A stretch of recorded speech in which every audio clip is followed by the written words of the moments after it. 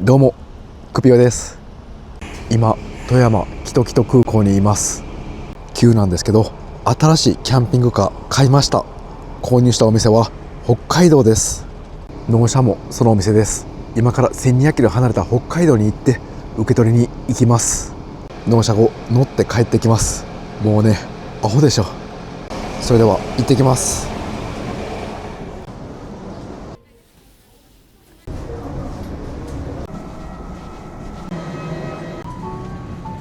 ペットボトルや生鮮食品。皆様、着電式機はご使用になれません。必要時、客室乗務員の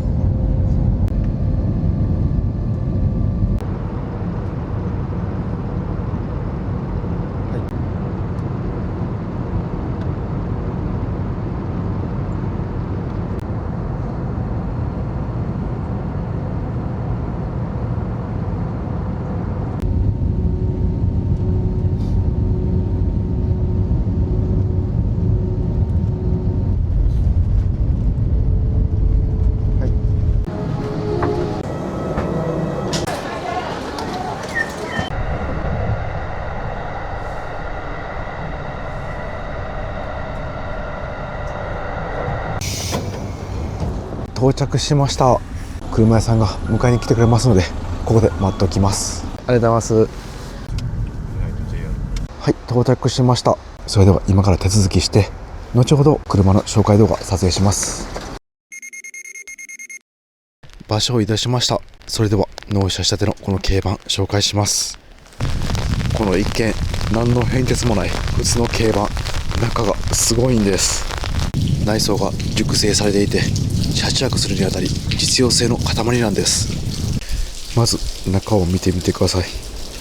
このワクワクする作り、このソファーの高さ、車中泊のプロが作った高さ、レイアウトです。なんと玄関があります。普通軽バンとかだったら玄関がなくて、ここの高さに足を上げないといけないんですが、ここセカンドシートがないんで、ここが玄関になります。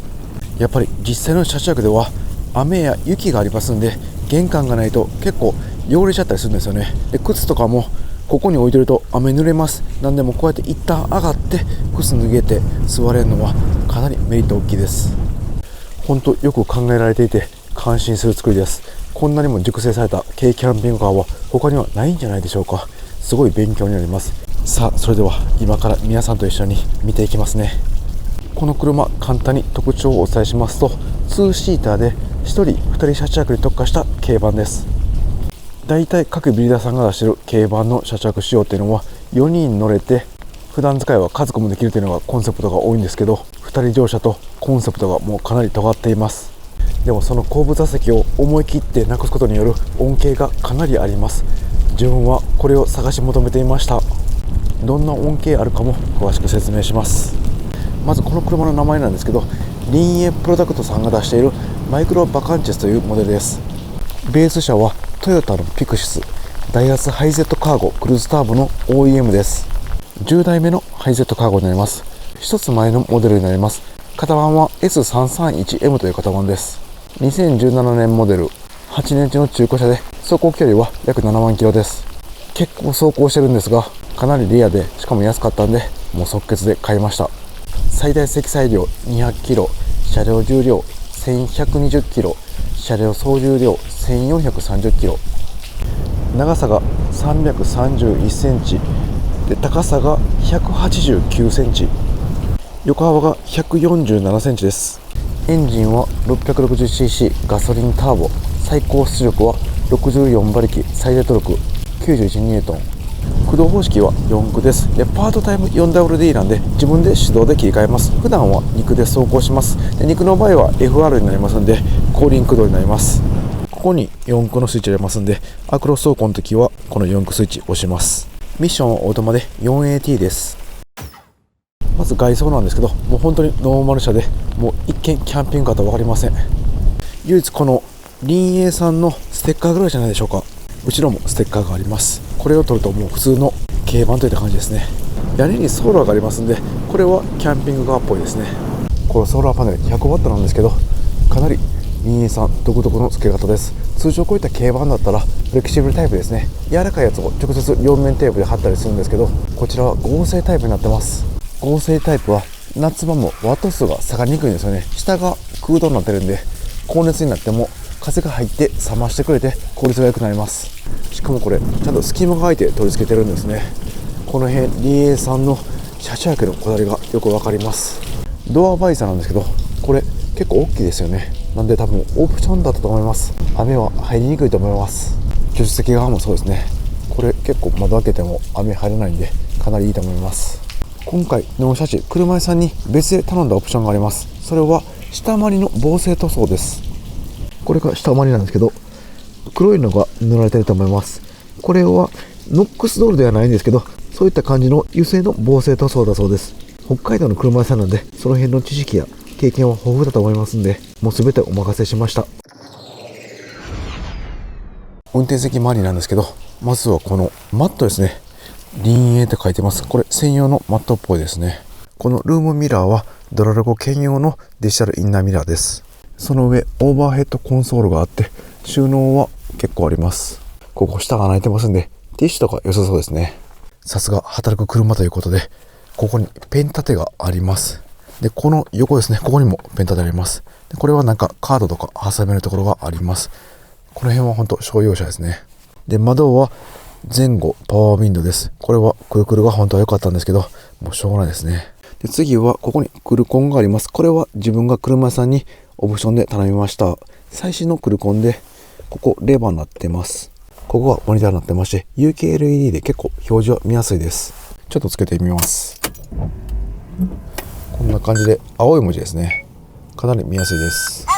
この新しいクルコンなんですけど、前のクルコンとほとんど操作同じです。これをレバーを前に長押しするとクルーズモードに入って、でこのセットですね、もう一回前を押すとその現在走ってる速度で一定キープしてくれます。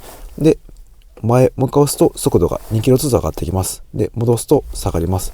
で解除はブレーキを踏むか、このクルコンを長押し引くと解除されます。でレスにすると前に走っていた走行の時速にワンタッチで設定できます。次助手席なんですけど、こちら残念ながら前にペタッとフラットなりませんでした。こんな感じでちょっと斜めになります。これは何か対策しないといけないですね。で中古なんですけど ETC ついてました。ですがなんか固定されてなかったんで、もうこんな感じでとりあえず養生で止めてます。この辺はまた新たに ETC2.0 とかに変えたいと思います。で助手席もしっかりドリンクホルダーがあります。昔の車なんで灰皿もあります。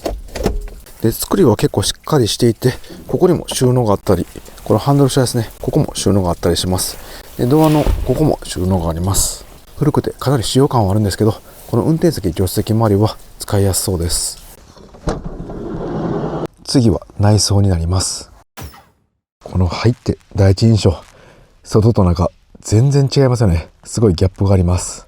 この車何回も言ってますが、キャンピングカー登録ではなくてキャンピングカー仕様なので、法律上は普通の車なんです。でも高級キャンピングカーと引けを取らない家具の作り、ソファーもそうなんですが、こういったテーブルとか家具ですよね。これもすごい高級感を感じます。なんかすごい個人的にすごい好きな雰囲気です。キャンピングカー仕様は他にも多数あるんですけど、この車は独特の雰囲気で、バンライフのような華やかさや映えはないんですけど、実用性だけを追求した軽自動車だけど長期旅もできる車です。車内レイアウトは王道のこの縦に常設ベッドと、こちら反対側にテーブルと収納があります。このレイアウトだとベッド展開いらないので、すごく快適に車中泊できます。またこの常設ベッドの下が収納として使えますんで、狭い軽自動車では一番いいレイアウトですね。この王道のレイアウトのデメリットとしては、入り口を作っちゃうとここがデッドスペースになっちゃうんですよね。でもマイクロバカンチェスはそこも克服しています。それでは入り口から紹介していきます。こんなに大きな入り口、玄関があります。これ乗り降りすごいスムーズなんですよね。で靴履いたり脱いだりするときは、ここの横のソファーかここのソファーに腰をかけられます。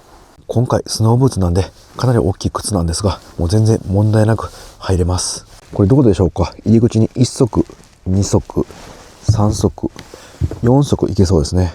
で、反対側のドアももちろんまだ使用できます。ただ開けるともうこんな感じでソファーベッドの収納になってますんで、出入りはできません。こんな感じで登ったら出入りはできますね。セカンドシートが丸々ないんで、ここは電装系が入っています。入り口のすぐ横に回転式のテーブルがあります。こちらこんな感じでくるくる回って、こんな感じでこの入り口のデッドスペースをテーブルにできます。で、走行中は助手席の上か、もしくはこんな感じでまたくるくる回して運転席の後ろに配置することもできます。で、仕組みなんですけど、ここの下にこんな感じでネジがあって、これを締めて固定します。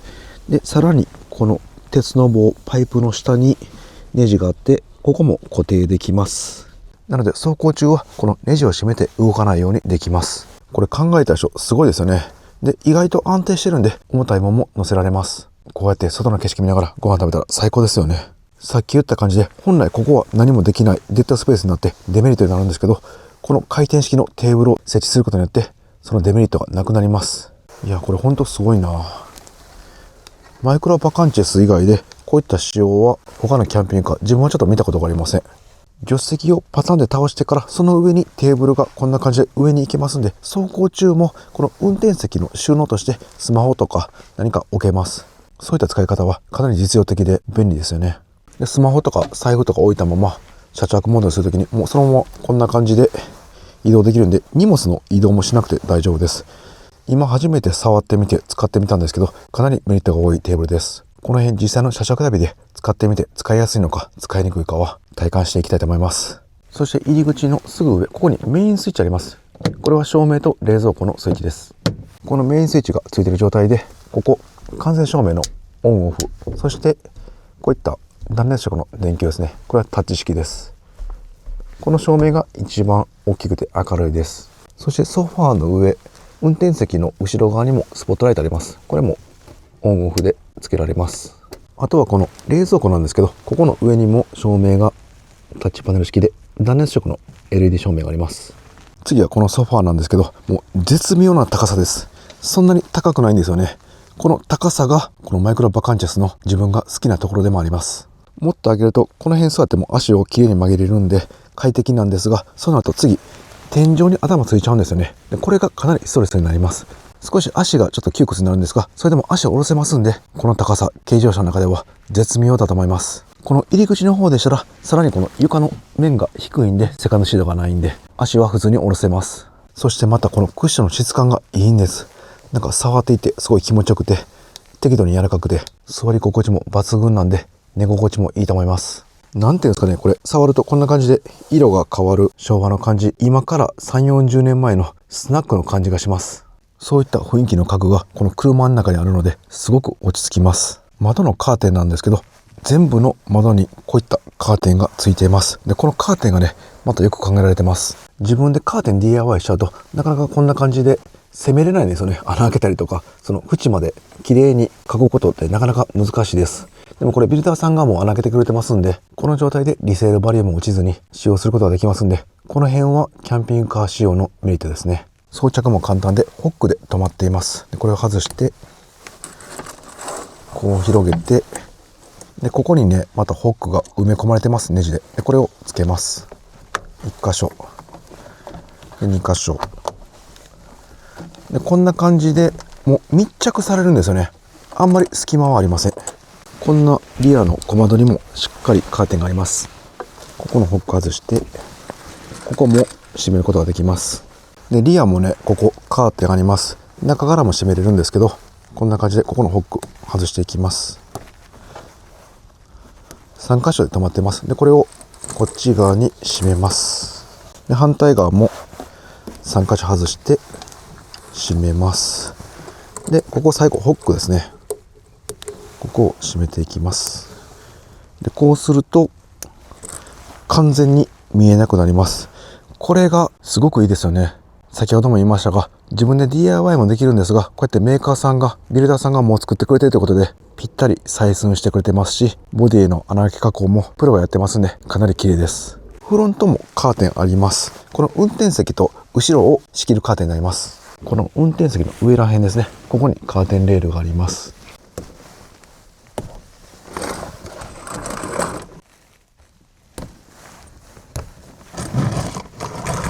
で、ここもホックで密着することができます。どうですかね。すごい簡単で雰囲気もいいですよね。この反対側を開けたままで、こっち側だけ今つけています。リアはこんな感じです。なんか自分はシェードよりこのカーテンの方が雰囲気が部屋感も出て好きです。で、ある程度のですね、この窓からの冷気も遮断できると思います。こちらは網戸なんですけど、前のオーナーさんが買っていたようです。こちらもありました。これは社外品の網戸ですね。こんな感じで付けられるようです。ちょっと詳しい付け方まだ見てないんで、また後で取説読んでおきます。これだったら後ろの窓なんで、もう取り外しなくてずっとつけっぱなしで走行しても大丈夫だと思います。次はこの常設ベッドの反対側、ギャレーンなんですけど、といってもキャンピングカー仕様なので、シンクやお水のタンクもないので、ギャレーと言っていいのかわかんないんですけど、冷蔵庫やキッチン周りを紹介させてもらいます。かなりコンパクトで、一応テーブルは跳ね上げ式があります。こんな感じで少しだけ延長されます。で、自分が一番気に入っているところなんですけど、ここです。林営さんといえばこのペットボトルホルダーがあります。中から見にくいのでリアから撮っています。ここなんですけど、この2リッターのペットボトルが、ここですね、ここに2本なんで4リッター入ります。これ自分かなり気に入っています。シンクがないのでお水のタンクないんですけど、ここに4リッター分あることによって、一人でしたら3、4日歯磨きや食事など持ちます。またタンクがないことによって、お水を帰ってから捨てたり洗ったりしなくていいんですよね。これも楽ですよね。意外とこのペットボトルホルダー、林営さん以外で設置されているビルダーさんほとんどいないと思います。この辺は本当に林営さんは車中泊で実際に必要な実用的な装備をたくさん付けられています。設計された方やこういった考えた方は実際に車中泊旅をされている方だと思います。じゃないとこういった発想はないと思います。そしてここは冷蔵庫なんですけど、蓋をこんな感じで開けて、でこの蓋を開けると冷蔵庫が見えてきます。でこちらは40リッターで消費電力は 37W、 DC12V 接続です。こんな感じでかなり奥行きがあります。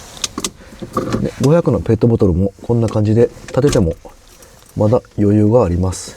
でこれ350のビールの缶なんですけど、ここも4本ぐらい置けます。で冷蔵庫の電源はここのメインスイッチがオンの状態で、ここにつまみがありますんで、強弱の1から5まであります。でここを回すと電源が入ります。サブバッテリーの電気を使用します。これ専用設計で棚作ってますんで、こういった40リッターという大容量の冷蔵庫でもこの軽自動車の中に問題なく設置することができます。正直40リッターも1人ならいらないんですけど、使わないときは食料などの収納としても使えます。冷蔵庫の上は電子レンジがあります。このお皿がないタイプですね。600W、500W、400W、解凍の 200W、4種類のワット数を選べる使いやすいタイプの電子レンジです。こちらの電子レンジは 12V ではなくて 100V 家庭用コンセントから電源が取れます。キャンピングカーのサブバッテリー、鉛バッテリー2個ついてますんで、そこからこのインバーターに接続されてますんで、ここのスイッチを押すと家庭用コンセントが使えます。軽自動車に電子レンジついているの本当珍しいですよね。手軽にあったかいご飯食べれるのは車中泊の強い味方になります。あとは電子レンジ調理なんかもいろいろ試してみたいです。問題は鉛のサブバッテリー2個、このソファーの下入ってるんですけど、この鉛バッテリー2個でどのぐらい電子レンジ使えるかですね。こういった照明などもサブバッテリー使用してますんで、電子レンジ使いすぎて空になってしまうと真っ暗になってしまいます。この辺は実際の車中泊旅で使用しながら体感します。電子レンジの横、ここは収納になっています。で冷蔵庫の横なんですけど、ここソファーになっています。これマイクロバカンチェスの2人旅仕様ということでソファーになっていますが、1人旅仕様の場合はここは冷蔵庫になっていてテーブルになっています。でこの中収納かなと思って開けると、こんな感じでこの横の冷蔵庫のコンプレッサーだけ入っています。この上は自由に棚とか作れますんで、ここを DIY したいと思います。テーブル作って収納作って、あとは料理しますね。換気扇とか窓に排気できるようにいろいろ作ってみたいと思います。で収納なんですけど、やっぱり軽自動車なんで結構少ないです。で一番大きいのがこのソファーの下の収納ですね。ここの一番後ろのところですね。ここが一番大きい収納になります。開けるとこんな感じで結構ね、容量が大きい収納になっています。ここは着替えとか服とか1週間分ぐらいは余裕で入りそうです。で真ん中のマットなんですけど、ここ外すとこんな感じで少し収納と、あとここなんですけど、インバーターが入っています。これ 2000W のインバーターということで、かなり大きなインバーターです。で、ケーブルもごっついですね、これ。多分太さで言ったらもう20スケアぐらいありそうです。で、インバーターの横、ここにちょっと見えにくいんですけど、シガーソケットもあります。ここからスマホの充電とかできそうです。で、ここの後ろとかね、開いてるんですけど、インバーターでやっぱ熱持ちますんで、何も収納しない方がいいのかなと思っています。一旦これはこのままで使用します。で、ここの最後の収納なんですけど、広いんですけど、かなり浅い収納になってます。というのも、ここ開けると、こんな感じで、サブバッテリーなど電装系が入っています。こちらはまた後で詳しく説明します。で、後の収納は先ほども説明したんですけど、このギャレー周りのここの収納です。ここはね、結構広いんですけど、縦長なんで、何か仕切らないと使いにくそうです。そして運転席と助手席の上のオーバーヘッドコンソール、ここも収納があります。で、一人使いだったら結構実用的なのが、この助手席の足元とかですね。ここは結構スペースありますんで、たくさん荷物を載せられます。で、もう一つ隠し収納みたいな感じになるんですけど、この本来セカンドシートがあったこの後ろですね、ここもスペースがあります。今はこの車載道具など収納されています。ただここはアクセスしにくいんで、使用するかどうかはまた考えておきます。で、よく見るとこの連装ケーブルなんですけど、これ配線むき出しになってますね。これは結構危ないと思います。多分車のメインバッテリーからサブバッテリーへつないでる走行充電の太いケーブルだと思います。これは外部と触れないように後で処理しておきます。こういった配線のむき出しなど不具合などはですね、キャンピングカー屋さんではなくて中古車屋さんだとわからないことも多いと思いますので要注意ですね。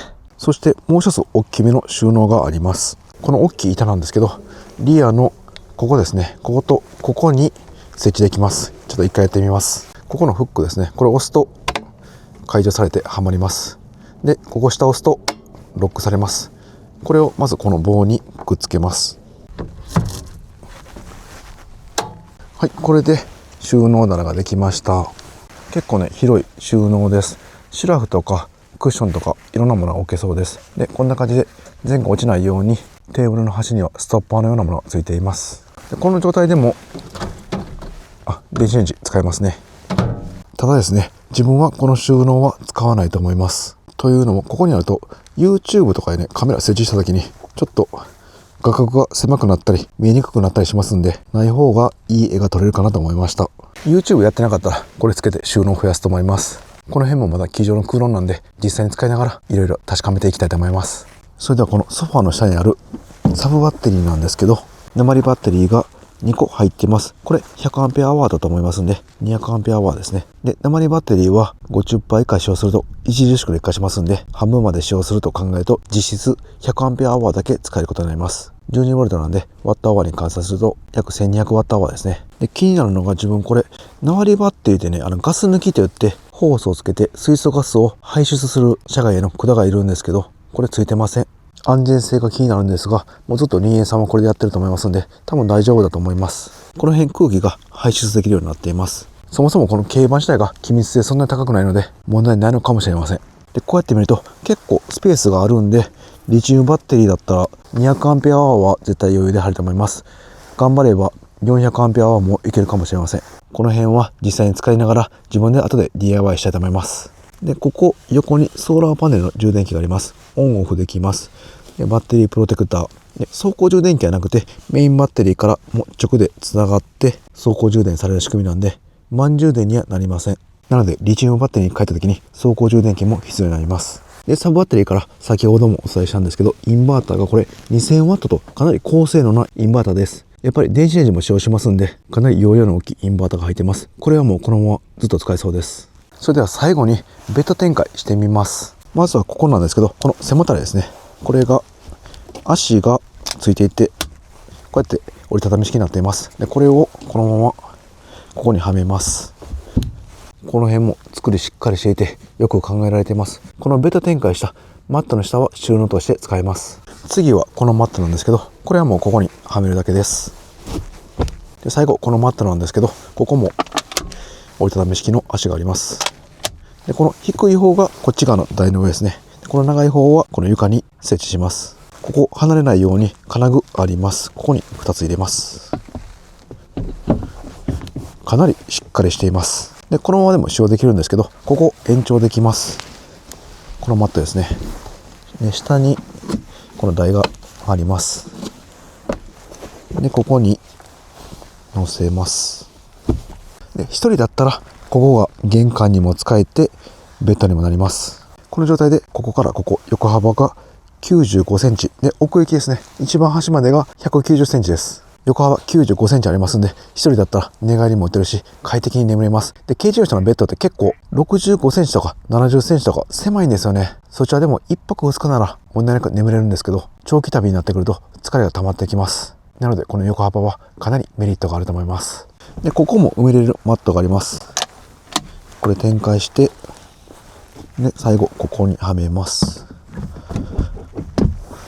2人旅だったら、こんな感じで上半身をこっち側にすれば、多少は窮屈さは改善されると思います。でも足元が95センチなんで、1人で使うのが一番いいかなと思います。2人だったら密着すれば可能だと思います。では、中古で購入したこのマイクロバカンチェス、実際に触ってみて感じたメリットデメリットをお伝えします。まず1つ目は、このマイクロバカンチェスのデメリットではなくて、安い中古車のデメリットになるんですけど、タバコの匂いがほんのり残っています。最初気づかなかったんですけど、特に運転席の方ですね、灰皿ありますんで、その辺から少しブーンとタバコの匂いが匂ってきました。これは取れるんでしょうか？思ってもいなかったデメリットです。次もこのマイクロバカンチェスではなくて、中古車のデメリットになるんですけど、いろいろ不具合というか、汚れてる箇所があります。この辺とか謎の汚れや剥げたところ、でこの辺とかですね、なんか濡れたような接着剤のような跡もあります。でこちらの家具なんですけど、こんな感じで結構もうね、穴が何箇所か開いてます。多分ここテレビついてたところで金具を外してあったと思います。でそれプラス先ほども見つけたんですけど、このバッテリーのケーブル配線むき出しですね。で先ほど納車された時に発見してもうすぐ直してもらったんですけど、このホックも取れて使えなくなっていたんで新品に変えてもらいました。ちょうど替えのホックがサイズあったようです。でこのマイクロバカンチェスの回転式のテーブルですね。これがね、斜めになっていて、これも先ほど納車の時に直してもらったんですけど、緊急でなんかとりあえず一旦ここになんか間挟んで、わかりますかね、なんかワッシャーみたいな1個挟んでます。それで平行に保ってくれています。この辺はもう長期間使っているとやばそうな感じもします。もう部品も専用品だと思いますんで、代替で使えるものがあるか分かりません。この辺は中古車で安いんで現状販売ということになります。例えばビルダーさん、林営さんで買えばしっかり直してくれると思うんですけど、町の中古車屋さんということで自分はもう納得して購入しています。で幸いですね、この下回りだけ車屋さんが言うには問題ないと言ってました。で自分で見ても大丈夫そうなんで、ここは良かったなと思います。で次のデメリットなんですけど、この助手席です。こちらの車はピクシス版なんですけど、ダイハツのハイゼットカーゴクルーズターボの OEM になります。ちょっとグレードのいい車なんですね。故にこのクッションがしっかりしています。このサイドも押さえる部分があります。で分厚いんですよね。乗り心地はいいんですけど、車中泊で使うときはこれが少し難点になります。というのも、これ倒したときに完全にやっぱりペタってならないので少し使いにくいですね。でこの辺はグレード下げた助手席が売ってますんで、たまにヤフーオークションなどで売っています。でそういうのを取り替えれますんで、いずれ買いたいと思います。次のデメリットなんですけど、このパワーウィンドウです。これ最初からにも分かってたんですけど、やはりこれ窓開け閉めするときに一回エンジンキーを回してアクセサリー電源を起動しないといけません。この後ろだけくるくるタイプだったら良かったんですけど、このグレードではありませんでした。このパワーウィンドウは車中泊ではかなり使い勝手悪いと思うんですけど、こちらも実際に車中泊旅で使ってみて使い心地を確かめていきます。次に気になったのがこちらの背もたれのソファーなんですけど、特になんかロックするわけではなくて、こんな感じでもう置いてるだけです。ここを紐とかでくっつけられそうですね。自分が気になったのはこの板とドアですね。こんな感じで設置してるだけなんで、背もたれした時にこの強度的にドア大丈夫なんかなと思います。多分ここよく座ると思いますんで、ずっと背もたれに体重かけているとなんかあんまりいい気はしません。なんでここクッションとかなんか貼っといた方がいいかもしれないですね。この辺も実際に長期で使いながら強度的に問題ないか検証していきます。でこれバンコンなんで断熱が全くありません。もうスカスカです。なんで夏は暑くて冬は寒いと思います。でルーフにソーラーパネル合成タイプがあって、ちょっと隙間ありますんで、この太陽光はこの部分は少しマシだと思います。ただこっち側はもうむき出しなんでかなり暑くなると思います。でこの横とかも空洞だと思います。この辺はもうバンコンの宿命なんで仕方ないんですが、ただ全部外して断熱すると結構手間かかりそうなんで、できる範囲でちょっと断熱材とか入れていきたいと思います。でこちらも分かっていたんですが、収納がもう劇的に少ないです。で実際に触ってみると、これゴミどうしようかなという感じでいろいろ頭を使わないとダメそうです。特に今からの季節、冬が分厚かったりとか、布団が分厚い時ですね、シュラフなど、そういう時に収納かなり困ると思います。で、ここ DIY で収納を増やしますんで、この辺で改善されるか、こちらもいろいろ試していきます。次はメリットなんですけど、もう購入する前から分かってたこともあったんですけど、改めて触ってみて感じた良かったところをお伝えします。まずはこの玄関ですね。想像してたよりもすごいいいです。広くて、もう乗り降りしやすくて、車の中に入りたくなる玄関です。靴を置くのはこの辺なんで、この辺とかこの辺、一人だったらスペース収納として使えますんで、ポータブルバッテリーなどいろいろ置いて旅をしたいと思います。こちらは実際に座ってみて安心しました。頭がつきません。もう背筋伸ばしても頭つきません。自分は身長170センチです。なんで身長175センチぐらいまでは快適に過ごせると思います。この背もたれなどに背中をもたれかけると結構頭が下がりますんで、180センチでもいけるかなと思います。やっぱり自分いろんな軽キャンピングカーとか乗ってきて思ったんですけど、この天井に頭つかないでかなりストレスかかります。なのでこのマイクロバカンチェスは本当に洗練されてるなと思います。でこちらも分かっていたんですけど、実際に座ってみたらかなり快適です。で特にここですね、もう本当に家と変わらない座り心地で、足もこんな感じで、90度で曲げれます。でこっちがですよね、少し上がります。こうなるとこの膝がちょっと上がるんですけど、これでも足下ろせるだけ全然マシです。横から見るとこんな感じの膝の曲がり具合です。少し上に上がってるのが分かると思います。なのでお座敷モードではこうやってあぐらかいで、ここのソファーマットを外すと軽く足を曲げられます。でこっち側に足をするとさらに足が下に行くので楽になります。この3パターンの姿勢になりますんで、この狭い軽自動車の中でも快適に過ごせると思います。こちらの回転式テーブルは実際に触るのが今回初めてなんですけど、かなり使い勝手良かったです。こんな感じで簡単に移動ができて、物もそのままいけます。こうですね、この3種類の位置に配置できます。やっぱりこの位置がね、車中泊ではかなり使い勝手いいと思います。結構自分はグラグラするんかなと思ったんですけど、意外としっかりしてますんで、このテーブルの上で煮炊きもできそうです。この辺も実際に試していきます。次はもうこの純正で付けられてるカーテンですね。しっかりビス詰めされていて密着もされています。でこの運転席と後ろの仕切るカーテンですね、これも座りながらカーテン閉めれますんで、シェードしなくてももう簡単なお昼ご飯とかでしたらささっとカーテンを閉めてプライバシーを守れます。意外とシェードってめんどくさいんですよね。で前面になってくるとかなり時間かかります。でまたこのカーテンの色もいいですよね。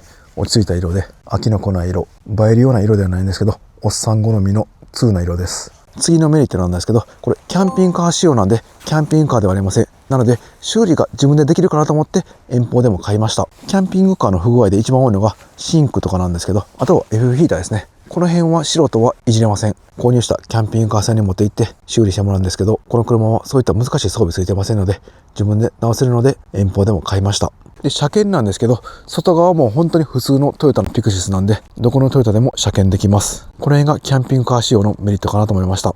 で唯一難しいのがこのサブバッテリーシステムですね。ここは少し専門的な知識がいります。自分は鉛のサブバッテリーをいつもリチウムに自分で変えてますんで、この辺の知識があったんで購入を決めました。やっぱりキャンピングカーは普通の車屋さんだと車検を断られることが多いので、このキャンピングカー仕様でどこでも車検できるっていうのもかなりのメリットとして感じました。いやー、マイクロバカンチェスかなり気に入りました。中古車屋さんのサイトで見たネット情報の写真だけだったんですけど、実際に触ってみてかなり熟成されたキャンピングカーだと思いました。本当に車中泊で使っている人が使っていってこうなったというのがよくわかります。もうこれ乗ってどこか行きたくなりますよね。軽自動車なんで普通のキャンピングカーでは行けない場所どこでも行けるし止められます。最初はノーマルの軽バンを買ってこういったレイアウトに DIY しようと思ってたんですけど、このクオリティは半年以上かかりますね。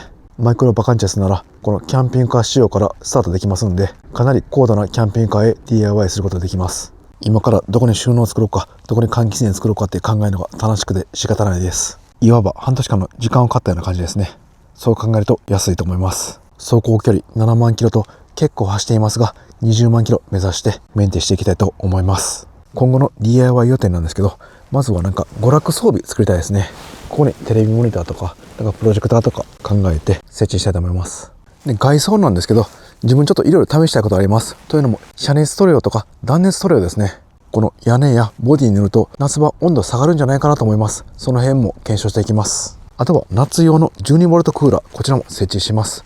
でここに設置するか、あとは薄型のタイプ出てますんで、この天井ら辺ですね、ここに設置するのも良さそうです。でバックドア、これ中から開け閉めできないんで改造して中から開け閉めできるようにします。で、先ほども言った助手席のグレーダーを下げてフラットにできるようにします。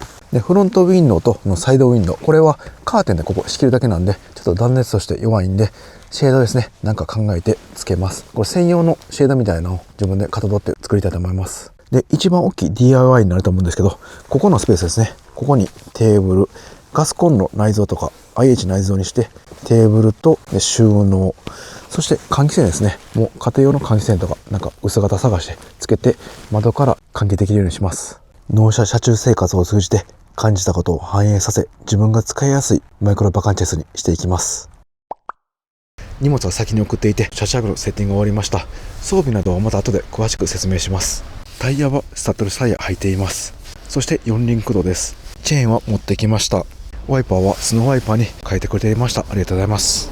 あと足りないものはカー用品に行って購入します。今回の旅は足りないものがあればどんどん買っていって快適に車中泊できるようにパワーアップさせていきます。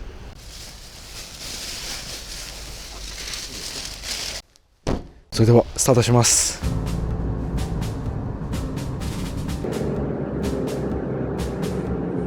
はい、まず乗って感じたのがめちゃくちゃ軽いです。ガソリンなんですけどターボなんで、こういった街乗りでのストップ&ゴーですね。これがもう普通車のようにスイスイ走ってくれてすごい快適です。こちらでカー用品買います。オートバックスさんに到着しました。路面がかなり凍ってますんで運転怖かったです。はい、それではカー用品いろいろ買ってきます。買ってきました。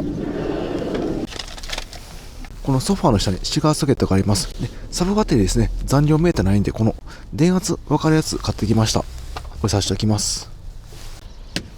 はい、表示されました。現在サブバッテリー 13V あります。はい、運転席も USB 充電できるようにこちら差しておきます。次はナビ代わりの iPad 固定できるようにします。はい、とりあえずこんな感じで仮で取り付けました。このゴミ結構容量大きいんで捨てられるか店員さんに聞いてきます。無事捨てることができました。少し車内入って今後の作戦立てます。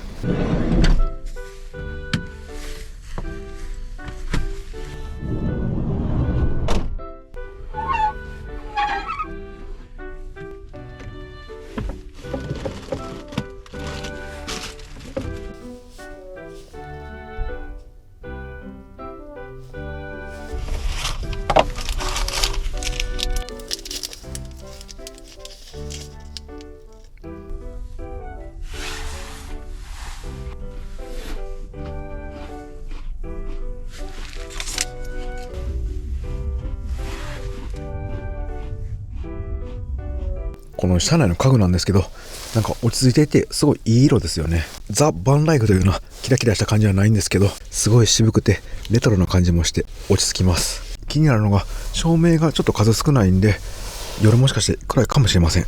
この辺はいろいろ試していきます。そしてこの回転式のテーブルすごくないですか。普通ここ入り口だったらもうデッドスペースになるんですけど、もしくはこの横の家具に跳ね上げ式ですね、こうパタンってなるテーブルがあるぐらいなんですけど、これはもうそのまま回転します。こんな感じでちょっとキーキー音してるんですけど、また油塗ってきます。こんな感じでくるっとすればもうなくなります。で、この助手席の上の方に移動できます。もしくはこのソファーの上ですね、こんな感じもできます。これも今んとこすごいいいなと思ってるんですけど、実際に使っていってみないとメリットデメリットわからないですよね。この辺も今回ここでご飯食べてみて実際の使い方で確かめます。今から行く場所なんですけど、今日はもう雪降らないみたいです。雪降らないのは少し残念なんですけど、せっかくなんでここから寒いところ行ってみます。で、北海道全体見るとですね、この真ん中ら辺が今日の夜寒くなるみたいです。ちょうど旭川ですね、この辺が20度22度その辺ぐらいまで下がるみたいです。この道東や稚内ですね、一番北のとこ、そこよりも真ん中が寒くなるんですね。やっぱり盆地だから冷気が溜まるんですかね。もう北海道で一番寒いということなんで、もういわば日本で一番今日の夜寒くなるのが旭川のようです。こんな体験なかなかできないんで、ここから2時間ぐらいですかね、札幌から走って旭川に向かいます。北海道ガソリンスタンドが結構少ないので早めに満タンにしておきます。この一番左の車線もう雪で通れなくなってます。はい、ここなんか入り口がすごい雪で難しいですね。はい、今店員さんに入れてもらっています。今回一般道と高速道路を走りますんで燃費も計測していきます。はい、リセットしておきます。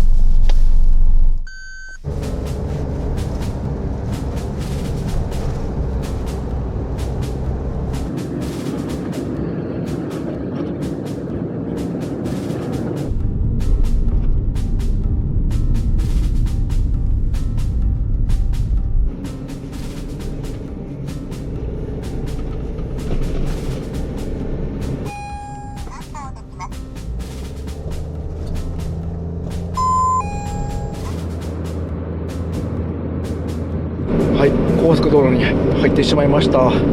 納車初日、凍った路面を高速道路夜走る想定外だったのでちょっと緊張しています。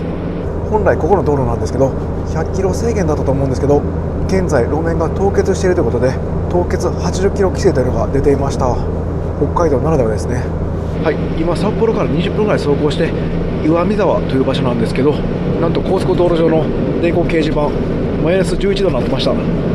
車内の暖房一番暑くしていてもそんなに暑くならなかったんで不思議だなと思っていたんですけど、そういうことなんですね。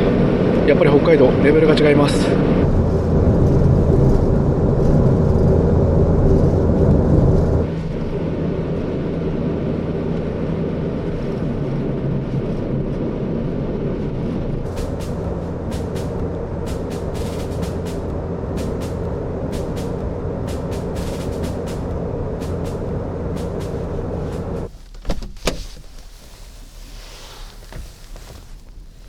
めちゃくちゃ寒いです。旭川来たことあるんですけど、冬はこんなに寒くなるんですね。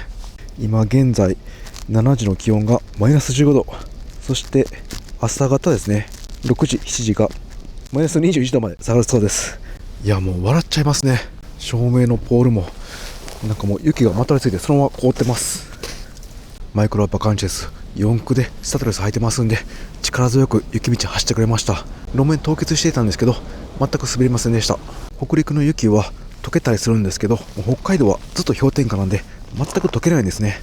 だからそんなに量降らなくてもどんどん溜まっていくようです。ここなんですけど、スーパーとホームセンターが併設されています。向こうの方には道の駅旭川が見えます。一旦スーパーで今日の食材買います。マイクロバカンチェス早速故障してる部分見つかりましたんで、ホームセンターで工具買っておきます。雪国ならではの除雪用の道具が売っています。雪離れスプレー、これ何なんですかね。あ、こんな感じでスコップが雪離れるみたいですね。こんなもんあるんですね。防寒具もたくさん売っています。靴下もこれすごい分厚いですね。メリノウールソックスでね、耳がもうめちゃくちゃ冷たいんでちょっと耳当て買ってきます。はい、それでは次はスーパーで買い物します。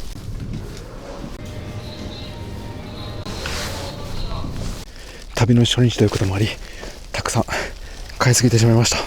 これ入りますかね。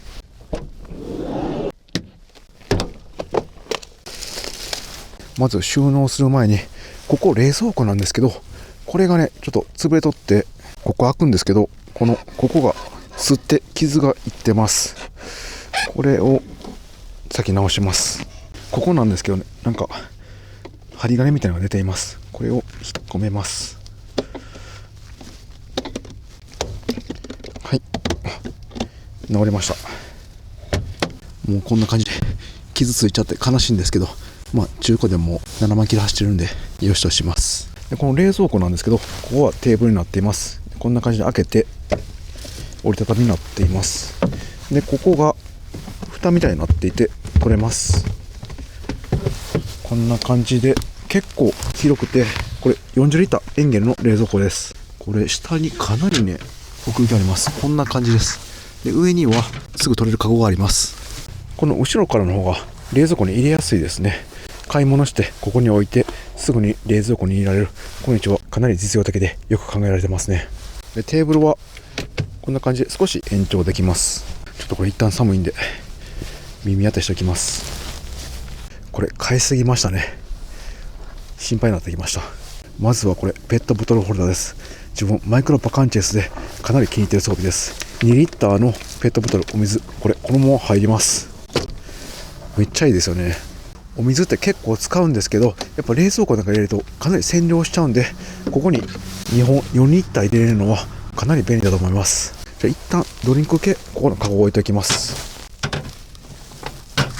そして明日の食材とかも買ってきました。この下に入れていきます。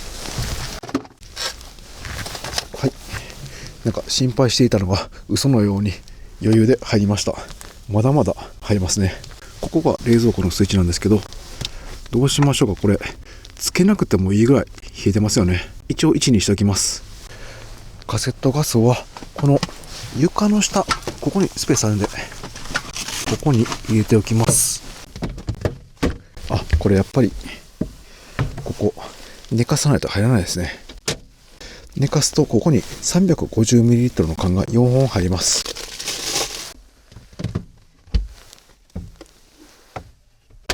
保存の効くものはこの木のボックスの中に入れておきます。入らなかったものはここの上の収納入れておきます。はい、これで収納できました。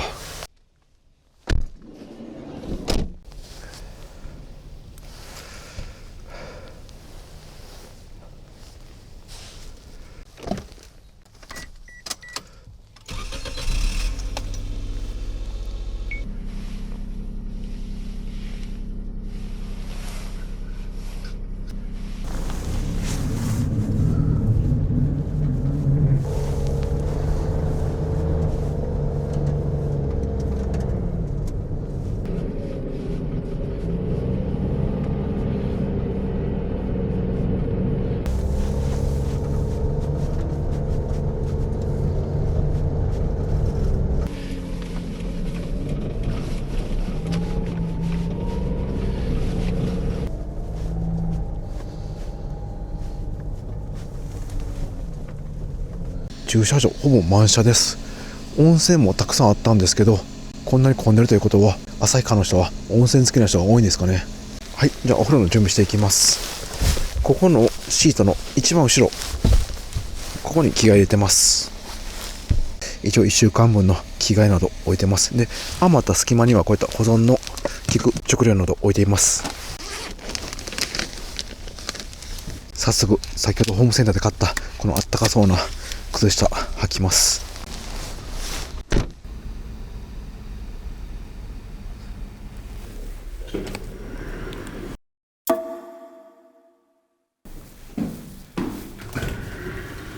なぜ北海道の人が温泉好きか分かりました。この極寒の世界でキンキンに冷えた体、それを熱々のお湯で温めるとすごい幸せでした。今まで入った温泉の中で一番気持ちよかったかもしれません。なんかサウナと温泉の中間のような気がしました。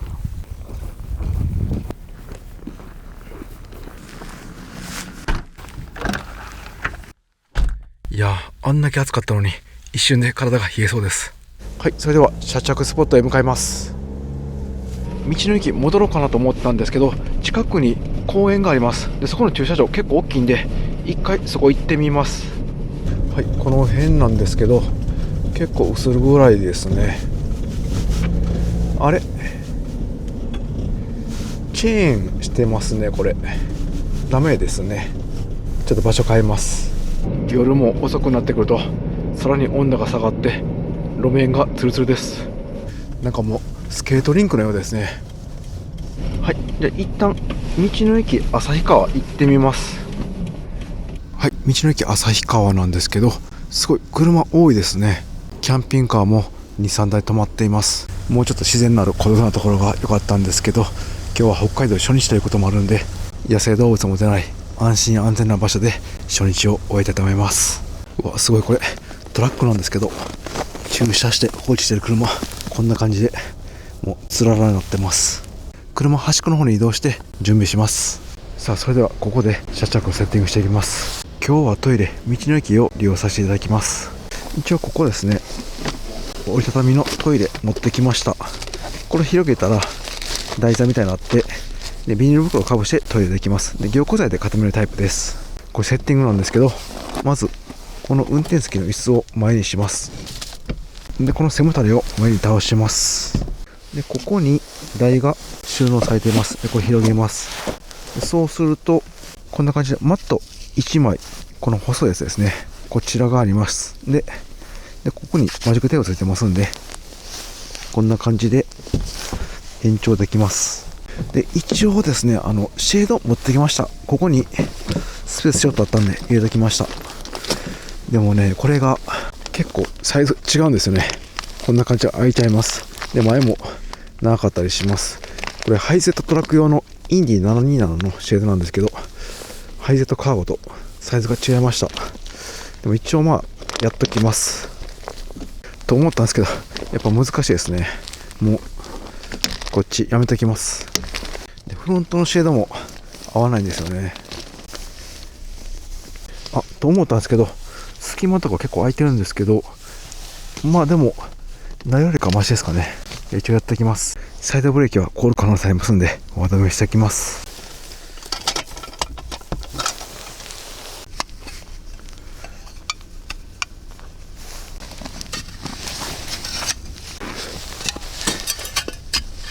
はい、じゃあこれで OK ですね。中のセッティングします。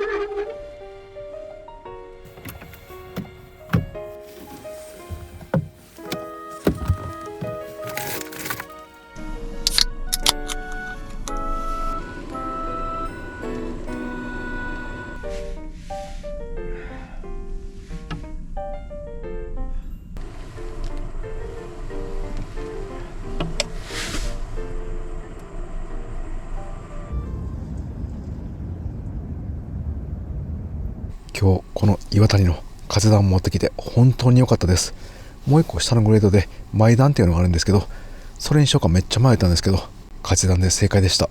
そしてこれ台の上に風段のしてるんですけど、助手席の上斜めになってるんですね。なんで台を乗せました。これ今日納車時相談したんですよね。助手席の件フラットならアイデアないですかって聞いたら、倉庫からこのテーブル持ってきてくれました。これで車着行っておいでって、すごい優しい顔で微笑んで見送ってくれました。本当ありがとうございます。そしてこのマイクロバカンチェスのサブバッテリーなんですけど、この運転席後ろ、本来のセカンドシートの下にサブバッテリーが鉛で2つあります。なので 100A 2台なんで 200Ah 容量があります。そして今日電圧計買ったんですけど、現在 12.3V 電圧です。でネットで調べたら 12.3V は 60% の残量だそうです。で鉛バッテリーは 50% 以下は使ったらダメなんで、あんまりないですよね。今日2時間ぐらい走ったんですけど、やっぱりこんなに寒いとバッテリーはすぐ減ってしまうのかもしれません。現在車内は 6.4 度まで上がってきました。で外気温はマイナス 10.9 度ですね。もうマイナス10度って笑ってしまいますよね。で今日はマイナス20度まで行きますんで、どんな世界なんでしょうか。ちょっとワクワクするのと怖いのと半々です。さあそれでは晩ご飯にします。今日なんですけど、この車内に電子レンジがあるということで、お惣菜を温めていただきます。初めての車中泊ということで、晩ご飯は料理しようかなと思ったんですけど、今日は少し疲れたので温めるだけにして、明日の朝ここで調理試してみます。たまにはこんな車中飯も手抜きですがいいですよね。でこのホッケ、北海道今旬みたいです。これも楽しみです。電子レンジを使うにはインバータ、ここにあります。 2000W ですね。ここのスイッチを押します。これでマイクロバカンチェスの AC コンセント全て使えるようになりました。まずはホッケから30秒温めてみます。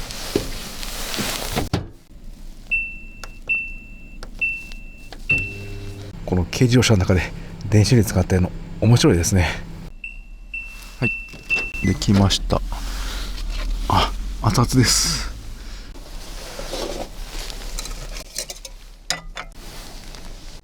はい、じゃあ続けて麻婆豆腐も作っていきます。せっかくなんでお皿に盛り付けます。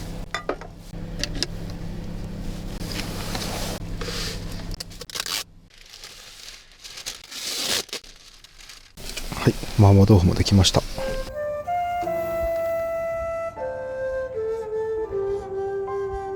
電子レンジ2回使ってバッテリーの電圧は 12.3 変わってないですね。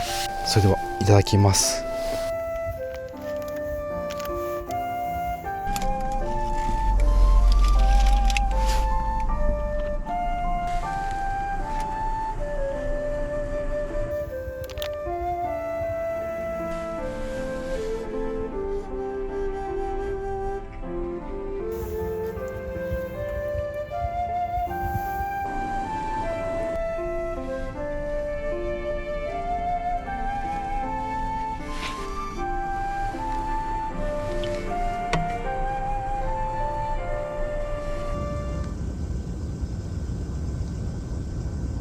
ごちそうさまでした。は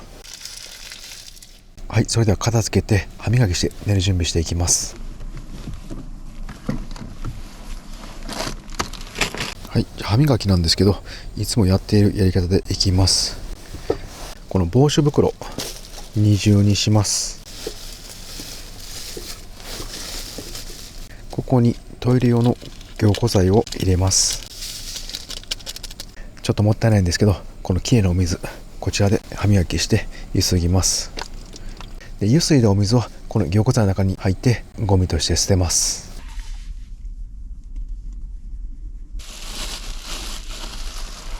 はい、出たゴミなんですけど、こちらも防臭袋に入れて圧縮します。はい、でこの下ガス置いてたんですけど、一旦抜けて、でゴミこの中入れておきます。で今風断のこのカセットガスちょうど1本なくなりました。もう寝ますんでつけないでおきます。はい、フロントもカーテンありますんで閉めていきます。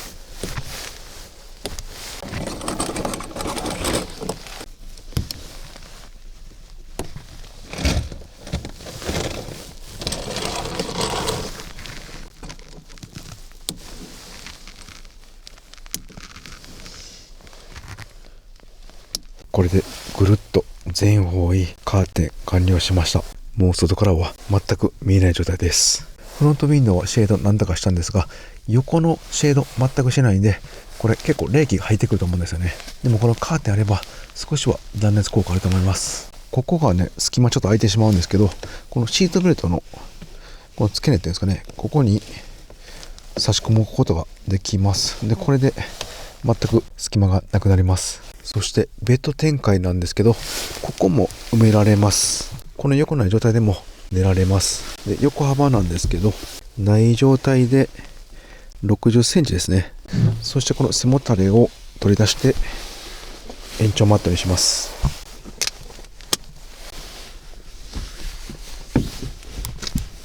ここは何も足ないですね。横のこの木の端のところですね。ここに乗っけます。で、最後ここですね。これも足があります。で、ここに L 字金具ですかね。こういうのがついています。で、それをここにちょうど差し込むとこあります。2箇所ですね。ここにはめていきます。はい、これでがっちりと固定されました。で、ここの入り口も待ってあるんですけど、今回一人旅なんで、もうこれだけにしておきます。で、この状態で横幅が60センチから約89センチに伸びました。90センチ横って考えたら、十分寝返りも打てるし、一人だったら快適に眠れます。今日はマイナス20度と未知の世界なんで、シュラフも二重にします。まずこの封筒型のシュラフ。これはロゴスの2度まで快適温度で眠れるというシュラフです。これ封筒型でそんなに密着しないんでゆったり眠れます。で、この中にナンガのダウンシュラフ。これはマイナス5度まで快適温度で眠れます。このシュラフはもう首とか頭まですっぽり入るタイプです。さあ、これでうまいこといくでしょうか。この横幅は測ったんですけど、長さ測ってなかったですね。長さも測っていきます。このマットの端に合わせて、そしてこっち側はまず延長する前ですね。その状態で165センチで延長すると185センチっていう感じになります。なので自分は身長170センチなんで、やっぱりこの延長マットは必須になりますね。160センチぐらいまでの方でしたら、もう延長マットなしで眠れますね。現在外気温マイナス14度まで下がってきました。で、今日のですね、朝方一番下がるここの温度がマイナス21度です。7時。こんなに寒かったら明日の朝このカセットガス使えないと思います。で、ちょっと実験したいと思います。これがノーマルのカセットガス。多分氷点下になってくると使えなくなると思います。で、これが氷点下でも使えるパワーガスという外のカセットガスです。これは結構寒さにも強いと思います。ただマイナス多分5度とかそのぐらいまでかなと思います。で、車内何度まで下がるかちょっと分かんないんですけど、こちらをこのまま車内に放置して明日の朝使えるか確かめます。ノーマルとこの外の寒冷地仕様のガスですね。で、それプラスこの去年も使ったんですけど、お弁当ウォーマー、ここの温度を30度とか20度設定した温度に温めてくれます。この中入れてたらカセットガスが温まって使えます。ただ多分ね、30度以上にならなかったと思いますんで、熱くなって爆発するってことはないと思います。これモバイルバッテリーで動きます。一番高い温度が60度でした。で、一番低い温度が30度です。なので30度で温めます。一応直接熱が当たらないようにタオル巻いておきます。はい、これでセッティング OK です。果たしてどれが使えるでしょうか。楽しみです。はい、それでは眠ります。やっぱりですね、このダウンジャケット着てるとかなり圧迫されて狭くなりますんで、このダウンジャケットを脱ぎます。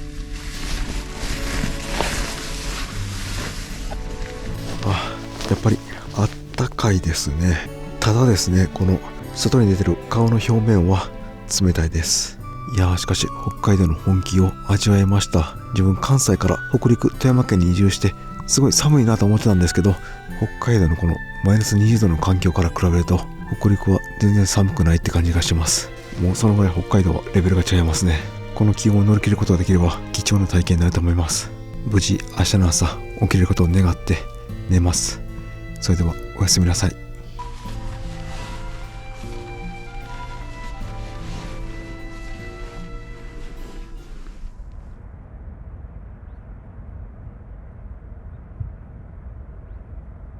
おはようございます。シュラフから出るのがかなり辛いです。今車内の温度なんですけど、ローですね。これも測定不能になってます。外気温はアプリではマイナス22度ですね。車内にもう一つ温度計ありますんで見てみます。あ、こっち行きますね。マイナス 13.3 度。車内は現在マイナス13度です。窓は凍ってます。なんか氷の模様みたいな感じになっています。車内ですが手袋しないんで手の先がもう痛くなってきました。ヒーターつけます。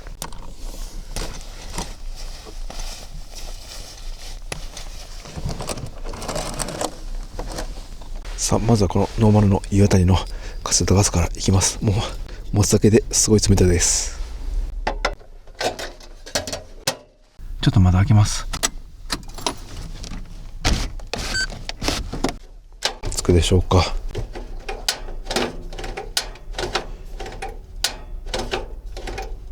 あ、ダメですね。つきません。次は外の寒冷地仕様のやつ使います。さあ、どうでしょうか。ついてくれ。嘘。寒冷地仕様のカセットガスもつきません。ちょっと接触悪かった可能性あるんで、もう一回しっかり押してやってみます。もう手がかじかんで辛いです。お、ついた。つきました。つきました。10回ぐらいしてつきました。ちょっと一旦切って、この検証なんでお弁当ウォーマー使ってみます。これね、実は朝も消えてて0度になってました。なので今ちょっとつけ直しました。すぐに。で、だからもしかして外と変わんない温度かもしれません。一回使ってみます。じゃあお弁当ウォーマーで温めていた湯あたりのカセットガスノーマルバージョンですね。こちらからいきます。お、つきました。お、ついた。ついた。ということは、このお弁当ウォーマーですね。中に入れてたらノーマルでもつきました。で、この寒冷地仕様のガスも、お弁当ウォーマーのやつは問題なくつきました。で、外に出してた寒冷地仕様のカセットガスだけつきにくいんですけど、なんとかつきました。でも明らかにいつもよりこれ火が弱くてなかなか温まりません。ちょっといけたと思ったんですけど、やっぱりノーマルのやつはダメですね。一旦切ります。そりゃそうですよね。なんかもう凍ってますもんね。じゃあお弁当ウォーマーの中で入れていた寒冷地仕様のカセットガス使います。はい、問題なくつきました。あったか。蘇りました。このモバイルバッテリー、お弁当ウォーマーの電力がすごい弱いんですよね。5ワットとかそんなもんなんで、もうオフになっちゃいました、勝手に。なんでこの中に入れていたカセットガスは最初温まって、その熱を保温してる状態ですね。それで朝つきました。なのでやっぱり1本カセットガスシラフの中に入れて寝るのが一番いいかもしれません。あとはモバイルバッテリー、こっちが消えちゃったんで、違うタイプも試してみて消えないかやってみます。このちっちゃい方も試してみます。これでしばらく放置してみます。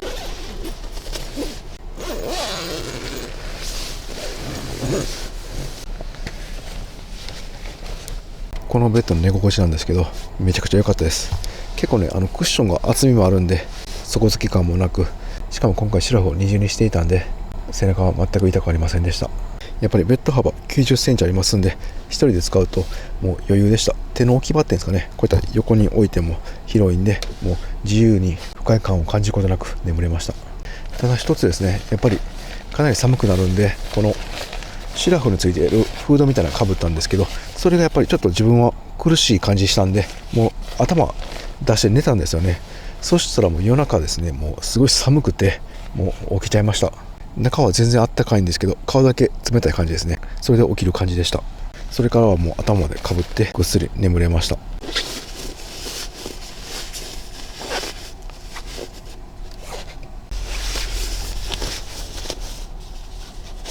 さあ、そしたらちょっとトイレしたいんで、一旦風暖消して外行ってきます。じゃあまずはこのテーブルをスライドさせて、次はこのマットを取ります。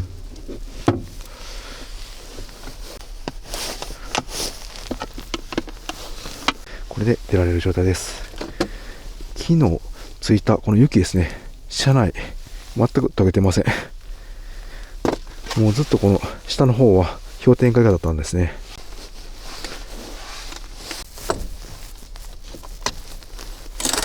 うわ、もうドアのとこもこれ凍ってますね。白くなってます。どんな世界なんでしょうか。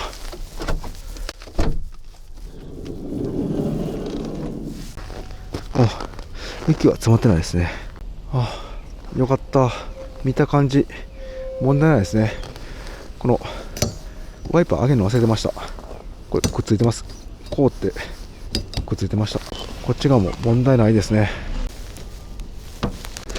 輪止めももう取っておきます。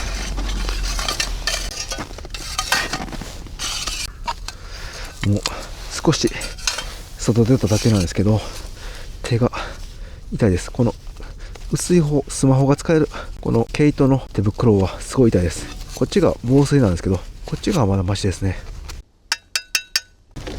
お、開かないドアが、あれ凍ってる、もしかしてちょっと開かないですね。あ、開きました。すごい硬くなってます。でもこの辺凍ってるんですかね。こっち側大丈夫ですね。ただもう結露で凍ってますね。あ、でこのタオル昨日濡れたんで干してたんですけど、タオル固まってます。警備員さんが立ってますんで、ここの道の駅多分車後でめっちゃ来ると思います。まだお店オープンしてなくてトイレだけ使えると思うんですけど、お店がオープンしたらもう車抜けた方がいいですね。あ、ここに注意書きありますね。車中泊はこちらに駐車お願いしますって。この周りはダメってことですね。ちょうどこの橋止めたんで良かったです。はい、じゃあトイレ借ります。ちょっとお土産とか買いたかったんですけど、オープンする前にもう違うとこ行きます。あ、ここが雪捨て場なんですね。本来駐車場みたいなんですけど、もう雪がバーって積まれて山みたいになってます。じゃあエンジンつけて暖気運転しながら移動の準備します。さあ、かかるでしょうか。あ、いけました。じゃあ動けるようにこの追加のベッドマットを取ります。でここを折りたたみます。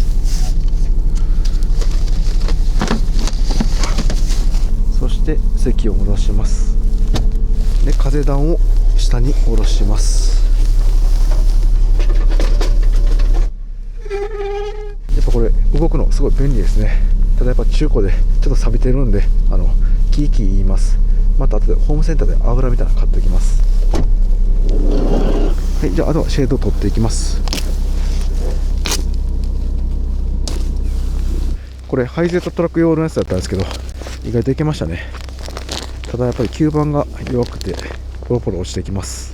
フロントウィンドウの結露が凍っちゃってます。これ中ですね。ちょっとこれで取ってみます。あ、もう全然ダメですね。凍ってるんでやっぱりゴムなんで取れないですね。あ、でもこうやって何回もやったらいけます。ちょっと剥がしていきます。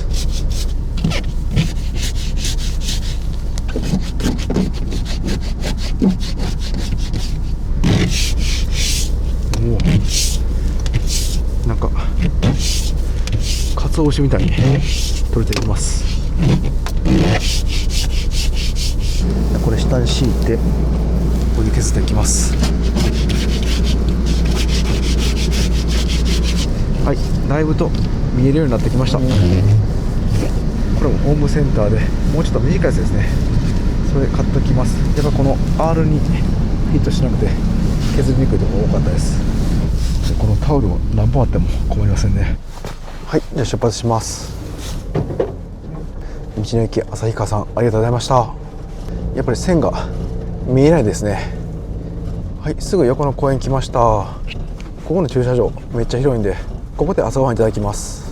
ちょっとどこがもう駐車の正解か分からないですけど、全然車いないんでもう邪魔にならなさそうな場所止めておきます。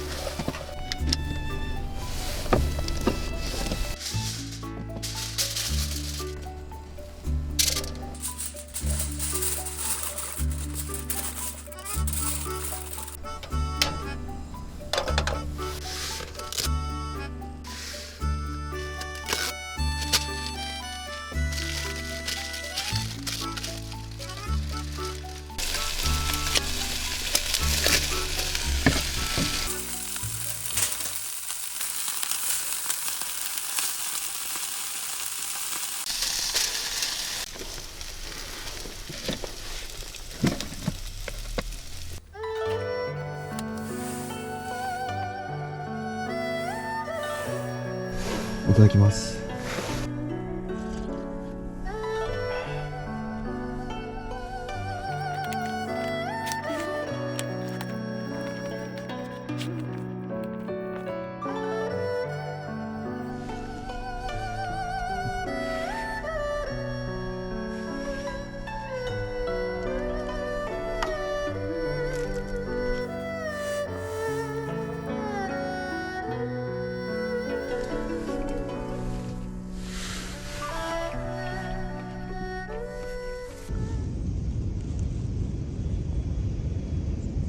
ごちそうさまでした。はい、今回はもう洗い物ゼロです。初めて車中飯ここで調理してみて思ったんですけど、まだ慣れてないんでどうしようかなって考え中ですが、この回転台がやっぱり使いやすかったです。ほとんどグラグラせずに結構安定してますんで、こういった火の調理も安心してできました。で、ここの木のボックスですね、これすごい良かったです。ここでお皿を置いたり、この調理の予備台として使っていました。ここも少しだけ使えます。で、冷蔵庫、食材も取り出して、もう取り出さないという感じでしたら、ここも使えるんで、結構広くなります。なので将来的にはここになんか DIY して棚作りたいですね。調理ができる棚と収納です。それがあればかなり理想に近いと思います。今回はこっち側のテーブルをメインで使っていきます。で、途中ホームセンターとかでなんかいい台あったら買ってみます。そしてゴミなんですけど、やっぱり溜まってきます。で、軽自動車なので今回あまりゴミのスペースがありません。なので、2日に1回ぐらいはキャンプ場やRVパーク行ってゴミ処分します。で、北海道たまに道の駅でも有料でゴミを処分できるところがあります。そういう場所があった時は積極的に利用します。そして今回車内で火を使いますんで、この消火スプレーも常時置いときます。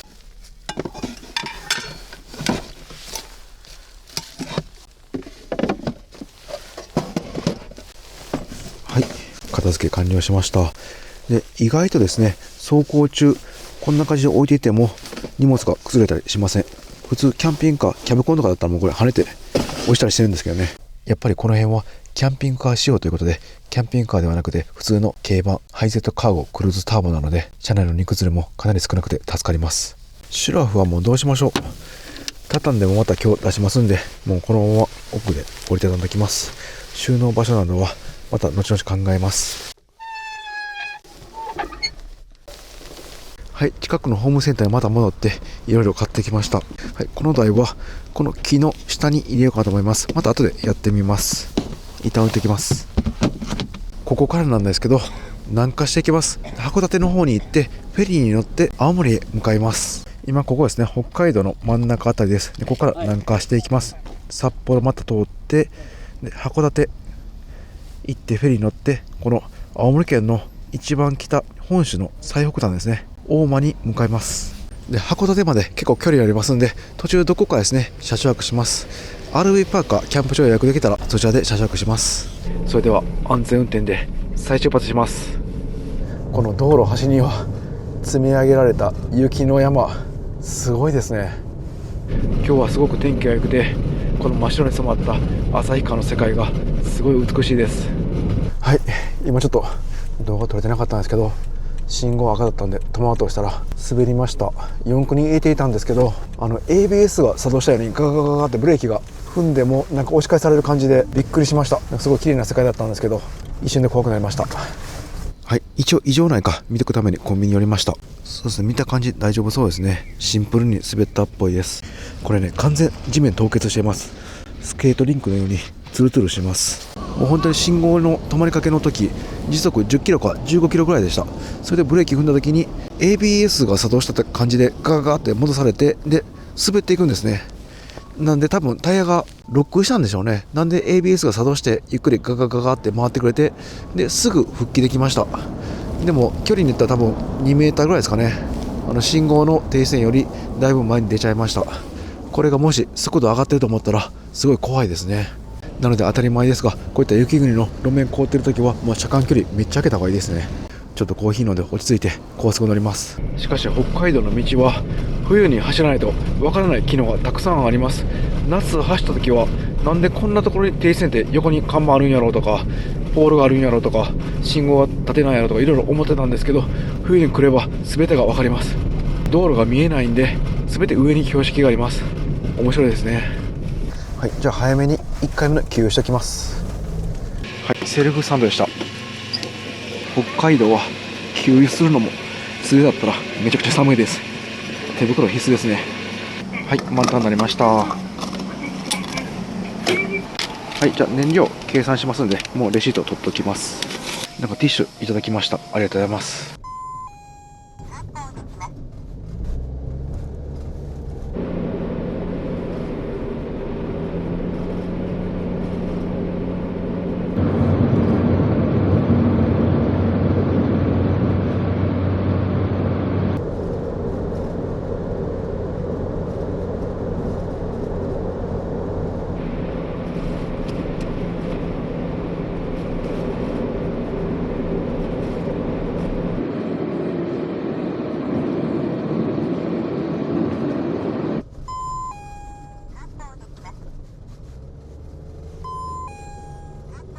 はい、今から下道になります。札幌過ぎて、小樽も過ぎて、余市というところで高速を降ります。ここからね、結構山道入ると思います。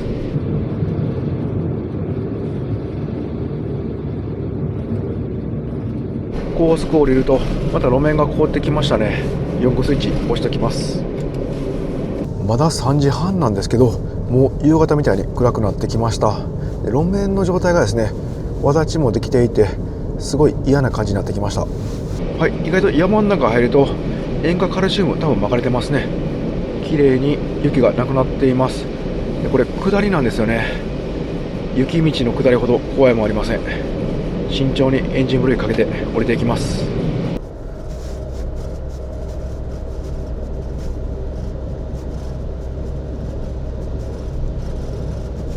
はい、倶知安町に入りました。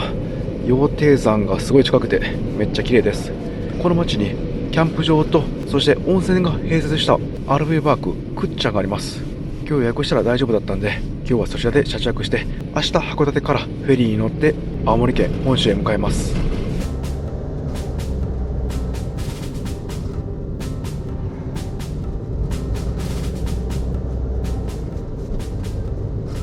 はい、ここですね。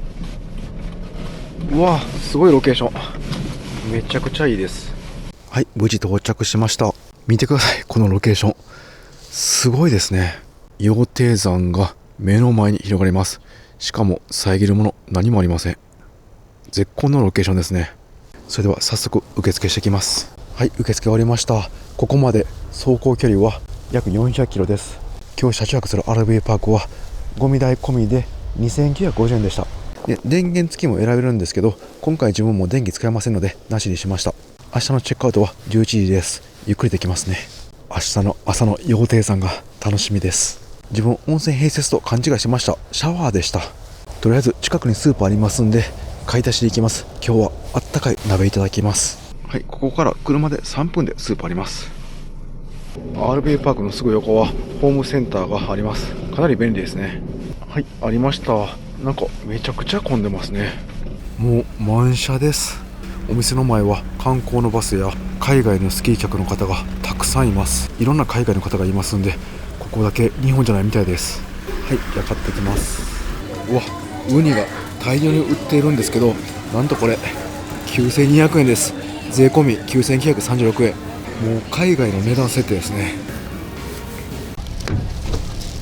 はい、じゃあ生ものとか結構買いましたんで、冷蔵庫に詰めてRVパークに戻ります。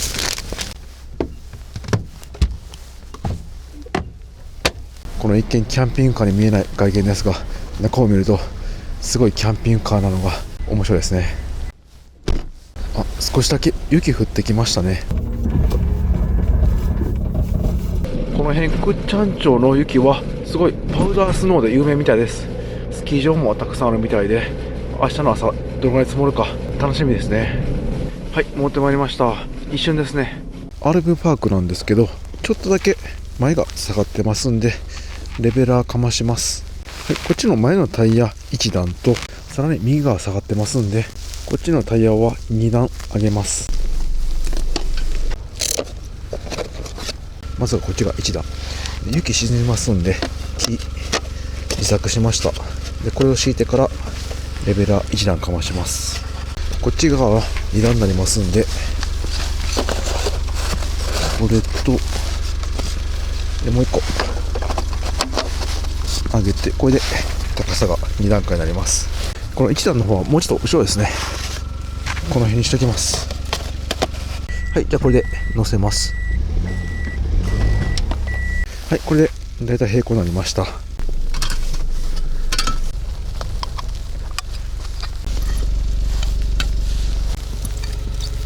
はい、5分とか10分も経ってないんですけど、もうこんなにも雪が積もっています。あ、やっぱサラサラですね。もう一歩上げてきます。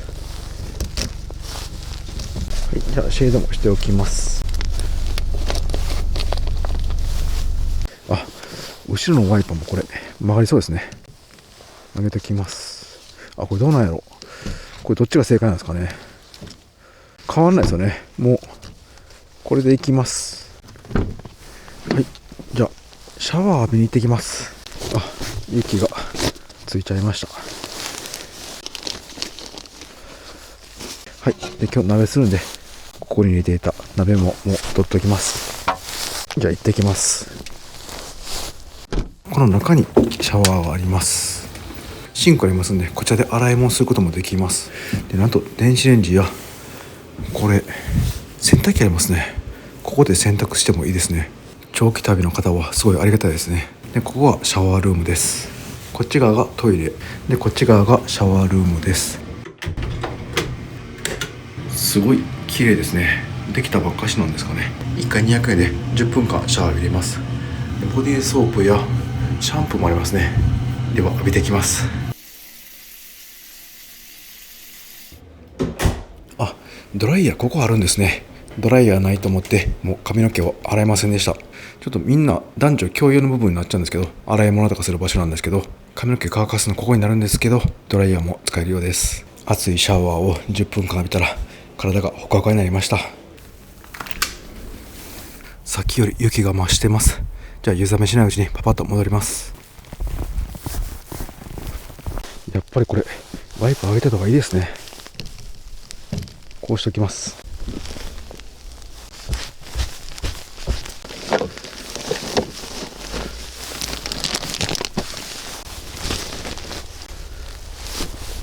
うわ、結構積もってますね。それでは車内入って温まります。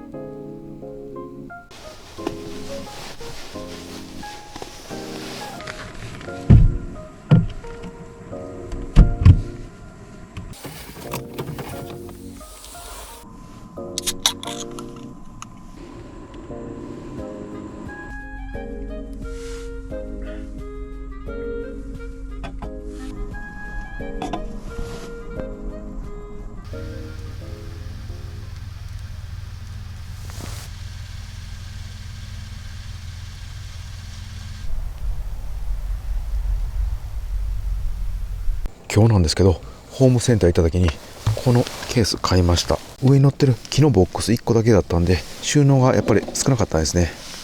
ここ開けると今クッカー入れてます。で、新たに買ったボックスはこんな感じ、食材など入れています。これでかなり使い勝手良くなりました。で、走行中ももうこのまま行きますんで、養生テープでこの下の蓋とこの上の木のボックスがずれないようにしました。こちらどかせばここも平らなんで、車中飯作る時とかに一回具材置いたりとか盛り付けとかできます。そしてこの回転テーブルなんですけど、かなり便利なんですけど、結構キーキーうるさいんですよね。こんな感じで結構音が鳴ります。ここが鳴ってると思います。ここを回すとちょっと嫌な音になりますね。ホームセンターでこの潤滑油556買いました。こっちからもかけておきます。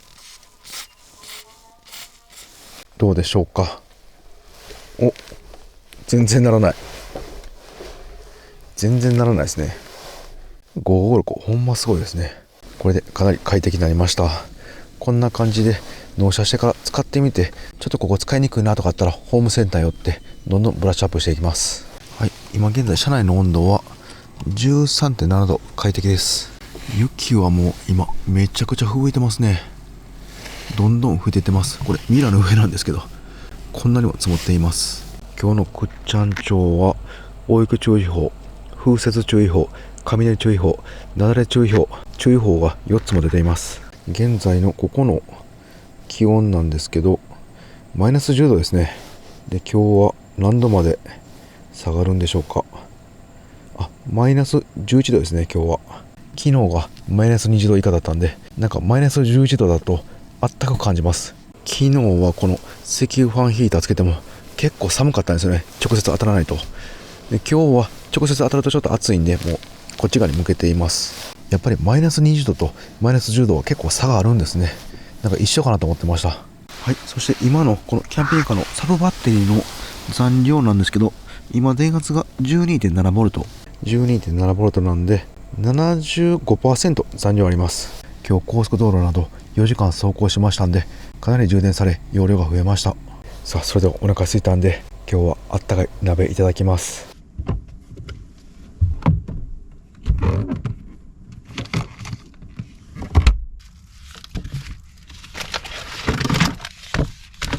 鍋の具材なんですけど、もう自分がずっと求めていた牡蠣なんですけど、これ洗わずにそのまま食べれるようです。もうこれをね、自分ずっと探してました。車中飯で牡蠣を食べたいんですけど、処理が難しいんですよね。でもこれなら食べられます。そしてこのニラまんじゅう、鍋に入れたらなんか美味しいよっていうパッケージだったんで、牡蠣とニラまんじゅうの鍋いただきます。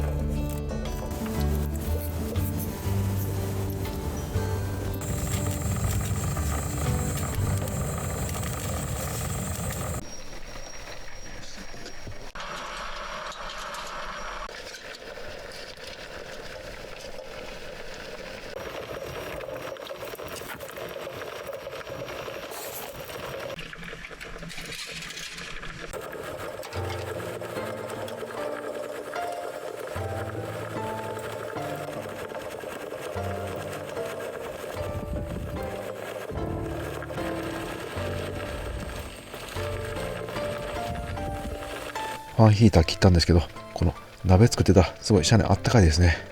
それではいただきます。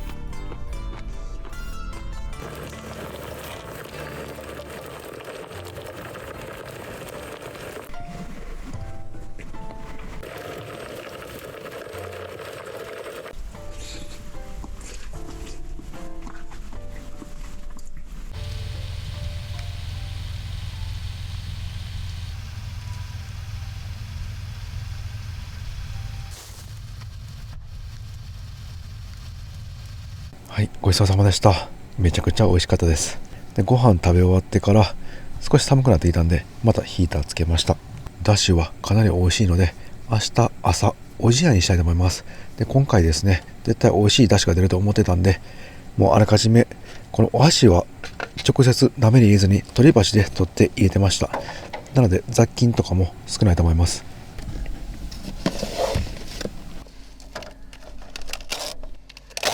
今回ゴミなんですけど、分別がかなり細かいです。こういった缶やペットボトル、瓶とかは大阪でもね、東京でもどこの県でも分けると思うんですけど、この燃えるゴミとですね、生ゴミ分けないといけません。そして食品トレイ、金属製のもの、いろいろ細分化されています。で、ゴミの種類によってゴミ袋の色も分かれています。やっぱりあれですかね、北海道は野生動物、ヒグマとかもいてますんで、できるだけ動物を寄せ付けないようなゴミの分別の仕方をしてるんですかね。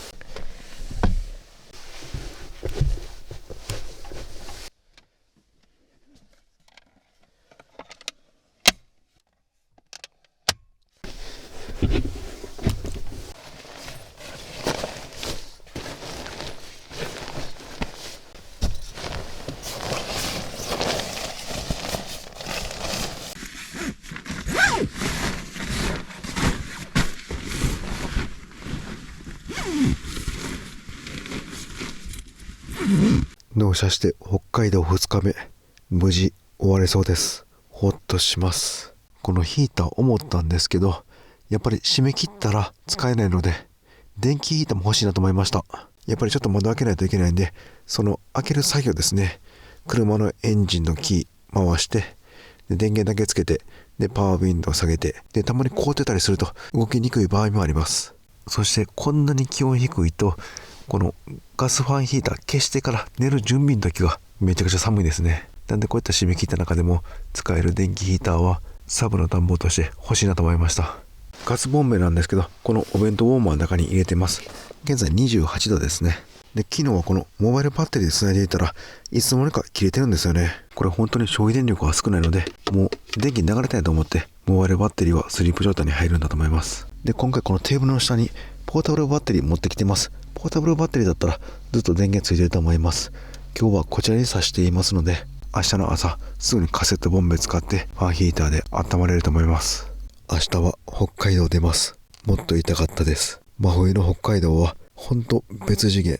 本州の人は想像を超える世界ですね。今回かなり貴重な体験できました。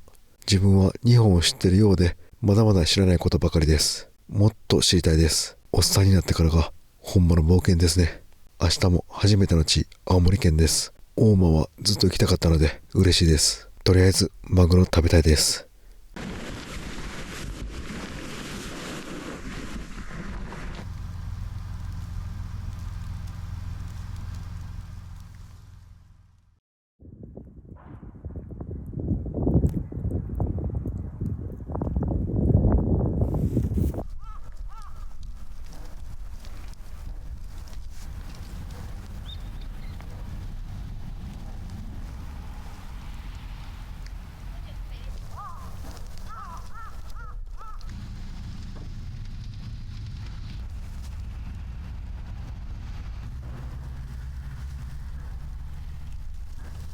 おはようございます。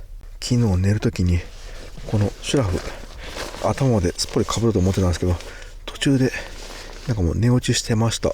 で、顔は首から上は出た状態だったんですけど、ぐっすり眠れました。外気温マイナス11度くらいでしたら顔出してでも眠れるようです。やっぱり一度マイナス20度を体験すると世界観が変わります。今車内はマイナス 1.2 度ですね。お弁当ウォーマーもついたままですね。それでは早速風暖つけて一旦車内温めます。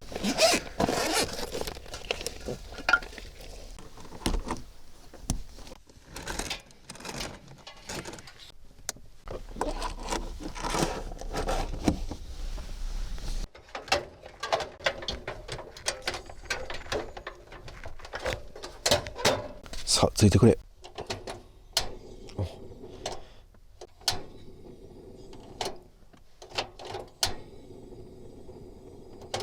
消えました。一瞬疲れたかなと思ってヒヤッとしたんですけど、火はついてすぐ消える感じでした。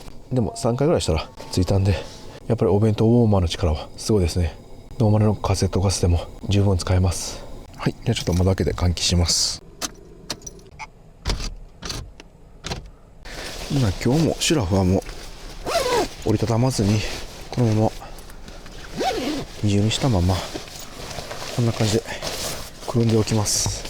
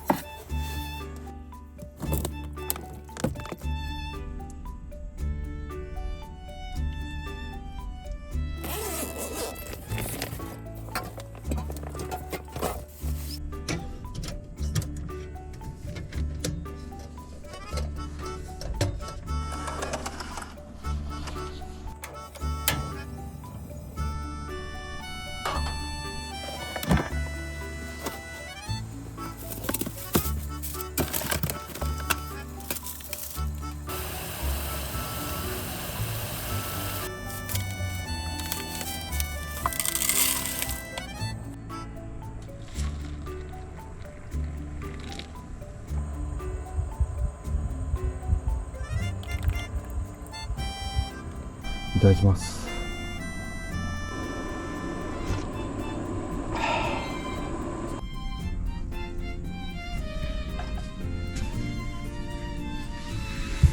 昨日の雪の量結構エグかったみたいなんで、車にもかなり積もってると思います。なので雪落とし結構時間かかりそうですね。フェリーの予約もしてますんでゆっくりしたいんですが、一旦もう朝ごはん食べます。一旦普通のソファーモードにします。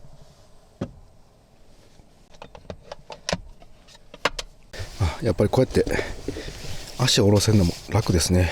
で、この一番後ろのマットなんですけど、本来はこちら足もあります。でも昨日も足使用せずにそのままここの木のところに乗せるだけにしました。でも全然問題ないですね。はい、じゃあこれでソファーモード完了です。ここの延長マットももう取っておきます。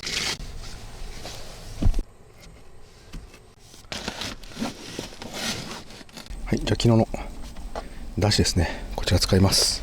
ここに何か置いてると冷蔵庫を取り出すときちょっとやっぱりめんどくさいですね。一旦抜かさないといけません。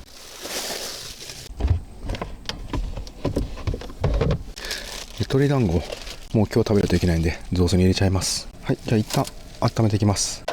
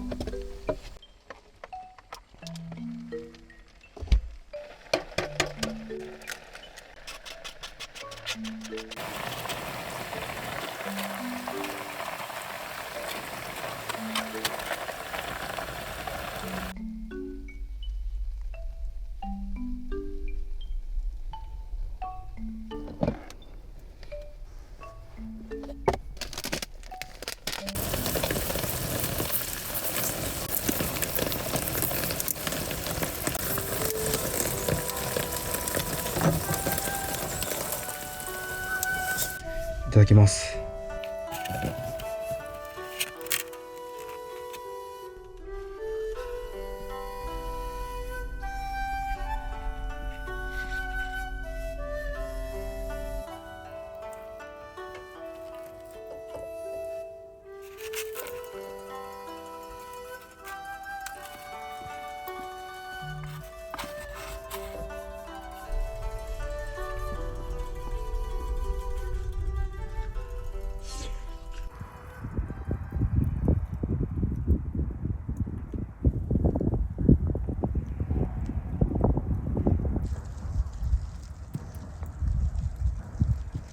ごちそうさまでした。いや、美味しかったです。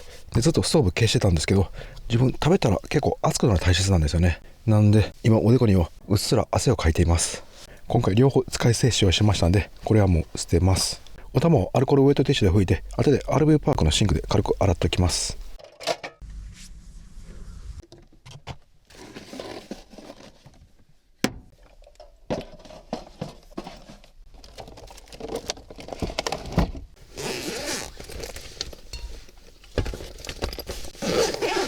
昨日の朝晩、そして朝調理してみて思ったんですけど、ここの収納がですね、ちょっと使いにくいですね。結構ね、容量はあるんですけど、縦長なんでぐっちゃぐちゃになっちゃいます。なんで仕切りとかまた DIY でつけた方がいいかもしれません。で、ここで調理するならやっぱりこの辺の収納かなり大事だなと思いました。今回たくさん収納できたんですけど、取り出す時に毎回こうやって取らないといけないんで、もうここからパカッて取れて、こう引き出すタイプの収納、またこちらも帰ってから DIY したいと思います。さあ、それでは外に出てトイレと除雪しないとダメですね。一回外の様子見ます。服装なんですけど、このダウンジャケット結構あったかいんですけど、これ着ちゃうと除雪の時結構暑いと思います。で、このダウンパンツもですね、結構暑いんで、もうカッパにします。この防水のカッパですね、こちら着ていきます。で、あと靴の中に雪入ったら結構冷たくて後で大変なんで、こちらをつけて侵入を予防します。このダウンのスリッパめちゃくちゃあったかかったです。あ、ここの下はちょうどいいですね。押し込んでおきます。はい、じゃあまずは下のカッパと上のカッパ着て用意完了です。今回ですね、靴1個しか持ってきてません。やっぱり軽自動車ということで、この狭い空間に普通の靴と長靴あれば結構邪魔になるかなと思いましたんで、この中華の長さのスノーブーツを持ってきました。さあ、どうでしょうか。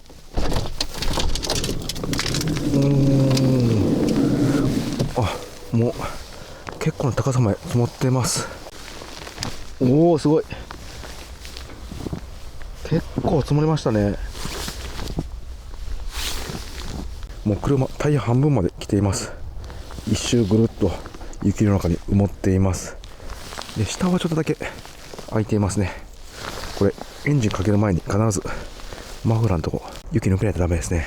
もうフロントウィンドウはもう何も見えません。ワイパー立てといてよかったですね。これ立てなかったら絶対曲がってると思います。後ろのワイパーもかなり雪積もってますね。で、これソーラーパネル屋根なんですけど、もう全く見えません。これは発電量今日は期待できないですね。このボディもつららが凍ってついています。あ、結構簡単に取れますね。この辺は切りないんで、ある程度タイヤ周りだけ取っておきます。で、フロントウィンドウから前に落ちて、このバンパーですね、もうナンバーがモザイクなしでもいけるぐらい隠れています。ヘッドライトも付着しています。こちらは LED じゃなくてハロゲンランプなんで行き道も安心です。これ屋根も結構な重りになってそうですね。ただ雪質はやっぱりサラサラしています。もうこれつららが落ちて剣みたいになってます。で、マフラーなんですけど大丈夫ですね。雪は埋もっていません。じゃあこのままエンジンかけられますね。じゃあ暖気運転しながら雪落とししていきます。まずはこのスコップと、ドアが固まってこの辺凍ってますね。そして雪落としブラシ、かかった、よかった。屋根から落としていきます。ここの隙間も入り込んでるんでバックドア開かない可能性ありますね。一回開けてみます。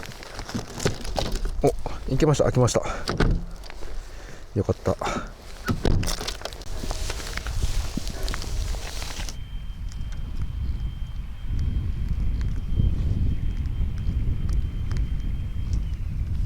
そしたら前も落としていきます。おお、すごいな。この辺下凍ってますね。フロントウィンドウが見えてきました。反対側も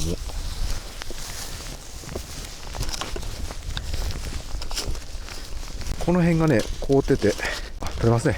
手で取れます。凍ってるところも。中の温度がヒーターなどであったかいんで溶けたんですかね。それが柔らかなって凍ったかもしれません。この辺走行したら絶対落ちてくるんで入念に落としておきます。凍ってます。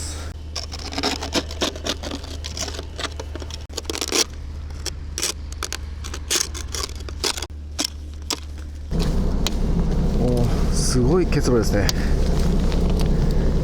今までで最高の結露量かもしれません。窓目取っておきます。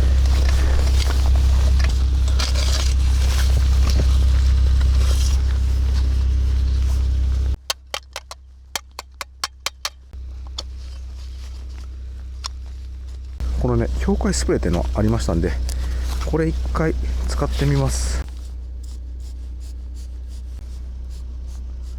はい、かけて 2,3 分経ちました。そんなに取れてないですね。はい、こっちがどうでしょうか。あ、こっちがそんなに取れてないですね。やっぱフロントガラスにかけようかもしれません。ボディとかはあんまり効果がなかったです。ちょっとね、この前に降りてきた雪なんですけど、すごい量あります。のけときます。この雪落としてと思ったんですけど、軽バン4駆のこの雪道走行性能ですね、どのぐらいあるんでしょうか。ちょっと試したいんで一回このまま出てみます。向こうの方だけ少し落としたんですけど、この半分以上はまだフロントバンパーまで埋まった状態です。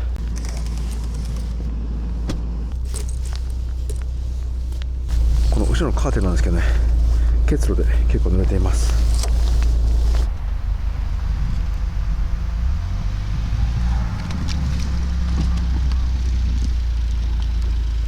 いけましたね。4駆なんでやっぱパワーあります。こんなにも高さありました。どうですかね。これも50センチぐらい来てますね。でこのレベラ取っておきます。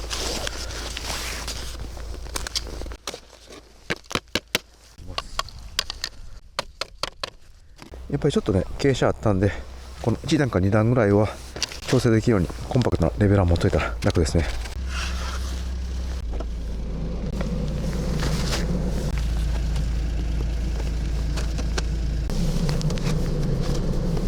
こういったウィンドウマスクという外にあるカバーですね。こちらホームセンターで買ってました。で次これ試してみます。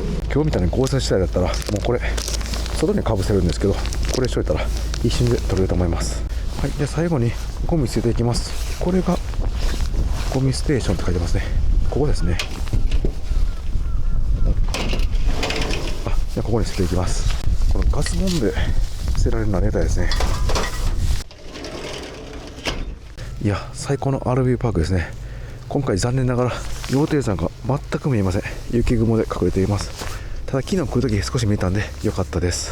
はい、中の結露もほとんど取れてますね。じゃあまたホームセンターとか寄っていろんなもの買いながら函館へ向かいます。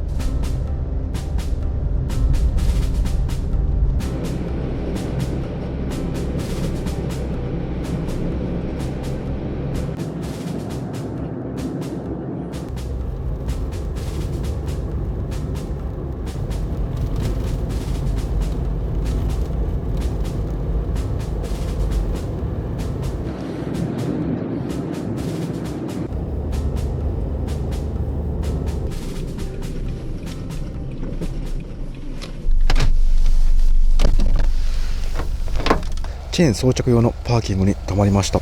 ここから先の峠道なんですけど、大型車はチェーン必須のようです。書いてました。大型車は肉が多いんですよね。なんでチェーンが必須になると思います。このマイクロバカンチェスはパートタイム 4WD です。切り替え式です。でもうずっと4駆で走ってきました。スタッドレスも履いてるんで、もうこのまま行きます。もうフロントはガチガチに凍ってます。つららもたくさんついてます。でチェーンは持ってきましたんで、もしやばそうだったらチェーンも装着します。いや、それにしてもすごい景色ですね。ここから先はさらに気を引き締めてゆっくり進みます。この新雪の雪道走んの気持ちいいですね。やっぱりチェーンが必須ということで上りが多いですね。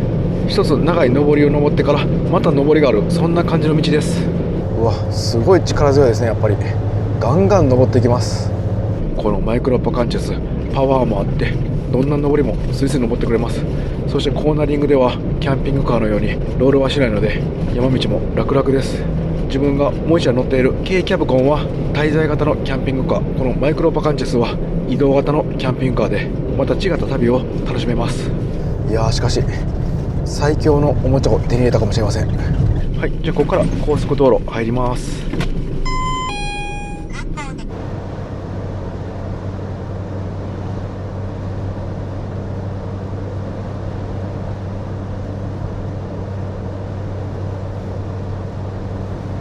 はい、フェリー乗り場到着しました。ちょっと時間がギリギリなんで急いで受付していきます。はい、軽自動車込みで 12,450 円です。3番乗り場なんで大きい方じゃなくてちっちゃい方ですね。こっち側です。じゃあダッシュボードにここ行って、はい、お願いします。はい、ありがとうございます。前まで行ってもらっていいですか。はい、じゃあ船入ります。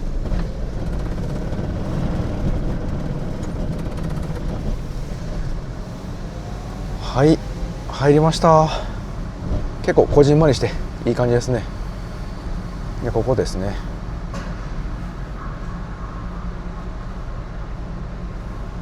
完了しました。じゃあ中入ります。約90分の船旅です。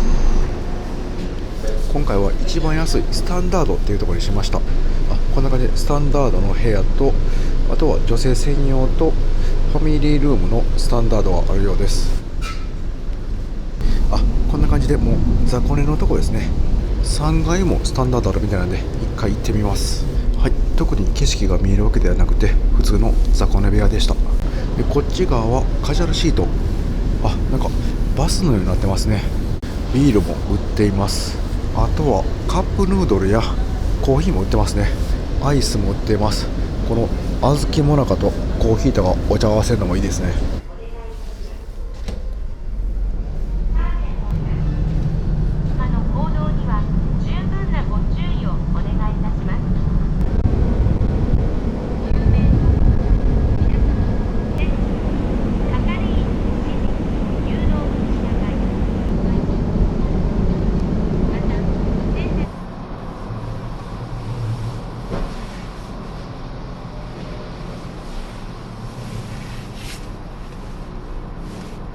はい、青森県到着しました。初めて来ました。もう真っ暗ですね。5時半です。どうしましょうか。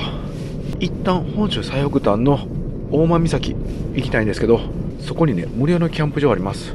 今日はそちらで車中泊します。で途中ですねスーパー寄ります。港のすぐ近くにスーパーありました。前田と書いてます。横にはドラッグストアもあり、で反対側はローソンなどコンビニもあります。ここが本州最北端の町なんですね。すごい寒いんですけどね、雪はあまり積もっていません。青森県は豪雪地帯のイメージがあるんですけど、もう道路上は全然積もってなくて、この道路の横の土のところに少し積もっているぐらいです。でも駐車場濡れているところはもうスケートリンクのように凍っています。これを気をつけないと危ないですね。マイクロバカンチェス納車して北海道からここ青森まで約580キロ走行しました。もう下回りは凍っていたり、すごい融雪剤や泥などでめちゃくちゃ汚れました。なんかだんだんたくましく思えてきました。本州最北端のスーパーはどんな食材があるんでしょうか。まずはお魚のコーナー行きます。やっぱり大間といえばマグロですよね。マグロありましたね。あれマグロなんですけど、台湾、そして静岡、これ鹿児島ですね。これはカツオですね。売ってないですね。大間のスーパーに大間の本マグロって売ってないもんなんですね。今日はもう遅いんで、明日また直売所など回ってみます。あと大間牛っていうのも有名みたいなんですけど、オーストラリア産、アメリカ産、大間牛も売ってないですね。思った食材は売ってなかったんですけど、青森県の食材も買っておきました。車内でいただきます。この近くにお風呂あるみたいなんですけど、今日はもうお腹空いたんで社食スポット行ってご飯食べて寝ます。で、明日なんですけど、青森県といえば日本で一番雪の多い豪雪地帯酸ヶ湯温泉、ずっと行きたかったんでそちらでお風呂入ります。それでは冷蔵庫に食材入れます。あ、ここ手袋してでも電気つきますね。これは便利です。結構奥行きありますんで、もうこのスーパーの袋そのまま一旦入れてくれます。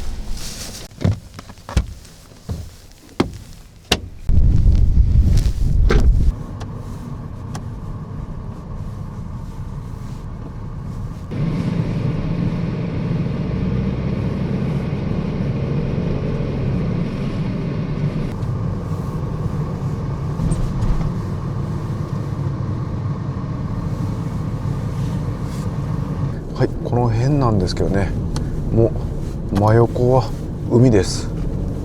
雰囲気は夜なんでちょっと怖めですね。はい、突如現れました。トイレもありますね。はい、到着しました。誰もいませんね。ここが駐車場でトイレすぐ横ありました。でね、横がキャンプ場なんですけど、これテントサイトです。で、明かりはあるんで少し安心しました。こっちの駐車場結構明かり少ないんで暗いですね。で、海が横なんで風がめちゃくちゃ強くて風の音がすごいします。無料のテントサイトです。ここテント張っていいのすごいですね。住宅も周りにあるんで結構治安がいいかもしれません。夏場は人多そうですけど冬は少ないんですかね、やっぱり。で、駐車場はほぼ平行ですね。少し前が下がってるんですけど、もうこれだったら気にならないと思います。で、本州最北端の場所はすぐ近くなんですけど、もう暗いんで今日はやめてきます。明日の朝行きます。夜中から雪が少し降るみたいなんでフロントカバーですね、一回試してみます。こんな感じで普通のビニールシートみたいな感じですね。めっちゃ風強いですね。今日風が強いんでちょっと取り付けるの難しいですね。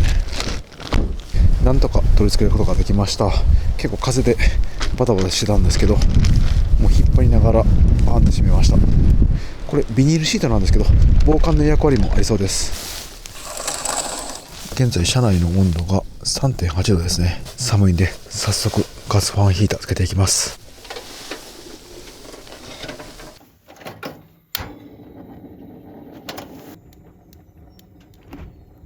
窓も開けておきました。パパッとカーテンして車中のセッティングします。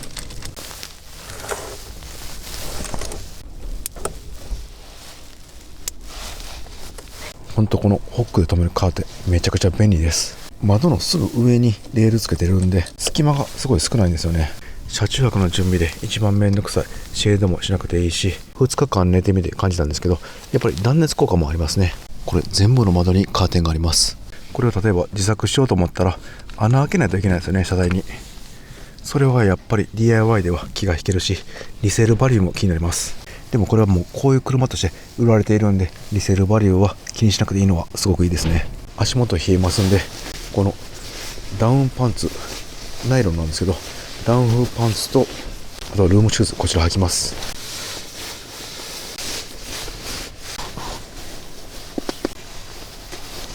この足元にあるこのスノーブーツ置いてるトレイみたいなのあるんですけど、これホームセンターで買いました。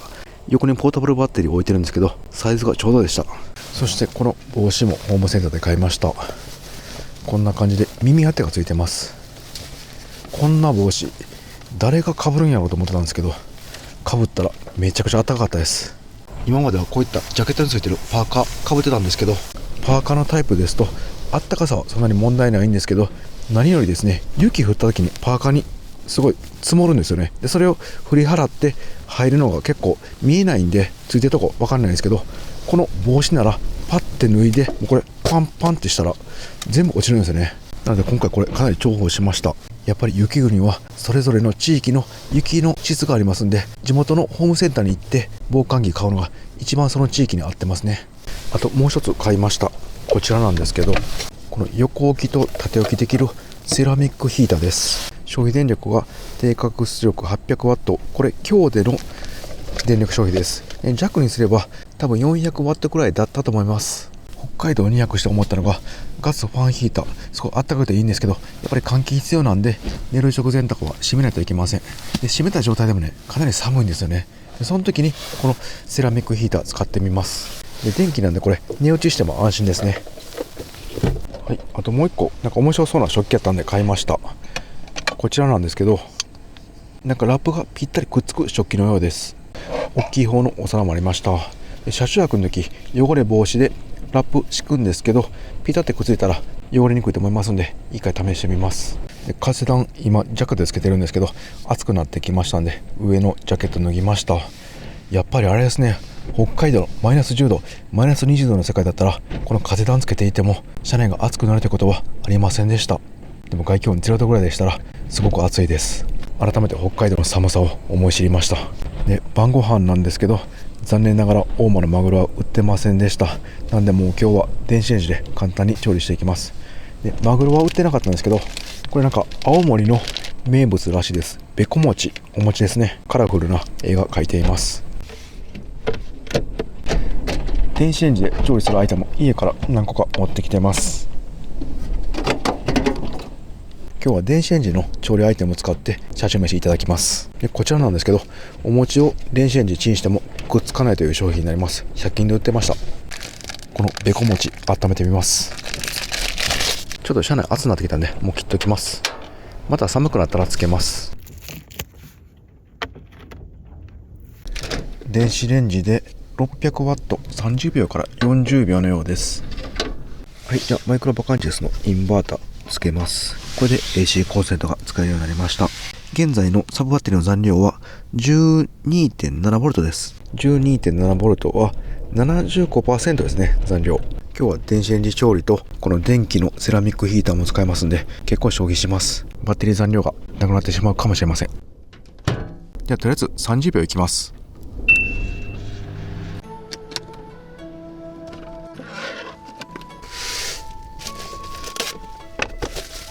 あ、確かにくっつきやすいですね。はい、30秒だとまだですね。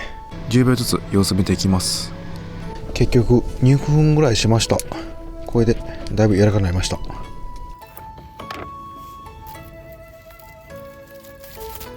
ほとんどくっついてないですね。水蒸気が多少ついてるぐらいです。ポン酢持ってきてましたんで、ポン酢でいただきます。いただきます。あ、普通のお餅とちゃいますね。すごい甘いですね。噛めば噛むほど甘さが出てきます。べこ餅美味しいです。これまた家帰って家族と食べます。なんかね、砂糖のような甘さというか、本来のお米の甘さというんですかね、それが噛むほどに出てくるんで、何個でも食べれそうです。で次なんですけど、アメリカ産の牛バラ肉を買いました。こちら電子レンジで焼き魚とか焼ける商品なんですけど、一回肉焼いてみます。でレトルトのご飯ありますんで、こちらで焼肉丼作ります。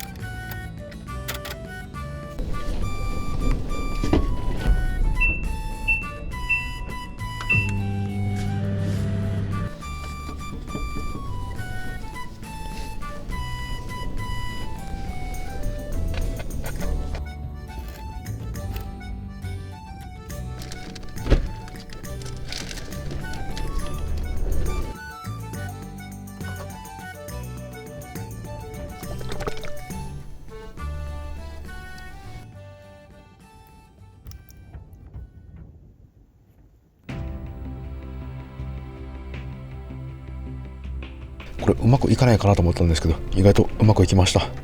味はどうでしょうか。それではいただきます。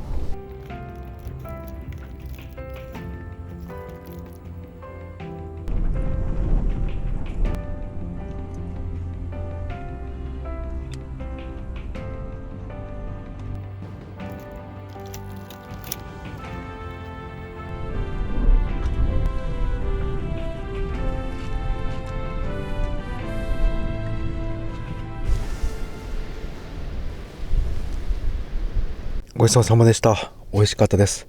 今回薄いお肉だったんですけど、分厚いお肉もできるんですかね。今度チャレンジしてみます。そして面白いのが、意外と匂いしないんですよね。結構ね、密閉されてます。で、水蒸気だけ少し抜ける設定になってます。じゃあお皿からラップを剥がして、でお肉の調理で使ったキッチンペーパーをこの中に入れます。そしてこれをくるめば匂いも閉じ込めることができました。はい、お皿の方は汚れてないですね。このレンジ調理器の方は少し濡れています。水蒸気だけですかね。匂った感じ、ほんのり肉の香りがするかどうかなっていう感じです。蓋の方も水蒸気が出ていますね。こちらもほんのり肉の匂いがします。でも汚れはついていないので、一旦アルコールウェットティッシュで拭いていきます。こっちも拭いていきます。これでもうアルコールウェットティッシュの匂いしかしません。一旦これで保管して様子見ます。こういった電子レンジ調理器、今回2つ試してみたんですけど、ありですね。なんか他にもこんなのあるんですかね。いろいろ試していって、車中飯で使える電子レンジ調理器を探していきます。インバーター切っておきます。はい、今のバッテリーのボルトが 12.4 ボルトです。 12.4 なんでだいたい 65% ぐらいですかね。余った食材はまた冷蔵庫入れて明日以降の調理に使えます。今のところ車内では焼肉の匂いはあまりしていません。でも自分ずっといてるんで鼻が慣れてしまっている可能性もあります。また明日の朝出てから匂い確かめます。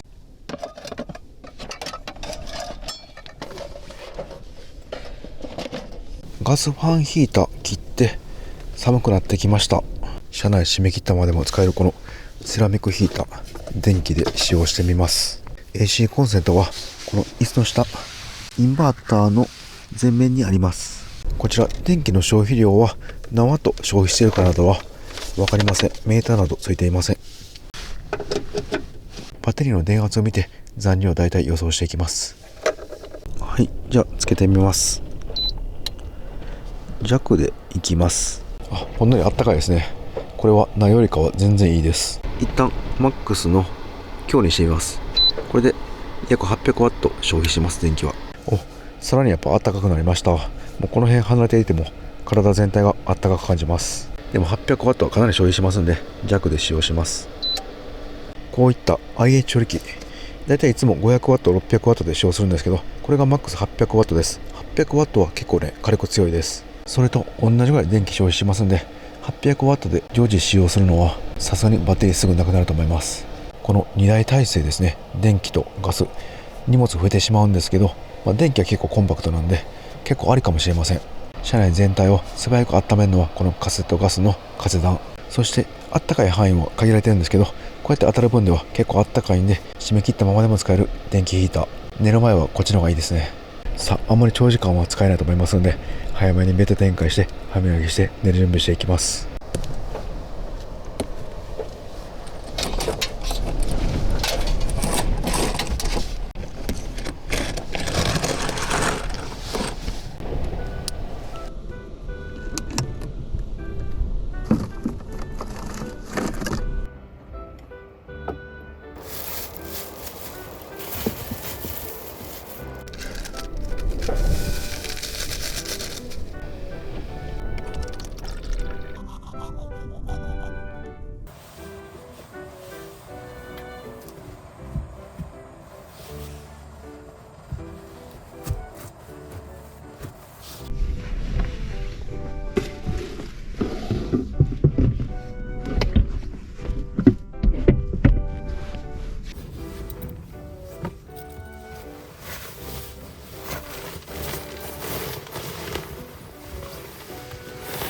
なんかですね、ここすごい風が強くて車がたまに揺れています。グラッという感じですね。でも自分結構慣れてきたんで、今日は眠れると思います。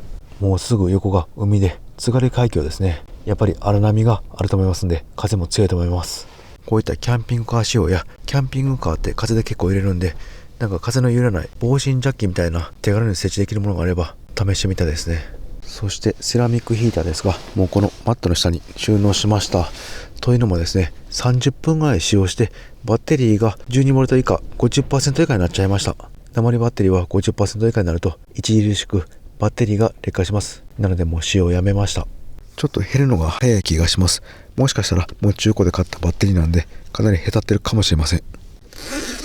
このお弁当ウォーマーなんですけど、明日の朝カセットガス使えるように電源入れとこうかなと思ったんですけど、ここの最低気温調べたら明日の朝ですね、0度が最低のようです。なので氷点下入らないので、もうそのままにしときます。青森初上陸して無事今日も終えそうです。青森着いたのが夜だったのでほとんどまだ景色見えてませんが、明日の朝楽しみです。スーパーからここのキャンプ場来るまで Google ナビで結構狭い住宅街の道案内されたんですけど、軽自動車なんで余裕でした。どこでも行けそうですね。明日は日本一の豪雪地、世界一の豪雪地とも言われている酸ヶ湯温泉に温泉入りに行きます。このマイクロバカンチェスハイゼットカーゴクルーズターボ4駆の実力が試せます。雪やばそうだったらやめておきます。明日もワクワクが止まりません。それではおやすみなさい。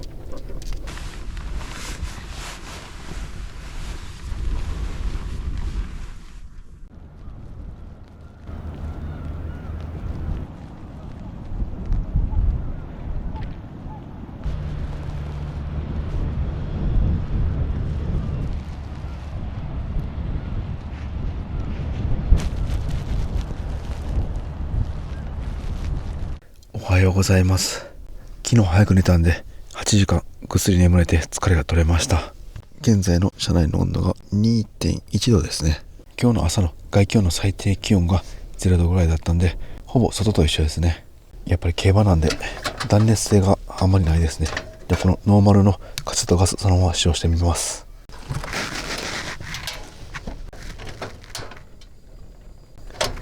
あ、つきましたね。あ、消えちゃいました。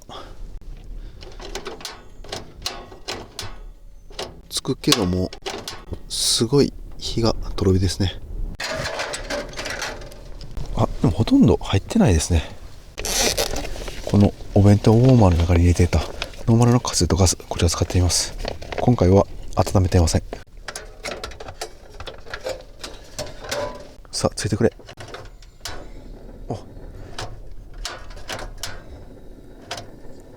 結構勢いよくついてますんでいけそうですね。外気温が0度程度で車内が2度程度でしたら、このノーマルのカセットガスでも大丈夫ですね。やっぱりこういう寒い車内の中で朝窓を開けずに使えるセラミックヒーターが使いたいんですけど、昨日電子レンジたくさん使ったんで50%以下なんでもうやめときます。やっぱりこういう時はガスは便利ですね。少し換気のため窓開けときます。電気のセラミックヒーターで暖を取るにはやはりバッテリーは鉛バッテリーじゃなくてリチウム化が必須ですね。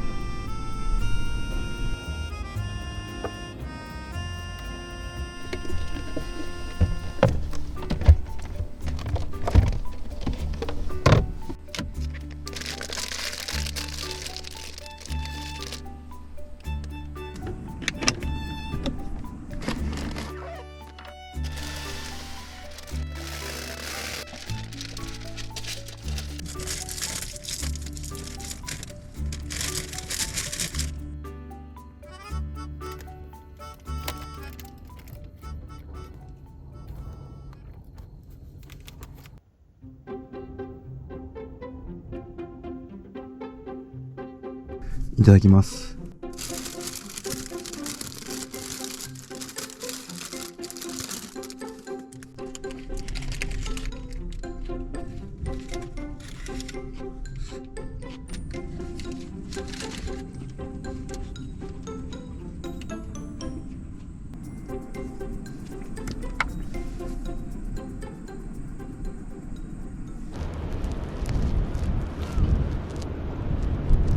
はい、ごちそうさまでした。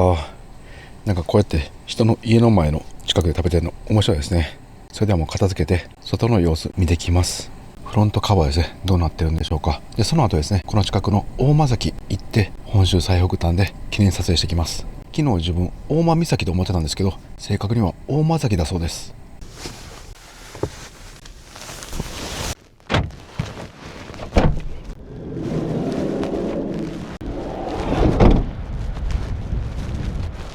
おお、うっすらと地面が白くなっていて綺麗ですね。芝生はちょっと見えています。駐車場も白く染まっています。昨日の夜も結構汚れてるなと思ったんですけど、日開けるとやっぱりすごい車体が汚れてますね。なんかここまで走ってきた勲章という感じがします。ここのキャンプ場本当面白いですね。この四方が住宅囲まれてます。で敷地内にお店もあります。マグロ料理をいただけるようです。マグロ胃袋300円、マグロ心臓、こっちのお店もそうですね。マグロの胃袋、心臓など大間ならではですね。どんなにするんでしょうか。食べてみたいです。結局このキャンプ場は昨日誰も来ませんでした。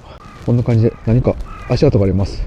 何かの野生動物が歩いていたようです。フロントカバーなんですけど、今回雪が全然積もらなかったんで意味なかったですね。また今度試してみます。でこれ弱点としてですね、結構バタバタするんで風が強いこういう場所はまあまあうるさかったです。はい、取り外していきます。取り外すのは一瞬でした。あそこの緑の建物の裏が大間崎のようなんで行ってきます。あ、書いてますね。こちら。あ、ここですね。ありました。ここ本州最北端の地。うわ、すごい。この津軽海峡をバックに北海道が見えてます。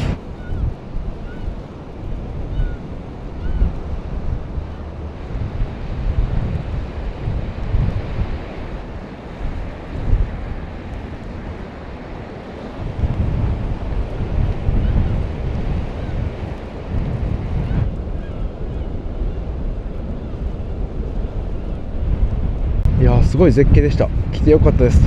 しかし誰もいてないですね。じゃあせっかくなんで記念にジャンプしておきます。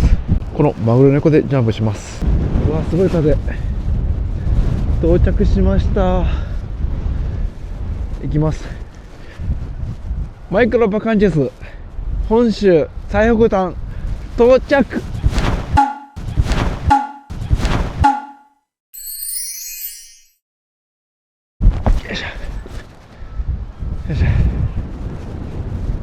あ、ここのお土産センターも朝から開いてますね。あ、このポスト、本州最北端のポストのようです。本州最北端のポストからお手紙出しませんか。なかなかロマンありますね。ちょっと入ってみます。はい、青森県産の食材買ってきました。で肝心の大間のマグロなんですけど、冷凍がありました。でもね、ちょっとね、7000とか5000とか結構高かったんで、もう1軒回ってみます。ここの駐車場から車で3分ぐらいでマグロの直売所があります。ちょっとこのトイレ最後借りてから出発します。大間キャンプ場さん、すごい贅沢なひとときでした。ありがとうございました。次は夏もここ来てみたいですね。うわー、すごい。ここ津軽海峡なんですけど、見たことない数のウミネコがいます。すごい餌が豊富なんですかね。あ、ガソリンスタンドありますね。給油していきます。今回の旅3回目の給油です。はい、満タン入りました。後でまた燃費計測します。あ、ここですね。すぐありました。大間マグロ直売所書いてますね。じゃあ行ってきます。新鮮な青森県大間マグロゲットしました。それでは今から日本一の豪雪地酸ヶ湯温泉へ出発します。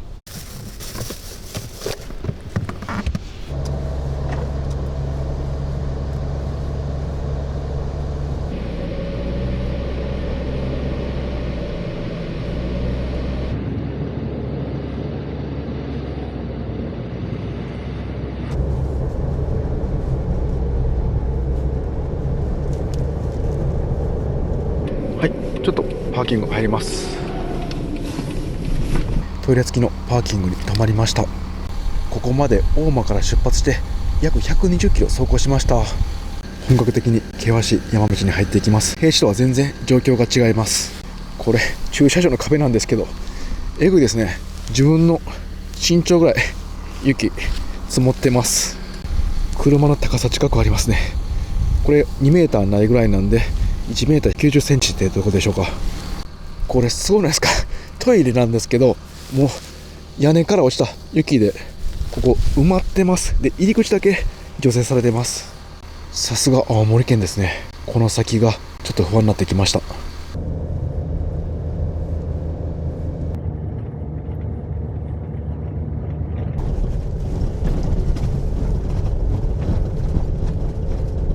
現在の外気温はマイナス2度です。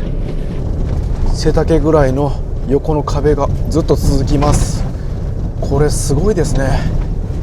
どうやらレベル違いの豪雪地に来てしまったようです。このマイクロバカンチェスはピクシス版 4WD のクルーズターボです。でこれパートタイム 4WD なんで自分でボタンを押して切り替え式になります。でもうずっと今回は青森入ってから4区です。普通の路面では2区で走らないと結構ダメージを食らうみたいです。この辺ぐらいから標高が上がってさらに積雪増えてます。もうポールがギリギリ見えるぐらいまで積雪増えてきました。怖いんですけどちょっとなんかワクワクしますよね。でここ国道なんですよね。なんでしっかり除雪もされています。今看板で酸ヶ湯から先は冬季通行止めと書いてました。酸ヶ湯温泉の先は行けないんですね。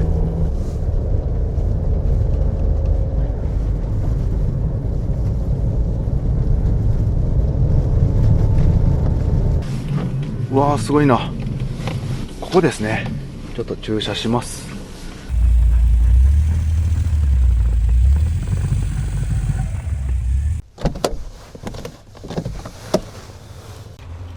おおすごい。はい、駐車完了しました。めちゃくちゃ積もってます。ちょっと後ろ見えなくてぶつかってますね。これ雪の山にぶつかっちゃいました。ちょっと前に移動します。少し前にしました。こんな感じでマフラーが刺さったとは分かります。マイクロバカンチェスのリアなんですけど、もうね全然見えなかったんですよね。こういうことだったんですね。ワイパーがもうこんなにも一瞬で積もりました。これ短時間でも結構積もりそうですね。こっちもワイパー立てときます。いやーすごいな。これ除雪されて積み上げられたこの雪の量なんですけど2メーター超えてますね。さらに雪が増えてきました。あれ見てください。よくテレビのニュースで見るやつですね。酸ヶ湯温泉の積雪量を取材されてます。さあこの冷えた体を温泉で温めます。リアの着替え取りたいんですけど、これ開きますかね。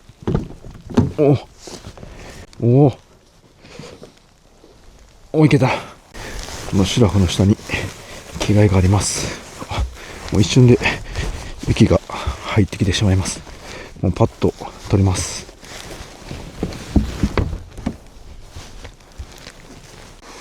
お風呂セットと着替え。雪まみれになっちゃいました。よし、もうこのまま行きましょう。結構車はね止まってますね。やっぱり人気の温泉地です。ここがよくニュースで見る酸ヶ湯温泉なんですね。この高さすごいですね。屋根から落ちてきて2メーター積もっています。テレビ局の人はもうインサートたくさん撮ってますね。ちょっと自分は寒いんでもう温泉入ります。いやーすごい。これはもう本当すぐそうなりそうですね。はい、それでは入ってきます。自販機がありますね。ここで温泉のチケット買うようです。混浴と男女女湯なんか分かれてますね。じゃあ混浴行きましょうか。はい、大人1枚。はい、じゃあ行ってきます。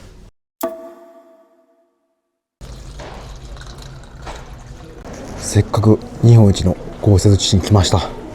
ここで車着したいですよね。一回交渉してみます。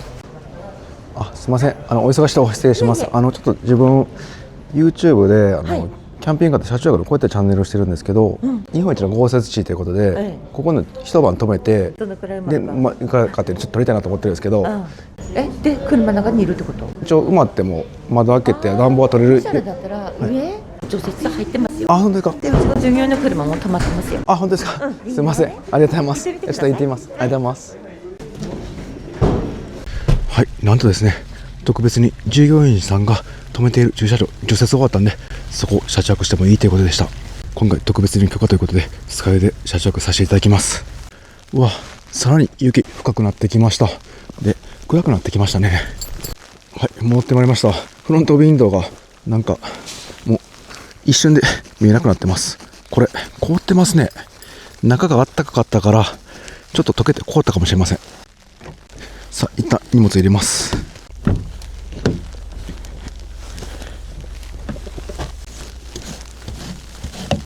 はい、じゃあちょっと移動します。お、なんかもう固まって取れないですね。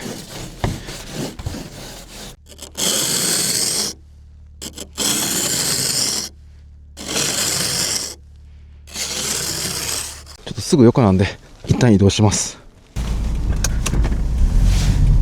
あ、ここですね。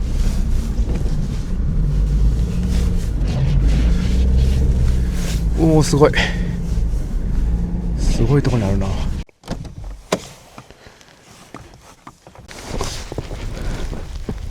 除雪されたばっかしなんですけど、もうすでに結構積もってます。辺りは真っ白です。これすごいな。もう遭難してるみたいです。従業員さんの駐車場やホテルのバスはここにあります。その横に止めさせてもらいました。この車すごいですね。もう何も見えなくなってます。いやー、すごいなこれ。壮大な景色です。もう本当になんか遭難した車みたい。もう一瞬でまだ積もってきました。せっかくなんでこのフロントウィンドウのカバー試してみます。まずその前にこれもう取らないといけません。まず綺麗にします。はい、こっち側も綺麗にします。はい、じゃあワイパー下ろしといた方がいいですね。ちょっと今日はまだ風が吹いてないで設置待ちです。はい、じゃあちょっと引っ張って再度調整していきます。はい、結構ピンと張れましたね。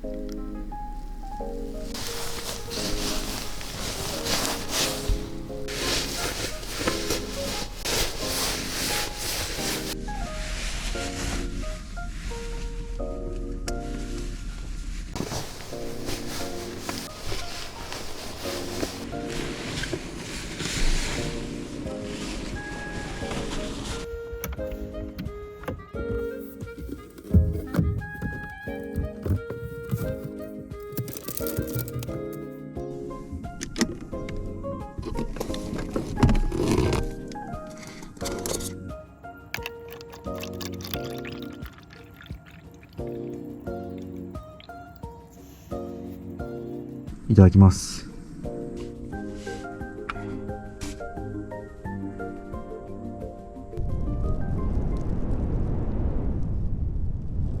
はい、今ねちょうど YouTube でニュース見てたらこの酸ヶ湯温泉乗っていて、積雪が今日308センチ、3メーター超えたようです。標高が約890メーターとそんなに高くないんですけど、積雪の環境が整ってるんでしょうね。水蒸気を含んだ海風もよく当たり、酸ヶ湯温泉のある八甲田山は1584メーターとかなり標高もあります。山に風が当たってたくさん降るんでしょうね。いやー、しかしずっと雪降ってます。天気予報を見ても酸ヶ湯だけずっと雪です。とても静かで不気味なんですけど、車内にいれば安心です。こんなアホな企画許可してくれた酸ヶ湯温泉の従業員の方には感謝しかありません。そして肝心の温泉なんですけど、もうすごい良かったです。昔は歯科湯という温泉だったらしいんですけど、お湯の酸性が強くて酸ヶ湯に変わったそうです。自分ちょっと手に書いた跡があって、ちょっと赤いとこあったんですけど、そこ確かにチクチクしてちょっと染みました。毛がある方はかなり染みると思います。その代わり傷の癒えは早そうですね。今現在のここの気温がマイナス8度で、今日はマイナス8度が一番最低気温ですね。車のサイドブレーキ凍る可能性ありますんで、パーキングに入れて輪止めだけしています。そしてキャンピングカーのサブバッテリー残量なんですけど、今日も結構走行して溜まってると思います。現在は 12.8V ですね。やっぱり残量計欲しいですよね。とりあえず 12.8V で調べるとだいたい 75% ぐらいですね。車中泊のこのセッティングマットなんですけど、今回3日目にしてずっとここマットなかったんですけど、このリアのマットだけもつけました。ここは行くことがなかったんで、ここはね結構足下ろしたりします。でここなんですけど、この下に収納できるんで結構便利でした。一旦ガスボンベやセラミックファンヒーターを置いてます。ここのマットはずっと取ってるままで使おうかなと思ってたんですけど、実際に使ってみないと分かんないもんですね。今のところこれが一番便利かなと思います。トイレなんですけど、ここの駐車場はトイレありません。で従業員の方に聞いて、歩いて温泉まで行けばトイレは使わせていただけるということなんですけど、暗くなってかなり怖いと思いますんで、この折りたたみのトイレ、こちらをこんな感じで広げて、でゴミ袋をかぶして、で凝固剤で固めることができます。こちらまだ使用してないんですけど、いざという時はここのスペースですね、ちょうど設置できますんで、もしかしたら使用するかもしれません。できるだけ使用しないようにもう早く寝ると思います。さあお腹空いたんで、それでは晩ご飯いただきます。今日はもう楽しみにしていた大間のマグロですね。買いました。本マグロです。直売店で購入した大トロです。なんとこれ今日取れたばっかしだそうです。この量すごいですね。とりあえず刺身で食べてみます。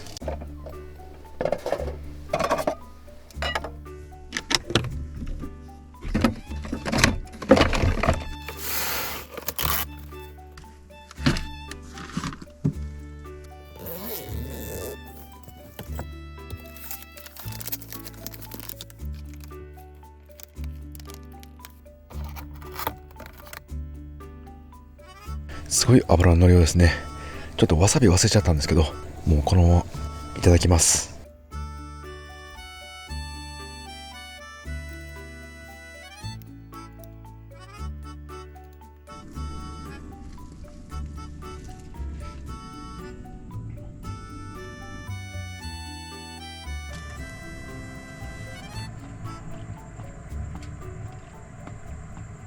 ご飯ありますんで、これレンジでチンしてマグロ丼にします。相場下のインバートのスイッチをつけます。これで大丈夫ですね、使えます。こちらもかけていただきます。で醤油とポン酢もあったんで半分ずつかけていただきます。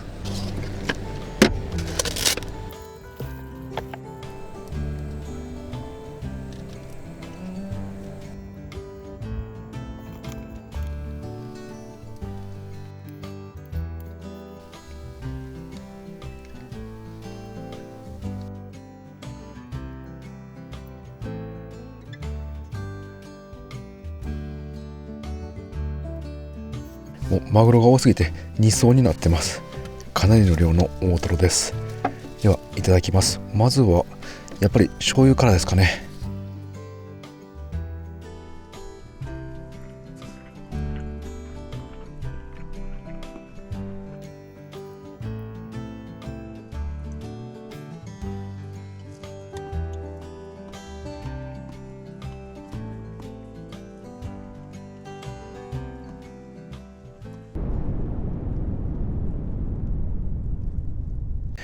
ごちそうさまでした。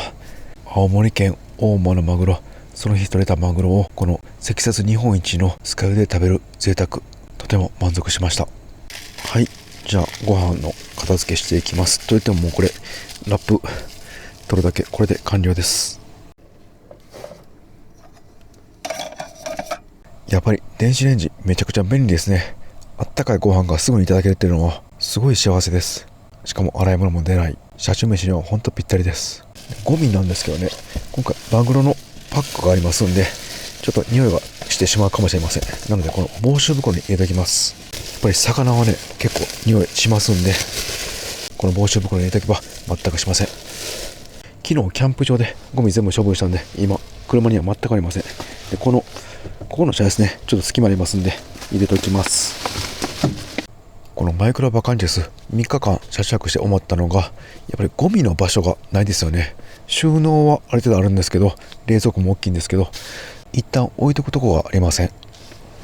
助手席の足元とかはね、結構スペースあるんですけど、今回雪の車中ということで雪のアイテム、除雪アイテムがたくさんあります。どこかソファーの下1個犠牲にしてゴミ箱にするか、あとは冷蔵庫ですね。これすごい大きいんで、本当にどうですかね、4人分ぐらいの2泊3日の車中泊の食材入れられるぐらい容量があります。そしてここテーブルとして使っている時に、やっぱ冷蔵庫取り出しにくいなと思ったんで、もう例えば前にもうこの冷蔵庫の半分ぐらいの容量の冷蔵庫を置いてもいいなと思いました。この辺ですね、ここに縦型のやつとかですね、いいかなと思いました。そうするとここ空きますんで、半分ぐらいもうゴミ箱のスペースにしてもありかなと思いました。この辺はこの納車車中生活終わってから使いやすいように改善したいと思います。で、今日なんですけど、実は12月の24日クリスマスイブです。というわけで、ささやかなおっさんのクリスマスパーティーしたいと思います。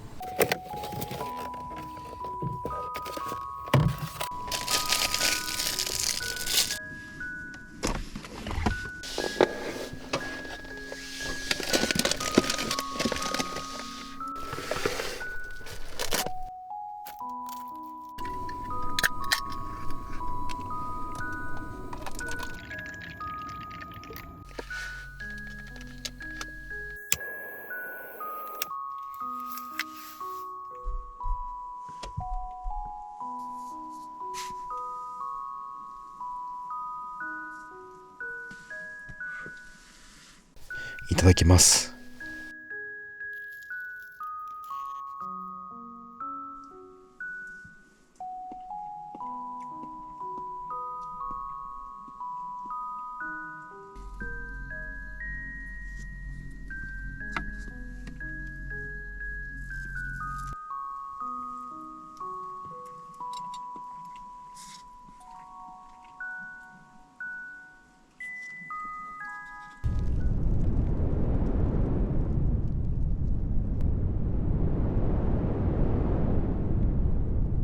ごちそうさまでした。美味しかったです。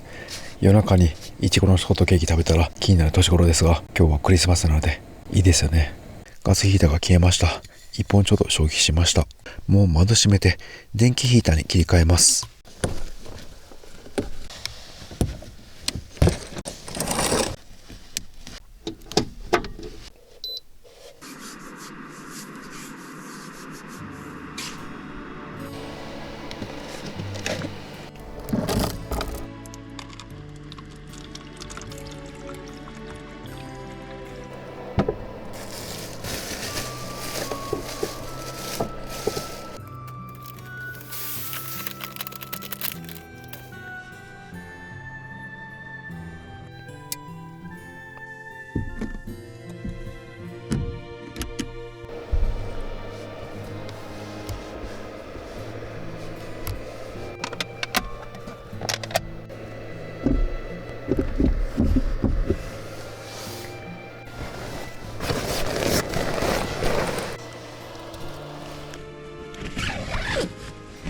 はい、準備できました。今日もこのナンバーのシュラフにロゴスのシュラフ二重でいきます。このダウンパンツとルームシューズ、こちらも履いたまま眠ります。この電気で動くセラミックヒーター、やっぱり直接当たってるとかなりあったかいです。この部屋全体を温める力はないんですけど、温風が直接当たる位置でしたら結構使えます。それではもう寝ますんで、こちらも切っておきます。インバーターAC コンセント挿すところがこのマットの下にありました。なんで一旦取らないといけないですね。ちょっとこれめんどくさいんで、また延長コードなどでこちら側に出しといた方がいいですね。はい。でサブバッテリーは現在 12.2V ですね。12.2 はだいたい 55% って感じですかね。鉛バッテリーの劣化を防ぐために 50% 以下は使わないとすれば、あと15分ぐらいで 50% 切りそうなので、もうこの辺で使用をやめておいて正解でした。そして自分、電気ですね。ちょっとつけて寝たいんですよね。やっぱり人がいるっていうのをなんとなく周りには伝えておきたいなと思います。今日はマイナス8度まで外気温は下がりますんで、このカセットガス、明日の朝冷えて使えない可能性ありますんで、こちらのお弁当ウォーマーで温めておきます。一番最低の温度30度に設定しておきます。あ、これリアのカーテンなんですけど、これ凍ってカーテンくっついてます。凍ってますね。やっぱり電気ストーブ切るとすごい急に寒くなってきます。もうこのシュラフ入ったら一瞬で寝落ちしちゃうんですよね。なんでこのガスヒーターは怖くて使えません。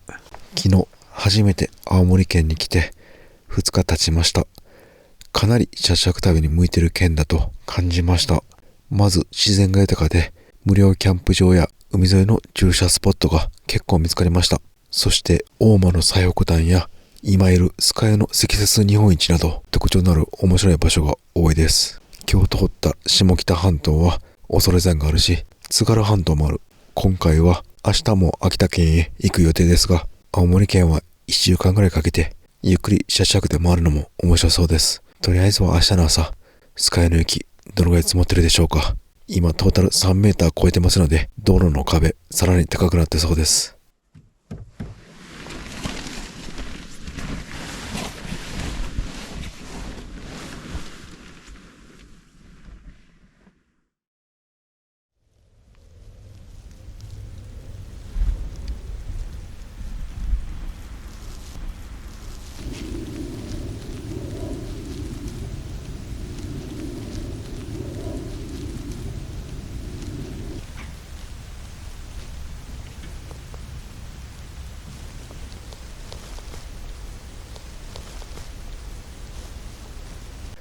おはようございます。ぐっすり眠れました。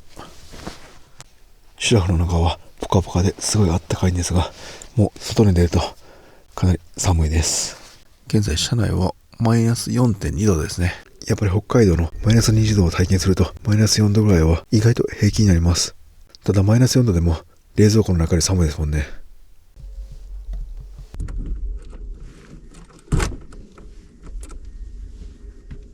カセットガスはお弁当ウォーマーで温めていました。あったかくはないんですけど、もうキンキンに冷えてはないって感じですね。じゃあこっちのノーマルの方確かめます。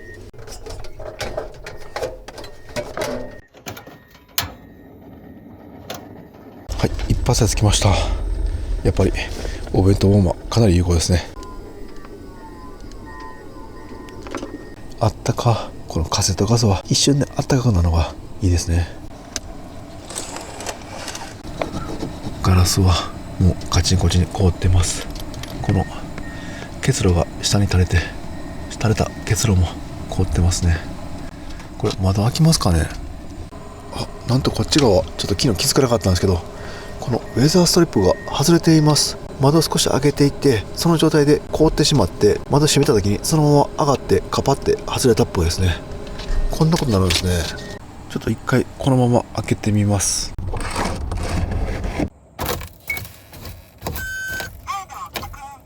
窓開きましたね。良かったです。少し車内が暖かくなって氷が溶けてきたようです。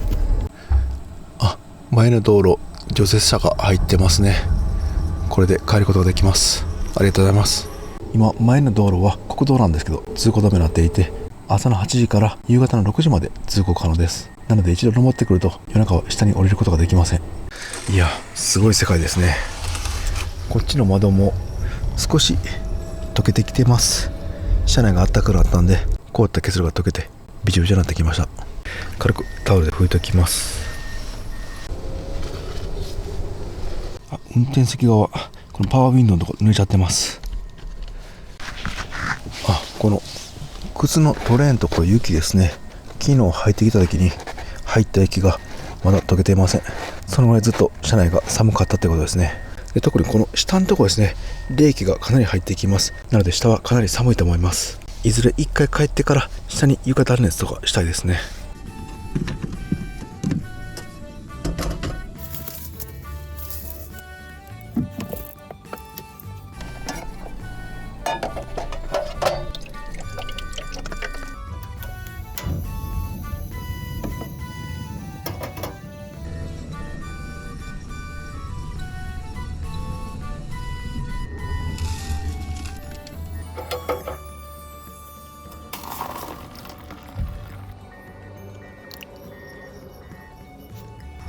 いただきます。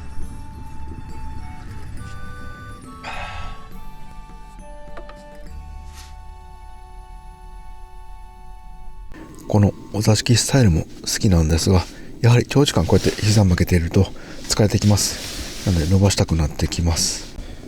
ここのマット1個で外れますんで、こんな感じで気軽に足を下ろせるのもこのマイクロバカンチスのいいところですよね。この後部座席セカンドシートを取り外したことによるメリットは、1人や2人での車中ではかなり大きいですね。立てないというデメリットはもちろんあるんですけど、中腰にはなれます。そしてこの軽自動車を1人で使う分でしたら十分車内で過ごせるスペースがあります。実際今回の納車車中生活で寝ることもできたし、食べて料理もできました。あと強いて言えば、なんかこの辺にテレビとか置いて娯楽もあってもいいかもしれません。暇な時ゲームしたりとかね、そんなんもいいと思います。で、自分的にはここにですね収納とかできるんですけど、将来的にここ 12V の薄型クーラーつけたいなと思ってます。そうすれば夏も風を浴びて車中泊することができます。もしくはこの助手席の上ですね、ここだったらスポットクーラーつけることもできます。ただその場合セッティングの用意がありますんで、このカセットガスを用意する手間よりかなり時間がかかります。はい、コーヒーも飲んだんで外の様子見てきます。すごい、もう結露凍ったのが溶けて、ここ水浸しになってます。あ、こっち側も結構濡れてます。もう全ての窓結露が溶けて氷が水になってびしょびしょになってます。下の方カセットガスヒーターあったかいんですけど、結露の氷が溶けてびしょびしょになっちゃいますね。でもやっぱりあったかさには変えられないんで、こうやって拭くのが一番いいかなと思います。はい、外に車ジムニーっぽいのが来たんですけど、なんか YouTuber っぽいですね。三脚立てて撮影しようとしています。あ、どっか行きましたね。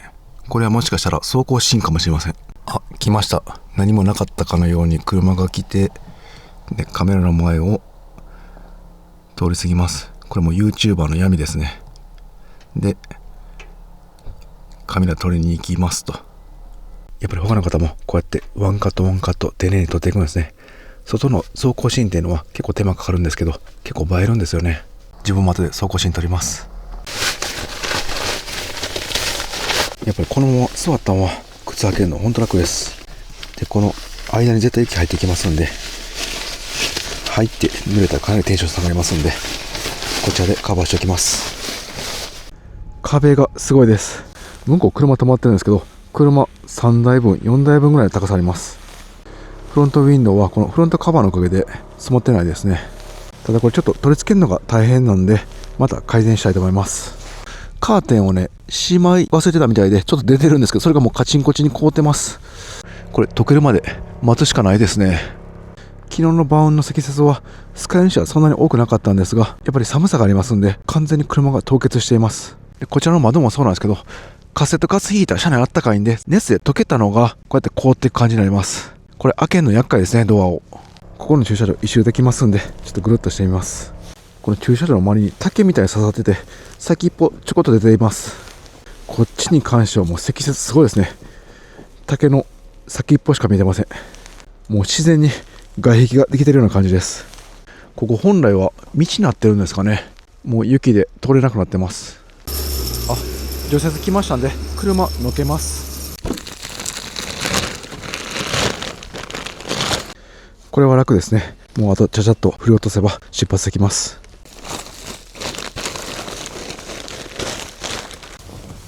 うわーすごい、あそこに雪を積み上げていってます。こうやって壁拡張してるんですね。すごい。これ横の壁を投げ出していって、でこっち側に積み上げていってますね。こうやって僕たちが道を通れるようにしてくれてるんですね。本当にありがとうございます。今道広げてくれてますんで、少し待ってから脱出します。これもこのぐらいの積雪ならそのまま走っていきそうですね。はい、着きました。は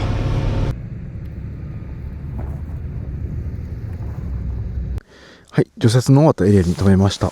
すごいですね。こうもう車とほぼ同じ高さまで雪が積もっています。でこの後ろの壁なんですけども、さらに高くて、ここは2メーターですよね。でこの2メーターよりもう上が見えないぐらい高いです。さすが積雪3メーターですね。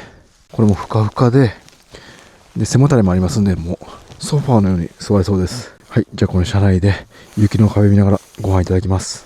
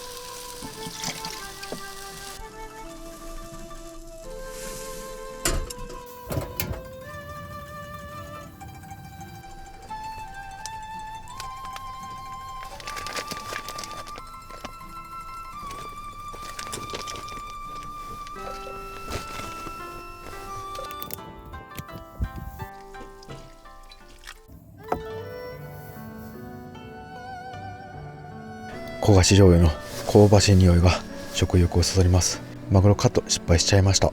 そろそろナイフを研がないといけませんね。いただきます。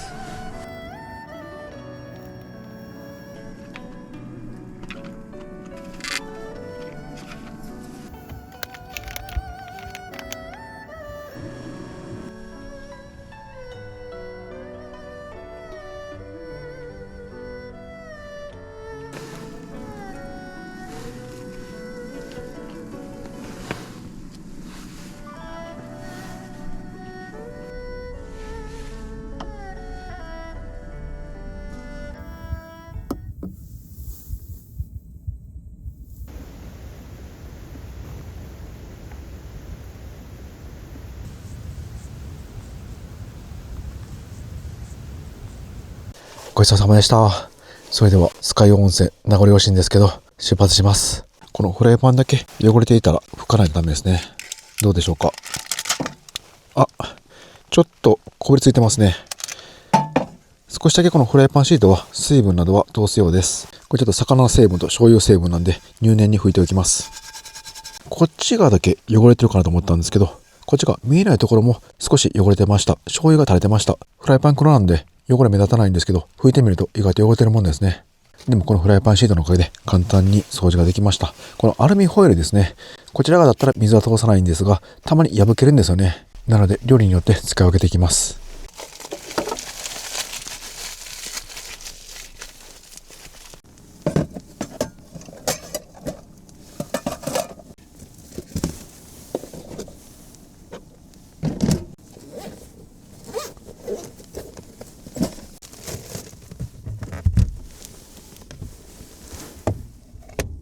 これで走行できる状態になりました。こちらの収納なんですけど、コーナリング時にロールして傾いて落ちる可能性ありますんで、もう床に置いときます。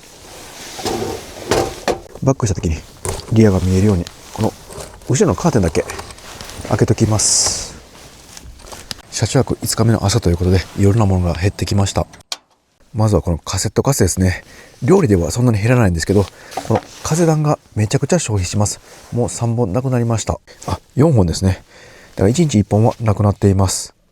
これね、かなりあったかくて、もう自分はこれあったら FF ヒーターいらないかなと思って、FF ヒーターのない車両をメンテナンスシステム考えて選んだんですけど、このカセットガスの処分が結構めんどくさいのが今回の旅で痛感しました。意外と処分できるところ少ないんで、もう車内に積んでいってキャンプ場など行った時にまとめてする感じになります。その点 FF ヒーターならこの下とかに設置できますんで、もう場所は取りません。しかもこのカセットガスの缶の処理もいりません。今となっては FF ヒーターありの車両を探せばよかったなと少し後悔してます。1泊2日なら全然苦じゃないんですけど、この長期旅になるとこういったカセットガスヒーターのデメリットもあるんですね。やっぱり実際に使ってみないと分かんないことが多いです。で、冷蔵庫の食材も結構減ってきたんですけど、食材はできるだけその現地の食材買って、それで車中飯を作りたいと思います。これから先も雪深い豪雪地ばかりです。雪対策と寒さ対策をしっかりして進んでいきます。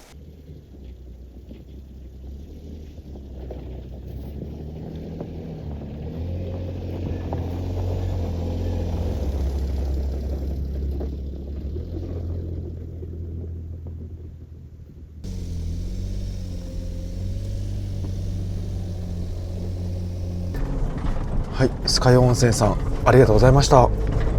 今から向かうとこなんですけど、南下していって秋田県の方に行きます。で、秋田県にマタギの町があるそうです。そちら行ってみます。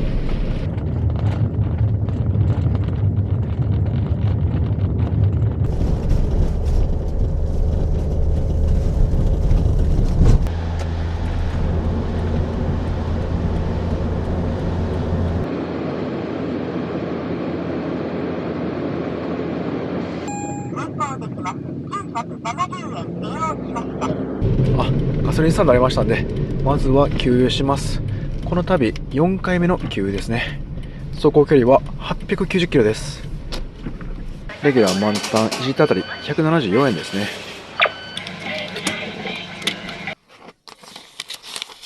ここから山道に入ります。昨日 YouTube 見ていたら、ちょうど秋田県で民家にクマが入ったようです。冬眠してないクマも結構いてるみたいですね。 YouTuber 的にはクマとひょっこり会った方が面白いと思うんですが、もう個人的には絶対に会いたくないです。普通に命危ないですしね。今から向かってる場所なんですけど、秋田県の中でも秘境と呼ばれてる場所らしいです。一旦道の駅があるみたいなんで、そちらに寄ります。はい、かなりローカルなスーパーありましたんで、ちょっと今日の晩ご飯買います。はい、ここは駅ですね。兄前田温泉駅。そのすぐ目の前にすごいローカルの雰囲気のスーパーあります。ちょっと買ってきます。やっぱり軽自動車ならどこでも止められるので、こういったローカルスーパーにも気軽に寄れるのは旅の醍醐味ですね。今現在の時刻が3時半なんですけど、もうすでにちょっと暗くなってきました。やっぱ山あいの町なんで日が暮れるのが早そうです。ところどころ路面が凍結してきたんで4個スイッチ入れておきます。しかし霧も深くなってきて人が全然いないんで、クマが生息しやすそうな雰囲気です。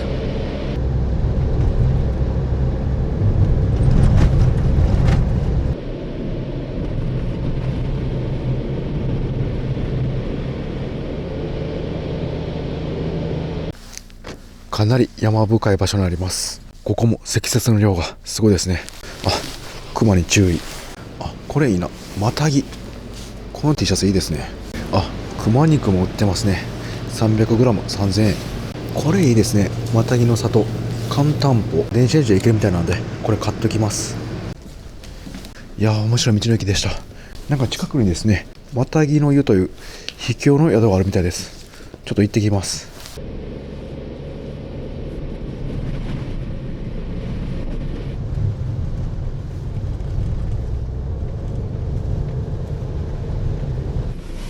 到着しました。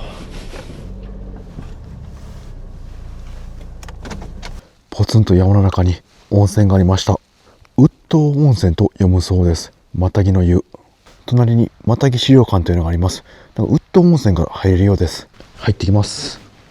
なんとですね、資料館がまだ入れるようなんで行ってきます。ここですね。はい、見てきました。中は映せないんですけど、当時使っていた鉄砲なども展示されていました。マタギの住居もあり、実際この山奥でああいった小屋の中に住んで雲を収容されていたんだと思うと、当時の生活が実際に肌で感じられました。はい、じゃあお風呂入ってきます。いいお湯でした。ちょっとお土産見ます。あ、熊について書いてますね。熊と会ってしまったらゆっくり後ずさり、万一攻撃に受けそうになったら避難もしくは防御姿勢。外は真っ暗です。ちょっと緊張感走りますね。早めに車入ります。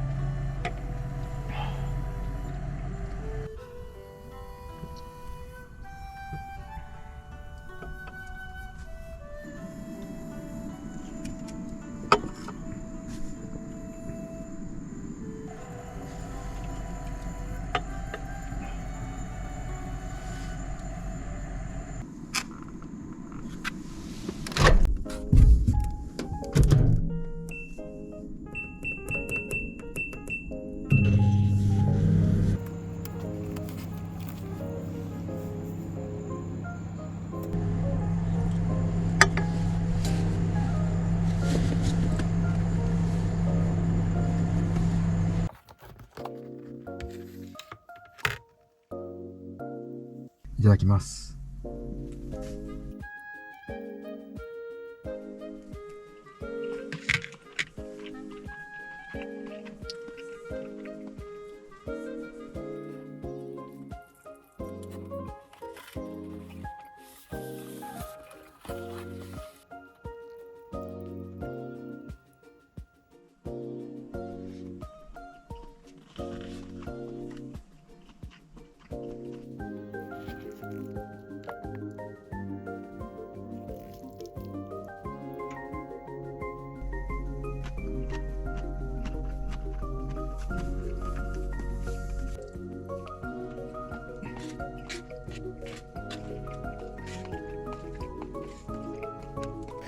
ごちそうさまでした。美味しかったです。たまにはこういった簡単な写真飯もいいですよね。特に地元のスーパーの惣菜はすごい楽しいです。で、レンジで作った鍋は全然匂いもしなくて熱々を美味しくいただけました。もっと匂いするんかなと思ったんですけど意外でした。コンビニにもレンジで温める鍋が多いので旅先では重宝するかもしれません。で、食べ終わったこういったお惣菜のパックですね。こういうの結構匂いしますんで再度ラップで匂い閉じ込めました。で、これで捨てます。寝る前全部のゴミが出た状態でこの防臭袋ですね、こちらに全て入れて匂いを閉じ込めます。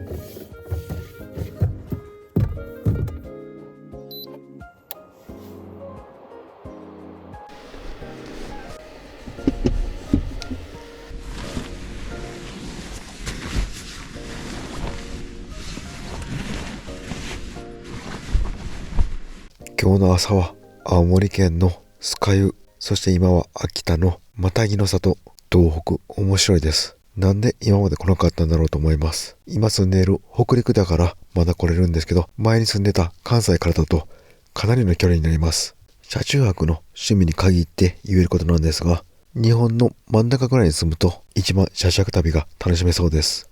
どこでも行ける距離になるし、めちゃくちゃ遠いっていう場所がなくなります。今回の旅が終わってからまた東北は一つ一つの県ゆっくり回ってみたいですね。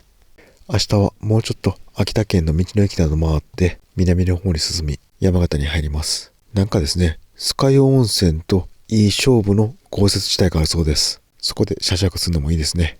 マイクロバカンチェスの行く道走破性がかなりいいので、油断は禁物ですがどこでも行けそうな気にさせてくれます。マイクロバカンチェス4区もそうなんですが、リアルに仮装されているので重り効果もありぐんぐん前に進んでくれる感じがします。なんか雪国の人はトランクにお米積んだらいいってよく言いますもんね。それと同じような効果があると思います。明日はですね、北海道からスタートしたこの納車車中生活5日経ちますので、一旦燃費も計測してみます。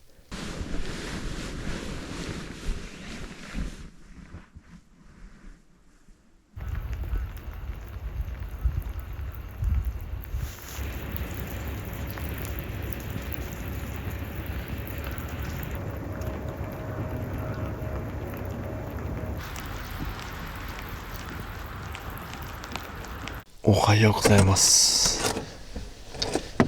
現在車内は 2.4 度ですね。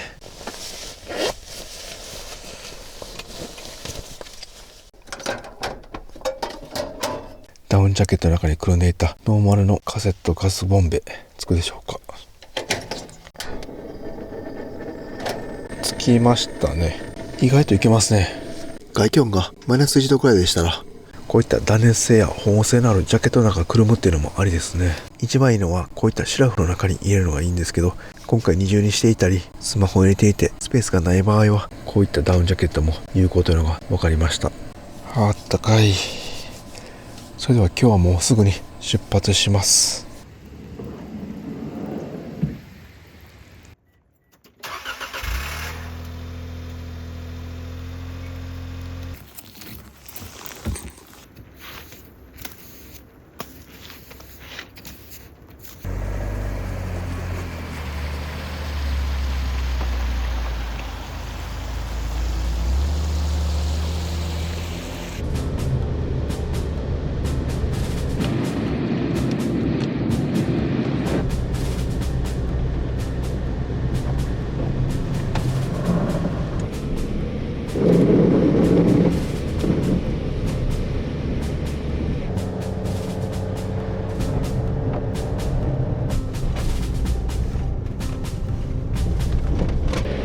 はい、今なんですけど、秋田県の内陸部の平野にいます。三郷町というところなんですけど、なんか調べたらですね、ここから道の駅がたくさんあります。でせっかくなんで道路沿いにある道の駅寄ってお土産やお昼ご飯とか食べたいと思います。早速ありました。道の駅三郷です。なんとここですね、モンベルが併設されてます。自分モンベルかなり愛用していて、このジャケットもそうなんですけど、中のインナーの寒冷地用のタイツや肌着もモンベルです。ちょうどジャケットのね、撥水性がなくなってきたんで、その撥水性の出るスプレーとか買ってきます。すごく寒かったので寒冷地用のズボンも買いました。はい、道の駅も入ります。なんかお米のマークの印があります。うわ、すごい木の香りがして綺麗な道の駅です。そっか、秋田県はお米が有名なんですね。咲き誇れ秋田小町、有名大箱、たくさんのお米のブランドが売っています。いぶりがっこにチーズがっこ、昆布がっこ、たくさんのいぶりがっこが売っています。どれか一つお土産買ってきます。店内に釜飯屋さんもあります。ここで朝ごはん食べるのもいいんですけど、もう少し回ってみます。なんかね、秋田県とか青森県民家見てて思ったんですけど、庭の木の実、柿とかですね、そういうのがあまりありませんでした。やはりクマが頻繁に出るので、クマ対策でできるだけ寄せ付けないように伐採したのかもしれません。それでは次の道の駅行ってみます。はい、秋田県の横手市に入りました。すごい店も多くて結構栄えてます。はい、道の駅十文字に到着しました。ここの道の駅なんですけど、駐車場がほぼ満車ですごい人気です。多分人気の秘訣が何かあるんでしょうね。はい、謎の食べ物があります。これなんかカステラなんですけど、カステラじゃないですよね。こっちはカットしています。昔ながらのプレーン味、いつでもどこでも手を汚さずに召し上がれます。これなんか豆腐みたいな感じですよね。でもカステラって書いてますね。こちらはあんこ餅、なんか伊勢の赤福に似てますね。でこれはごま巻き焼き餅、これ美味しそうですね。なんかあんまり見たことのない美味しそうな料理がたくさんあります。この辺買ってちょっと車内で食べます。はい、いろいろ買いました。じゃあ車内で温めていただきます。ちょっと面白いの見つけました。なんと横手発込み上げ自販機名物の横手焼きそばのこれ缶詰ですかね。ちょっと買ってみます。300円ですね。出てきました。何ですかこれ。あ、こういった感じの袋に入ってるんですね。これは保存できそうです。お腹空いていたんでいっぱい買っちゃいました。このトロトロ軟骨めっちゃ美味しそうですよね。で焼きそば目玉焼き入り、この目玉焼きに惹かれました。これは横手焼きそばではないんですかね。こちらの横手焼きそばはまた後で食べます。こういう時電子レンジめっちゃいいですよね。これはもう朝昼兼用という感じですね。それではいただきます。この焼きそば肉そぼろみたいなの入ってますね。なんか豚肉は入ってないんですけど、この肉そぼろが豚肉の役割していてすごい美味しいです。もうこういうのでいいんですよね。じゃあこの軟骨トロトロにいただきます。うわ、これすごい軟骨なんですけどめちゃくちゃ柔らかいです。で醤油ベースで甘くて、これはねめちゃくちゃ美味しいです。この道の駅十文字来たら食べるべきですね。ごちそうさまでした。美味しかったんでペロリと一瞬で食べちゃいました。お弁当のゴミは結構匂いしますんで防臭袋の中に入れておきます。雨濡れるんでもう中から運転席に行きます。次なんですけど、もう秋田県最後の道の駅になります。名残惜しいんですけど最後にそちら寄ります。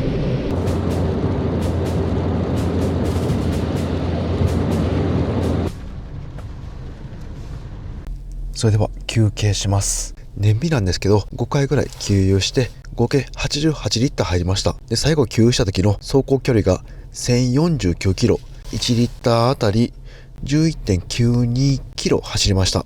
やっぱり軽なので燃費いいですね。高速道路と一般道は半々ぐらいです。 4WD は7割ぐらいです。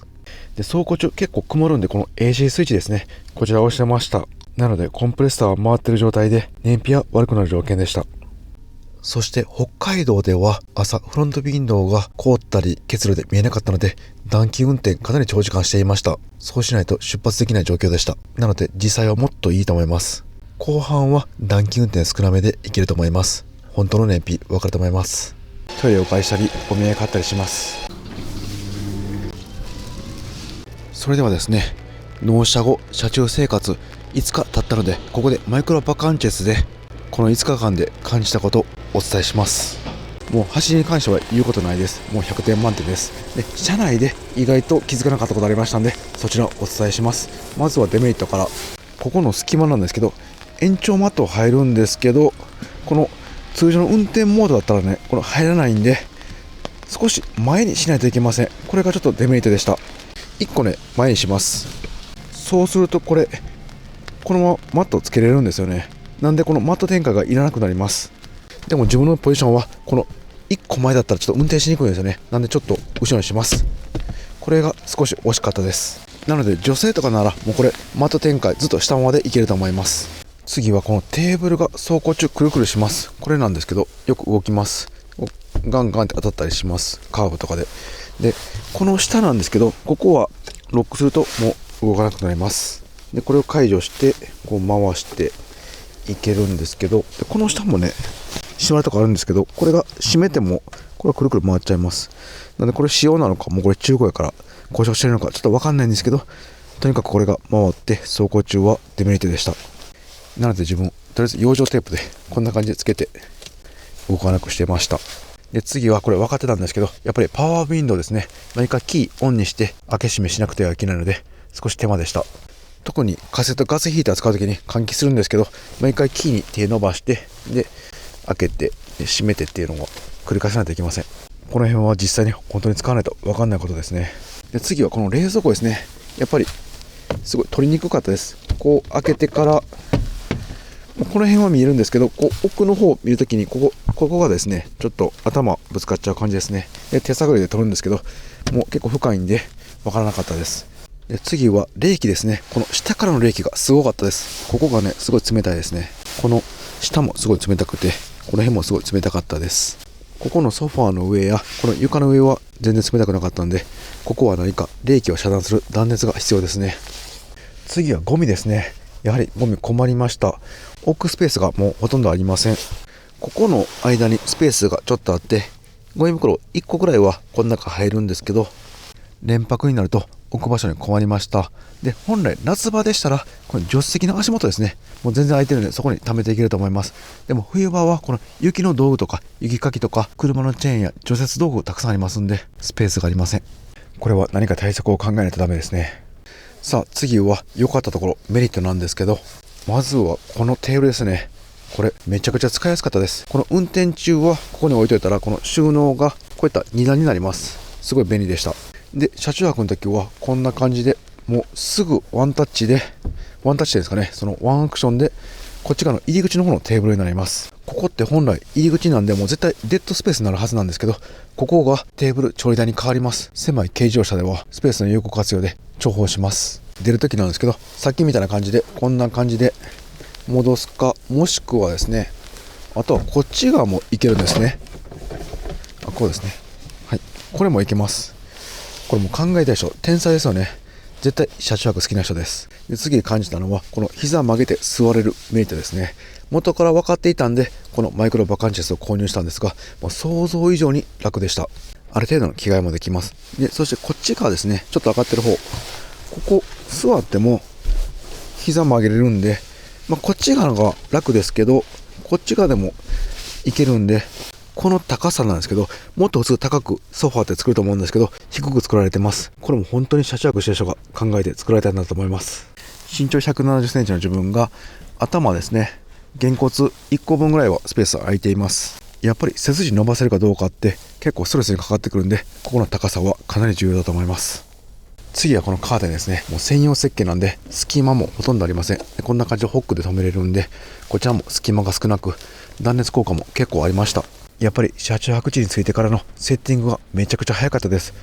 もうカーテンでシュッシュッポチッポチッってお酒でできるんで、シェードより断然早かったです。でもやっぱり断熱性にこだわるならシェードとカーテン両方した方がいいかなと思います。以上がこの5日間で感じたことを軽くまとめさせてもらいました。で今後自分がやりたいなと思った DIY なんですけど、まずはサブバッテリーですね。ここにね鉛バッテリーが2つ 100Ah あるんですけど、これ結構スペースありますんで、ここにリチウムバッテリー入れたいと思います。多分ね 300Ah はいけるかなと思います。で次はこの助手席のフラット台ですね。ここ椅子変えるかしてなんか考えます。フラットにして収納付けにすればかなり一人使いでは使い勝手良くなると思います。でここの椅子のフラットの高さも下げればウォークスルーもしやすいと思います。で窓のパワーウィンドウなんですけど、このスイッチで上下で上がったり下がったりするんですけど、キー毎回回さないといけないので、ここのサブバッテリーから電源取ってキー回さなくてもこの辺にオンオフ電源スイッチ作って作動するようにしたいと思います。次はエントランスなんですけど、ここ靴を置いてて、ここはやっぱりちょっと寒いんで、なんか小上がりみたいな感じで板を敷いて断熱敷きたいと思います。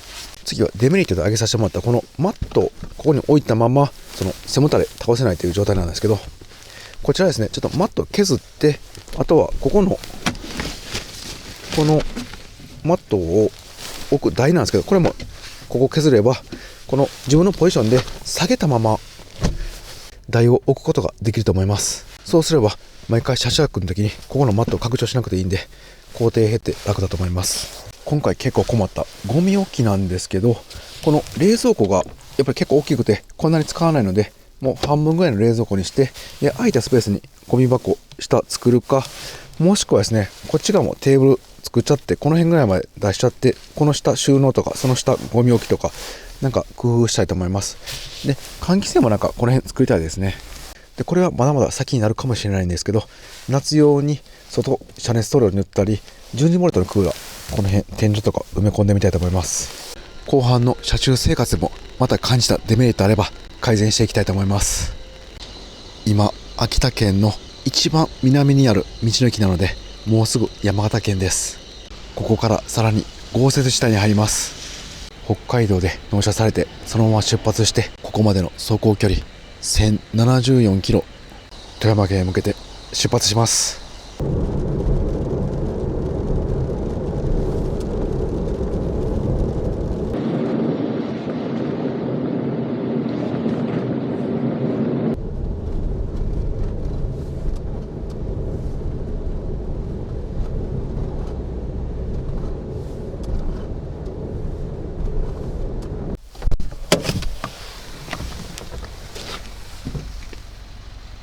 なんという除雪の量でしょうか。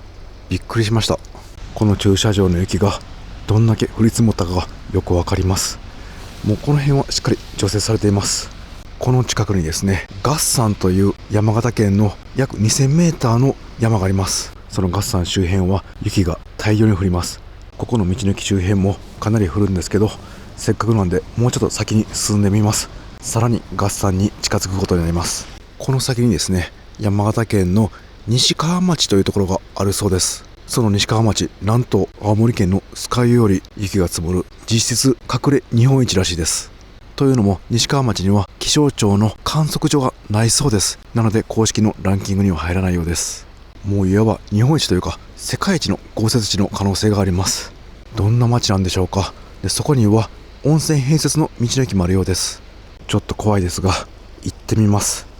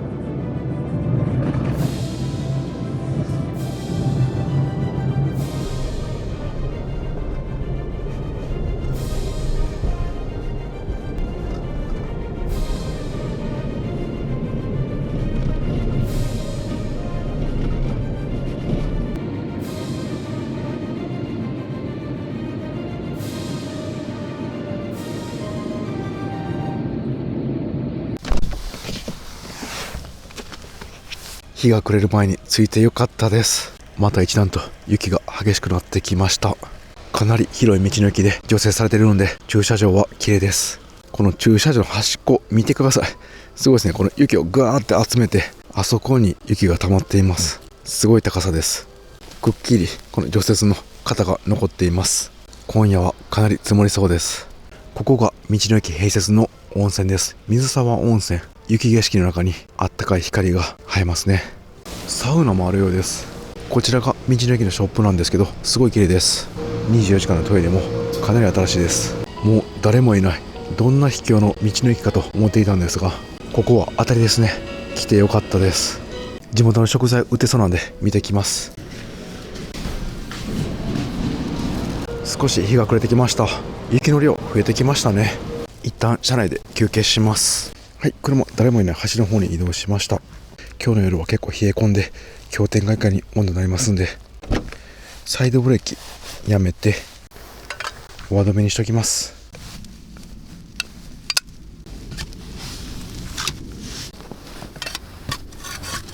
少しの時間車を置いただけなんですけど、もう積もってきてます。ワイパー上げてフロントシェードしておきます。今日はもうフロントカバーはやめて中のシェードだけにしておきます。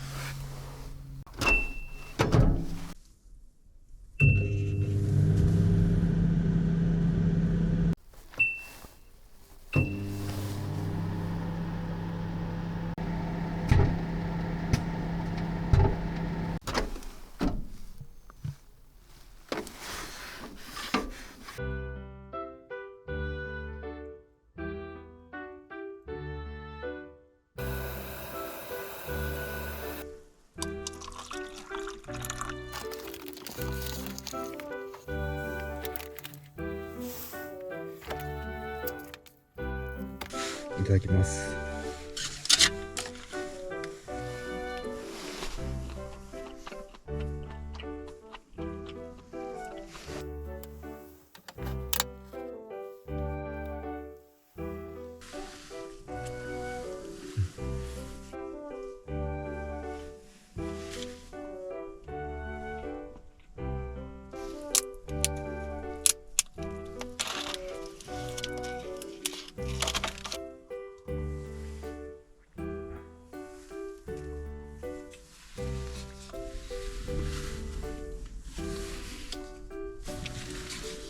温かい飲み物と温かい食べ物で心も体も温まりました。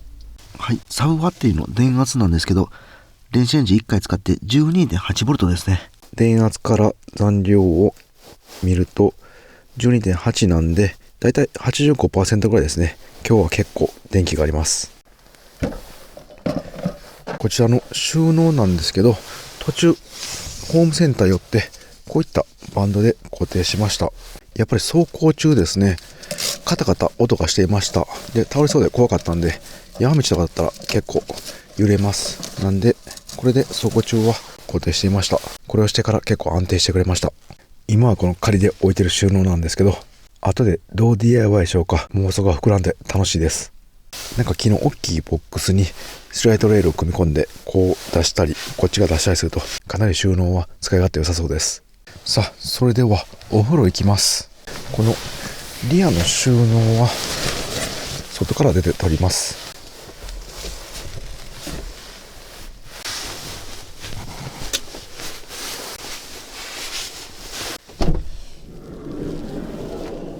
わ、結構また降ってきましたね。でも気温がまだ氷点下ぐらいなんでそんなに積もってはないです。この後どんどん夜気温下がってきますので、そこから傘が増してきそうです。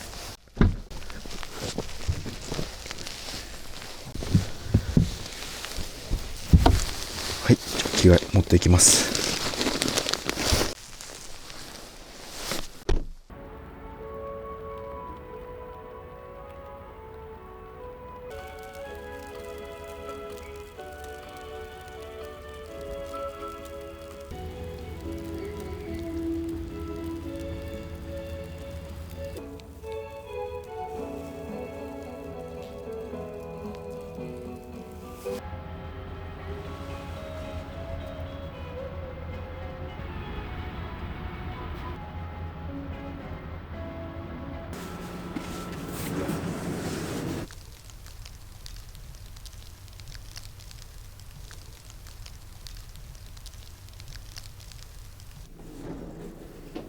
気持ちよかったです。体温まりました。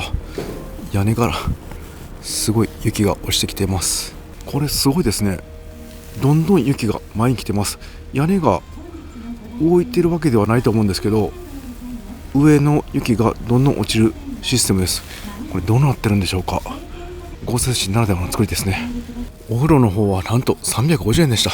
めちゃくちゃ安かったです。ただサウナは別でした。はい、もう車がえらいことになってます。それでは中で温まります。ちょっと出入りするだけで雪がかなり入ってきます。この玄関あって本当に良かったです。ここである程度雪を落とせます。で、ベッドは雪がつかないので濡れてない状態でくつろぐことができます。とりあえず風なんで車内温めます。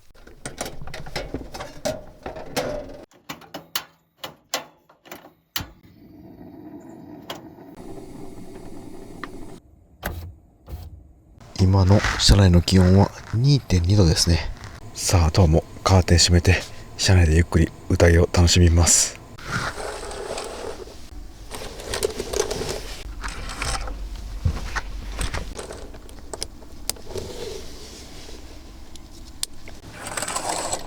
はい、最高の落ち着く空間ができました。荷物を整頓しないとすぐに狭くなってしまうんですけど、こうやってカーテンを閉めると秘密基地感が増します。そして座ったまま何でも手の届くこの位置、自分にとってはもう特別な空間です。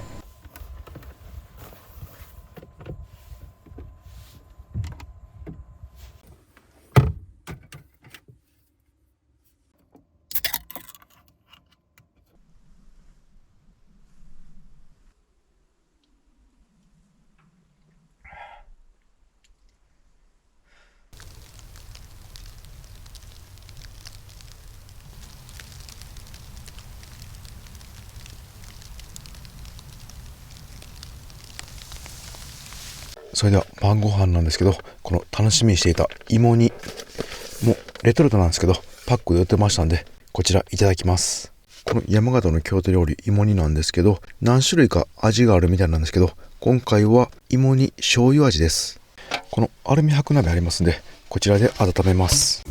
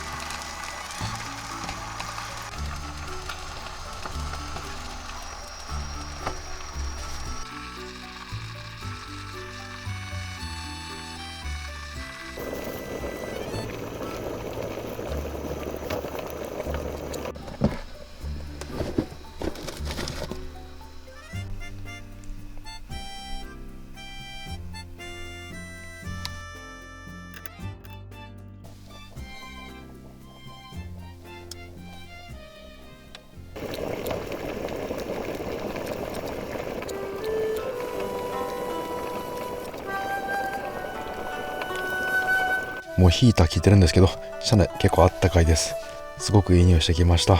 それではいただきます。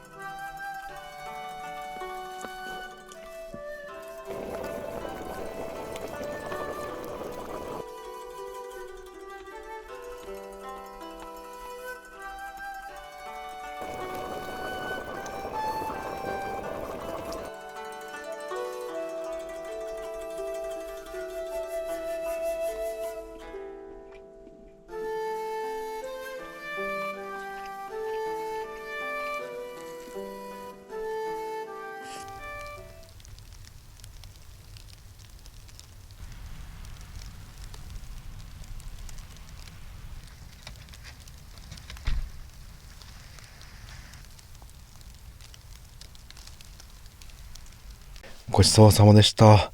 すごい好きな味でペロッと一瞬で食べちゃいました。で今回絶対美味しい出汁が出ると思ったんで、もう鶏箸食べる箸と別にしました。なのでこの汁明日の朝また料理に使います。はい、じゃあラップして保存しときます。明日の朝方の最低気温が朝6時でマイナス6度まで下がるようなので、もうこのスープは冷蔵庫の上ここに置いておきます。そしてこの一酸化炭素警報器なんですけど、実はですね、一回 50ppm 超えまして、でピピピってなりました。このアルミホイルとガスコンロの組み合わせ良くないんですかね。ちなみに風断はその時切ってました。カセットガスもまだ燃料ありますんで不完全燃焼ではないと思います。カセットガスでアルミホイル鍋使う時はちょっと様子見ながら気をつけたいと思います。でとにかく窓は大きく開けておいた方がいいですね。ちなみにこの ppm なんですけど、普段は風断使ってるだけでしたら 1ppm か 3ppm とかそのぐらい低いです。さあそれではトイレ行くついでに外の様子見てきます。結構積もってる可能性ありますんで厳重装備でいきます。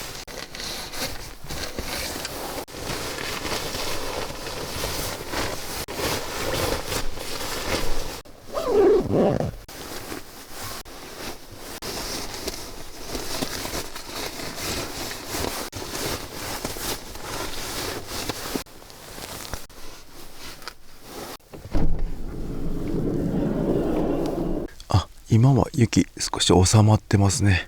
はい、道の駅は誰もいません。シーンと静まり返っています。すごい静寂な世界です。で道の駅なんですけど結構明かりがついてますんで怖さはないですね。駐車場はそんなに積もってないですね。これ多分ロードヒーリングがあると思います。傘が少し減っています。ところどころこんな感じで雪が溶けているとこありますんで、多分これ熱で温まって溶けているんだと思います。融雪装置があってもこの量ですね。すごいですね。もうミラーなんかどのぐらいですかね、15センチぐらい縦にこのスペースに積もっています。でワイパーですね、すごいですね。あんな少ない面積のところにもこんなにも積もっています。で屋根の前の方の雪はこのフロントウィンドウの方に落ちてるんですけど、ソーラーはもうそのまま積もってますんで結構な傘になっています。これ明日の朝また落とします。結構この辺は凍ってますね。カチカチに雪が溶けて凍ってる感じですね。それではトイレ借りてから車内で寝る準備します。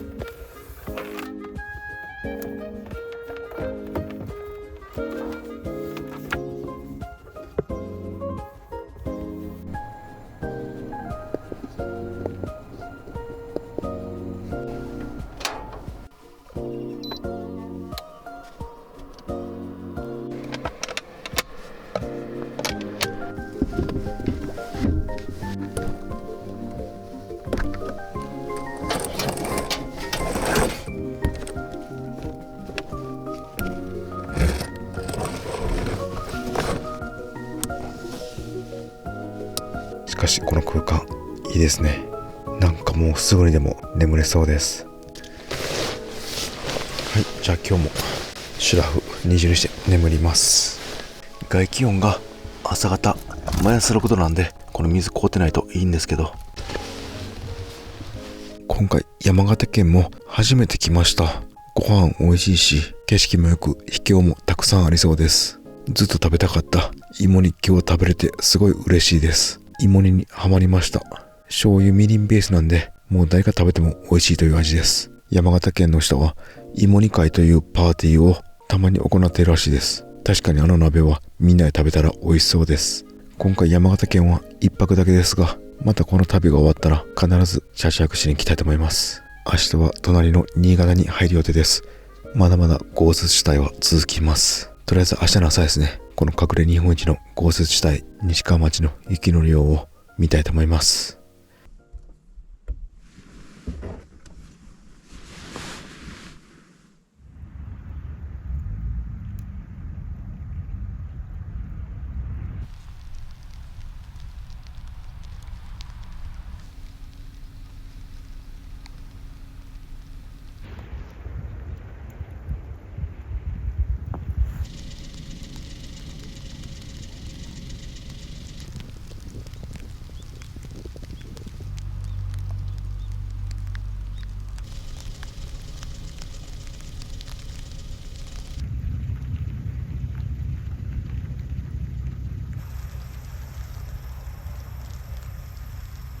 おはようございます。短い時間ですがぐっすり眠れました。現在車内は 1.4 度ですね。寒いです。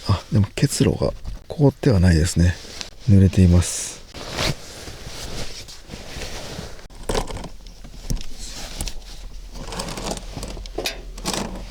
さあ着くでしょうか。大丈夫ですね。もうお弁当マに入れてないカセットガスボンベでもそのままつきました。じゃあもうこの電源切っときます。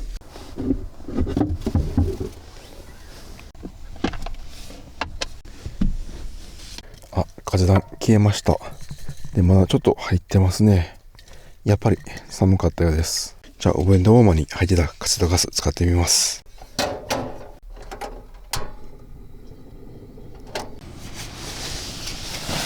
はい、それでは先ですね、外の様子見てみます。除雪車来ていないか、あと車埋まってないかですね、チェックしていきます。隠れ豪雪日本一、どんな感じなんでしょうか。はい、これで準備万端です。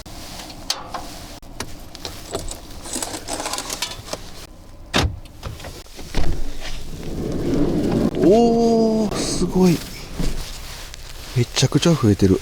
雪は止まずに一晩ずっと降り続けていた感じです。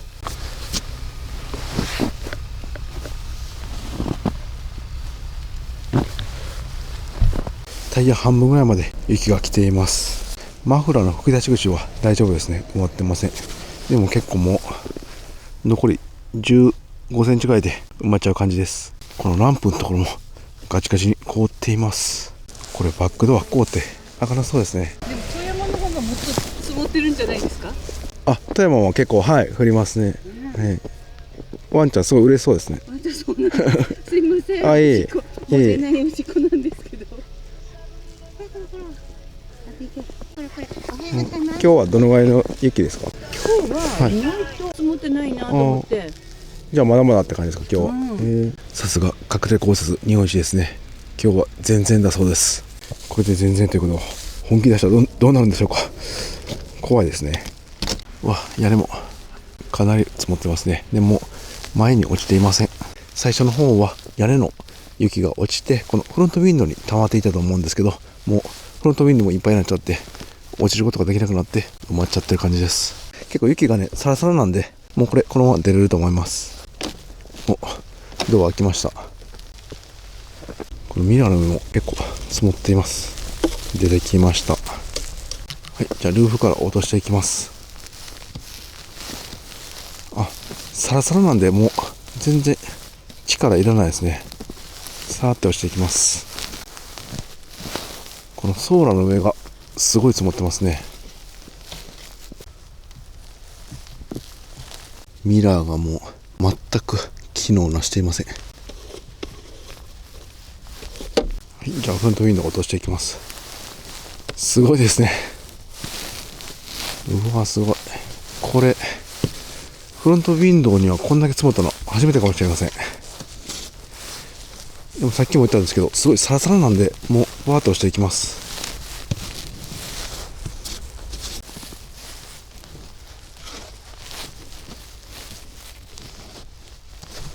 ガラスも凍ってないですね。雪が溶けて氷点下になって凍って取るの大変なんですけど、温度低かったみたいなんでサラサラで溶けていません。なので凍ってもいません、雪が。この前の雪がね、運転中ブレーキとか踏むと前に落ちてきて見えなくなるんで、入念に落としておきます。はい、除雪完了しました。もうこのまま前出てみます。道の駅はまだオープンしてなくて、で橋の方ですね、結構ロードヒーリングで雪溶けてますんで、そっち側に移動しておきます。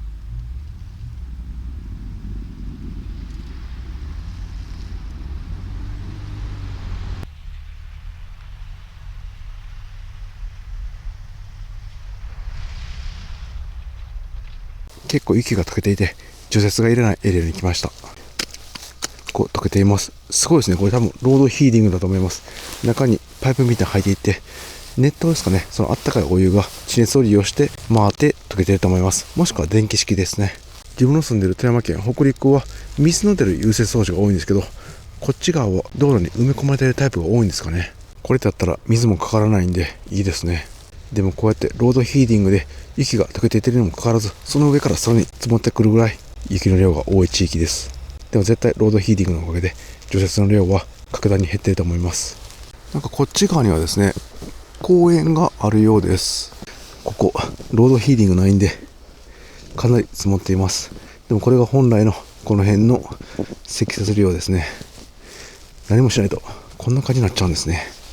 これ公園の橋なんですけど、もう渡れないですね。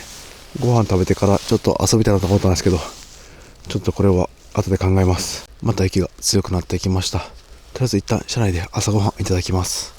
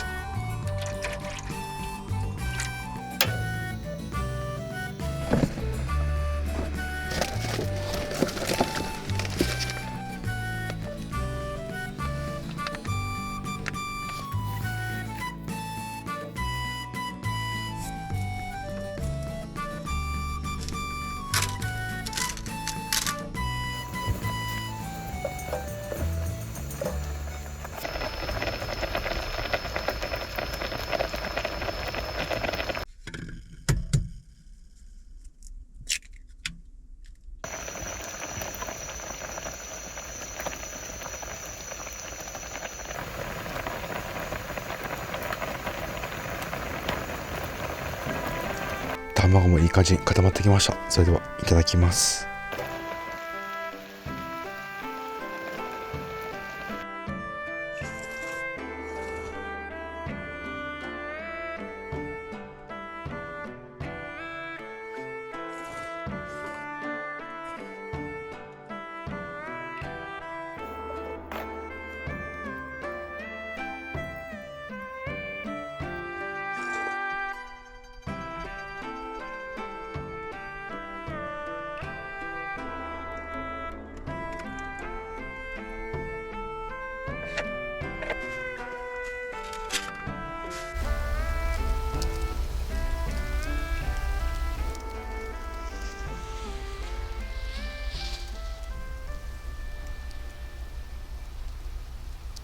はい、ごちそうさまでした。それでは次の出発へ向けて準備します。やっぱり冬の車尺での鍋は快適で早くて美味しくて最高ですね。朝は火がつきにくかったんですけど、一旦車内温まればカセットガスも問題なく使えます。日本一の豪雪地帯ですが、温度は北海道より低くないので寒さはまだマシな感じがします。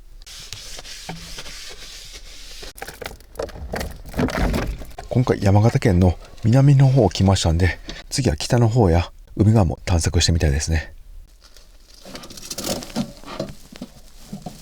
はい、一瞬でまた積もってきてます。ちょっと暖気運転しておきます。わあ、すごいですね。雪が減ってもまたすぐに積もってきます。で、今からですね、また天候が荒れてくるそうです。ここからさらに山形県を南下していって新潟県へ向かいます。夜になって天候が荒れる前、早めに車尺スポットについておきたいと思います。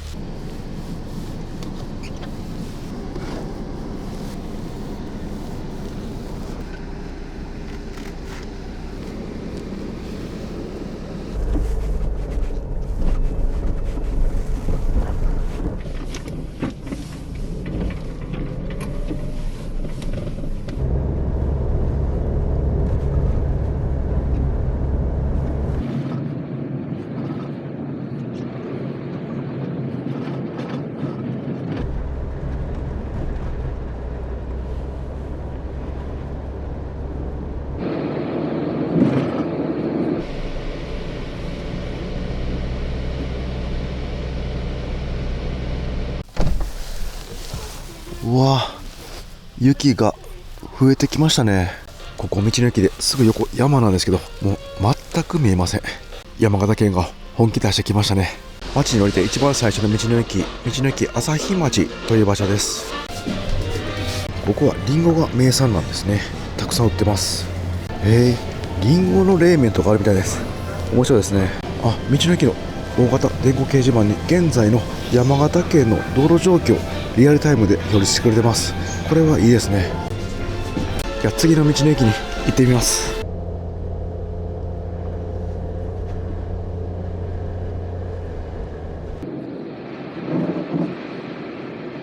はい、無料のバイパスみたいな道路あったんで入ったんですけど、これが失敗でした。ガチガチに路面が凍っていてですね、すごいガタガタしています。でもみんな速度出せないんで、かなりゆっくりの30キロ40キロ走行しています。視界は最悪で、もう雪で見えなくなってきました。たまにすごい凹凸があって跳ねます。これはやばいですね。下道の方が良かったです。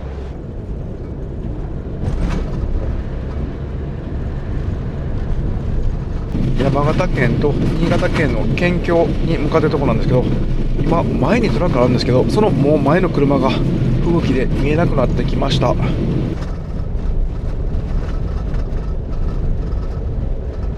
の辺もすごい、ちょっとしたわだちのルートの選択を間違えるとすごい凸凹です。もうゆっくり、できるだけゆっくり行きます。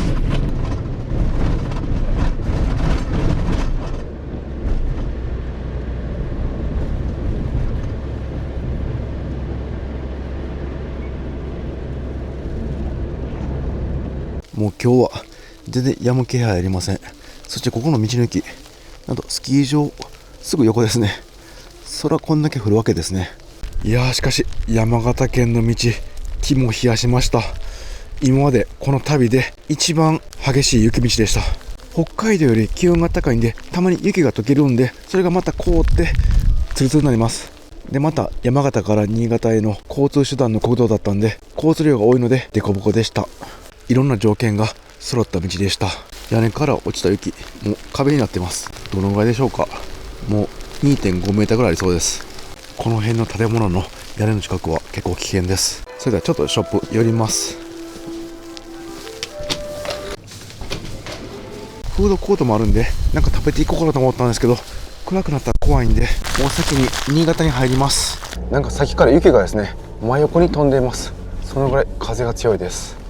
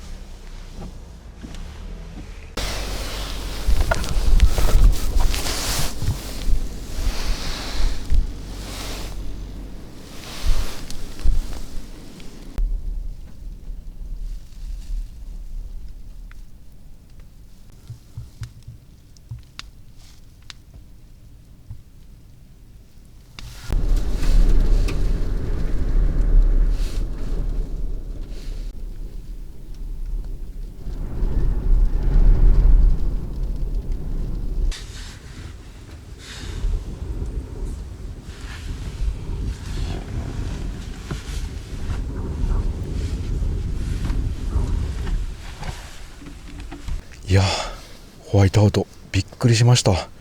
今までもこういった状況あったんですけど、もう今日が一番すごかったです。先ほどの山形県と新潟県の県境の峠の道より荒れた一番大変な道になりました。高速道路だったらまだライトとか結構あるんですよね。でも山道なんで本当に何もなくって、もう日が暮れてしまって、前の車がいなかったら自分多分もう動けなかったですね。いや、新潟の山奥の雪風桁違いでした。でも幸いなことに道の駅は結構新潟あるんですよね。比較的近くにあってよかったです。マップで確認したんですけど、近くにお風呂はないですね。というかもう吹雪もすごいんで動かないでじっとします。お風呂は今回の旅でかなり楽しみなんですけど、もう今日はしょうがないですね。早く寝て明日の朝早く出発します。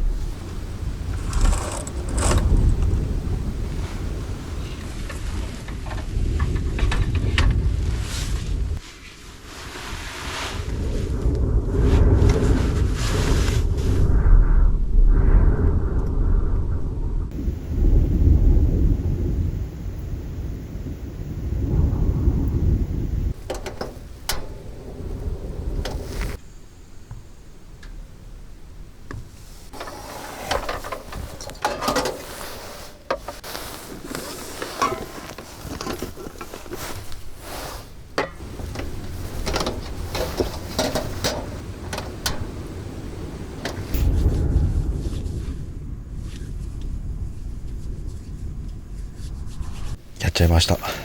外出てないんでワイパー開けてなかったんですけど、今窓開けるためにパワーウィンドウスイッチを押すときにワイパー動かしちゃったんですけど、ガガガーって嫌な音しました。ちょっと一瞬外出てワイパーだけ上げてきます。ちょっと吹雪マシになっててくれてないんですけど、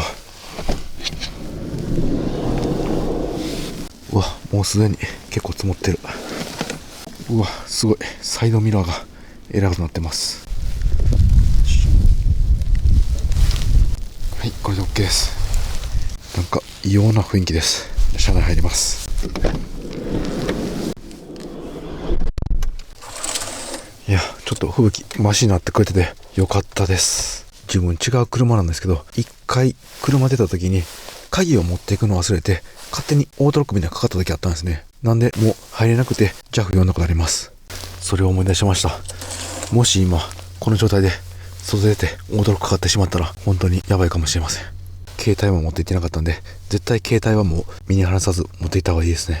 幸いこのピクシーズは中に鍵を置いたままでもオートロックかかりません。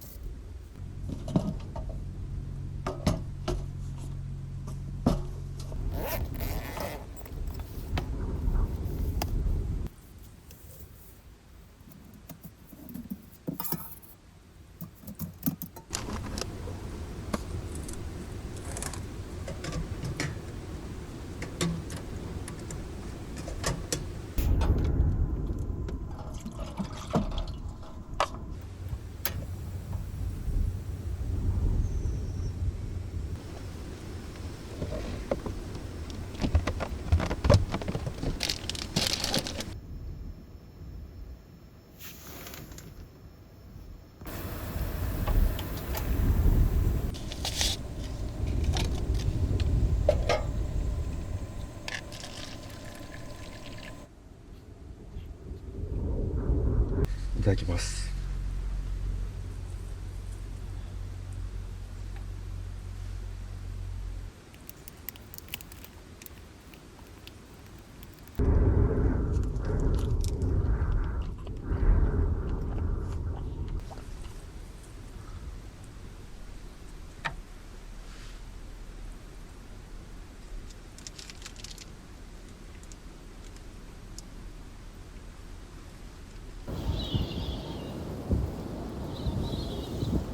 はい、ごちそうさまでした。やっぱり風の音が結構すごいですね。この後もさらに吹雪きそうです。あ、今アプリでニュース確認したんですけど、ここの場所警報来てますね。大雪警報、雷注意報、雪崩注意報、着雪注意報、かなり雪降りそうです。これ今日止まった山形県の隠れ日本一豪雪地の西川町より絶対積もると思います。というかですね、今までの雪中車中泊の中で一番積もりそうです。明日早めに起きて雪かきします。今日は本当になんか気が疲れました。さすがにちょっと心が折れそうになりました。もう本当にホワイトアウトの時にハザード焚いてから横に止まってどうしようか頭の中がぐるぐるぐるって回りました。でも後ろから車のライトが来たのが分かったんで本当に助かりました。知らない土地の雪道大雪の日は先頭を走らない方が絶対ですね。地元の方に先頭を走ってもらった方がいいと思います。身をもって体感しました。あったかくなったんで切ります。ちょっとだけ横になります。このマットをはめてもうこっち側だけ上半身にして広くしてこっち足にして寝ます。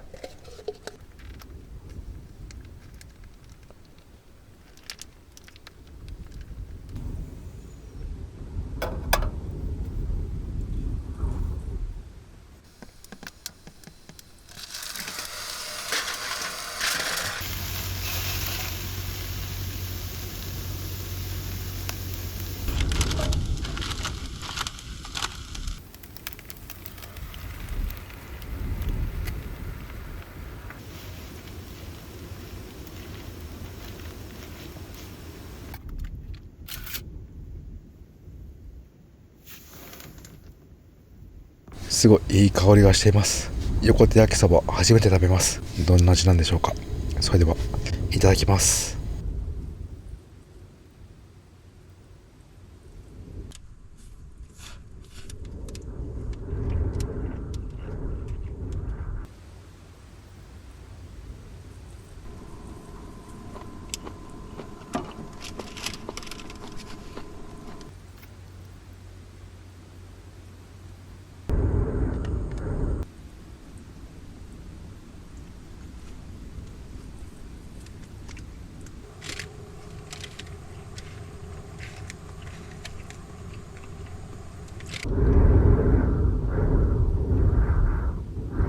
ごちそうさまでした。車内がソースの匂いでプンプンします。洗い物はこのヘラだけですね。ウエットティッシュで入念に拭いておきます。さすがにこれ明日車内焼きそばの匂いしそうですね。納車帰りということで換気扇ついてないんですけど、この辺になんか換気扇つけたいですね。そしたら車中飯の匂いも外に排出できると思います。もうこのまま歯磨きも済ましておきます。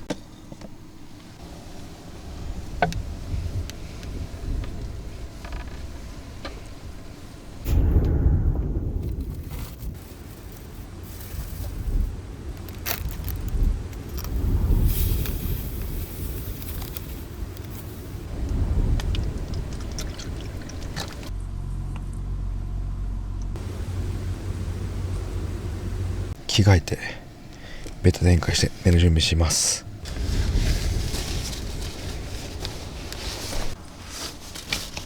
今回の車中生活、このインナールームシューズとダウンパンツですね。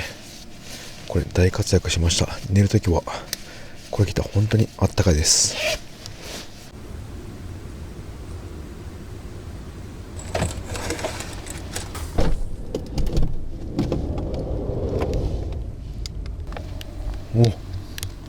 すごい量ですね。さらに傘が増しています。かなり雪の量増えてきたんですけど、さすがに出られないということはないと思います。そう信じています。もう明日の朝しか分かんないですね。で、窓がですねかなり濡れています。車内があったかくて外が冷たいんで結露がかなりできています。これ多分明日の朝は凍ってると思います。なんか外は嵐の前の静けさという感じで、そこまで雪降ってなかったのが逆に不気味ですね。この後めちゃくちゃ降ると思います。とりあえず着替えます。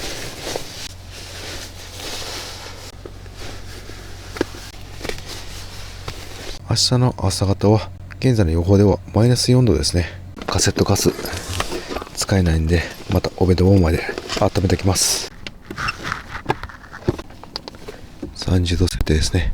ちなみに現在の車内の気温は 12.8 度とまあまあ暖かいです。結構このカーテンがですね窓の結露を吸ってくれます。なので朝起きてもシュラフが結露で濡れていません。これあってよかったです。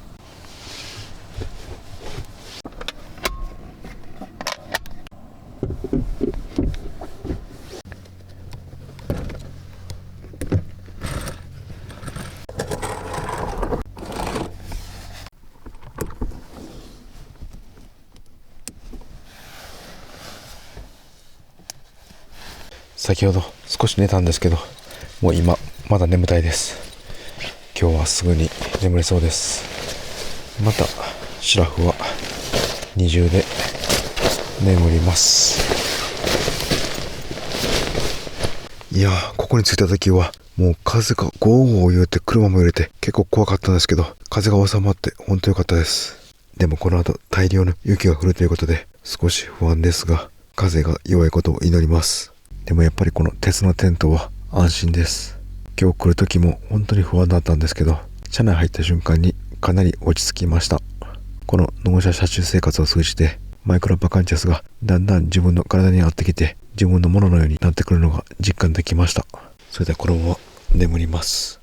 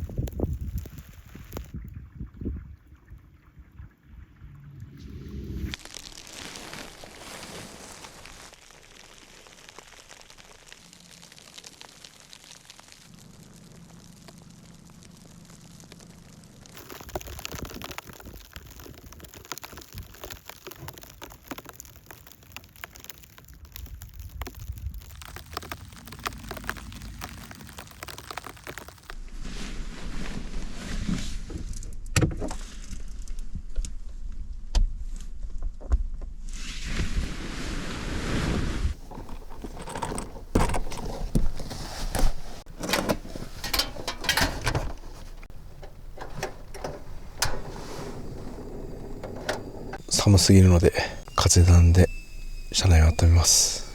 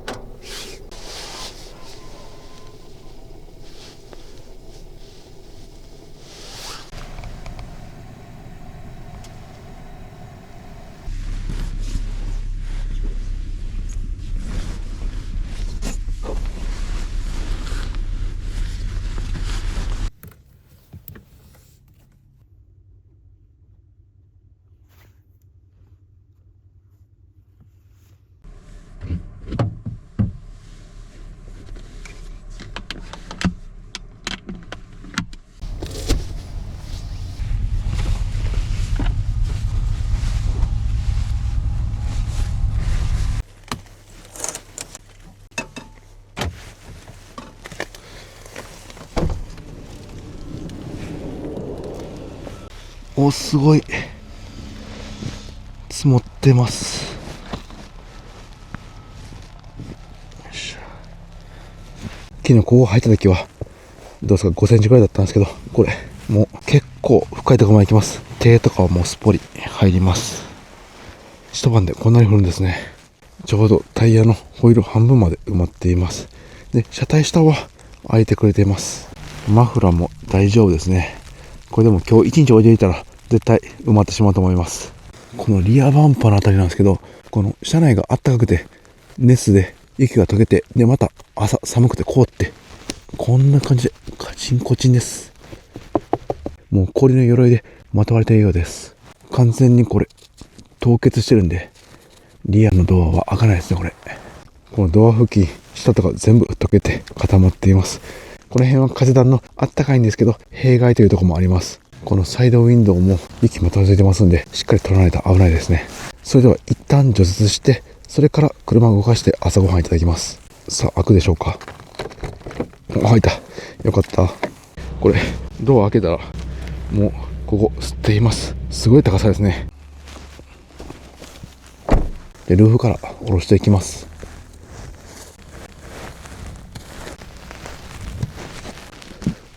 またソーラーも全く見えないですね。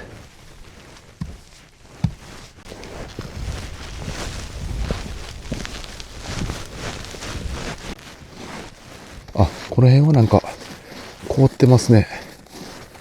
車内の温度が外に伝わって雪が溶けているようです。これすごい痛なってます。一旦エンジンかけます。ドアは開いてくれます。よかったです。さあ、エンジンどうでしょうか。あ、かかりました。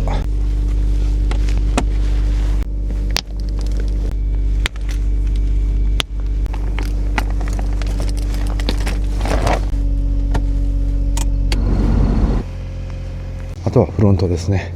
下ろしていきます。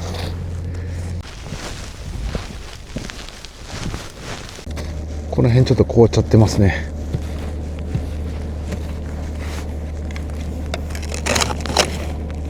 板が取れました。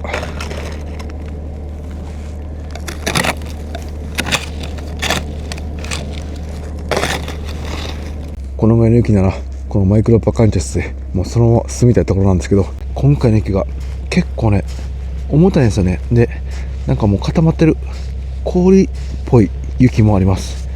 なんでこの前も除去しておきます。はい、じゃあ次はスコップに切り替えます。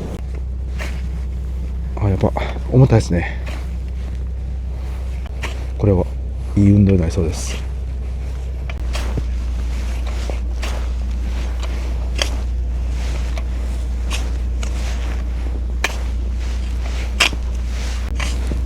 ようやく隙間が見えてきました。大体でいけると思います。はい、結構取れました。あとはもうマイクロバカンチャス4駆の性能に期待します。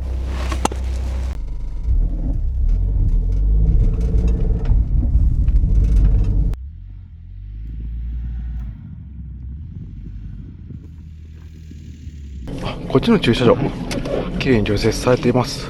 こんな奥にもあるんですね。なんか雪の要塞みたいです。マイクロバカンテスの高さ、さらに上を行く除雪された雪が積み上げられています。こっち側は丘みたいな感じになっていて、雪が結構積もっていて、なんか雪崩大きそうな感じもするんで少し離しました。それではこの雪に囲まれて朝食をいただきます。このドアを開けたままここ座ってるとほんと特等席ですね。あれ、なんか軽バンが来ました。この車ちょっと見たことありますね。達夫さんじゃないですか。クピオさんじゃないですか。あれ、ここで止まってたんですか。びっくりなんですけど奇跡的にね、昨日止まってました。昨日止まりました。すごい、こんなことあるんですね。いやびっくりしましたよねちょっと見せてもらってもいいですか。じゃあ、はい、あ、これいいですね。運転席のこれサイドサポートみたいな。あ、これ運転なくなります。運転ね、これね全然疲れないです。腰にいいかも。ここにクッションが入ってて、なんていうやつですか。ちょっとわからないわかんないですか。アマゾン系ですか。これを車を友達から買ったんですけど、その時から最初からいろいろ買ったんですよ。これとか、これやってみよう。あとここのこれ、あ、これもいいですね。腕ね、ちょうどいい結構大きさに長距離運転だったらね、置く場所がないんで腕。はい、これ DIY されたんですよね。はい、床作床もってあと棚とテーブルですね。すごい。もう釣りがすぐできるようにと、あと GoPro YouTuber の車ですね。完全に FF ヒーターもつけられたんですよね。エアヒーターつけました。ちょっと見せてもらった方がいいですか。これはガソリンですか。灯油です。あ、灯油で。はい、換気しなくていいのがいいです。あ、もうエブリィの中やったらもうこの真冬でもあったかいですか。今回は一番寒かったんですけど、はい、上がってでも今朝で17度ぐらいまで。あ、じゃあもう車内は T シャツでいける感じですね。もう車内は普通にあったかかった。へえ。ただ思ったほど温まんなかったですね。でもそのぐらいの方がいいですよね。あんまり暑すぎたら切ったりとかねしないといけないんで。そうそう、意外とちょうどいいぐらいかもしれない。これは何ですか。これは上に釣り用のボート積むんですけど、あー、なるほど。下ろすときにこう回ってめっちゃ便利ですね車中泊関係ない。これもいいですね。登れるし。一応ここに床下収納あ、すごいできるようになって、スキーありますね。スキーとか、この後行こうと思ってます。あ、近くのスキー場ですか。はい、この辺いっぱいありますもんね。ありますね。すみません、ありがとうございました。いやー、びっくりしましたね。こんなことあるんですね。達夫さんも車中泊の動画を YouTube で上げられています。軽自動車の DIY の作りがかなり参考になりました。自分もいろいろ取り入れていきます。朝ごはんなんですけど、このランチパックの卵サラダあります。それとこのマルシェのハンバーグ買っていました。でこちらを焼いてランチパックの卵サラダハンバーガーいただきます。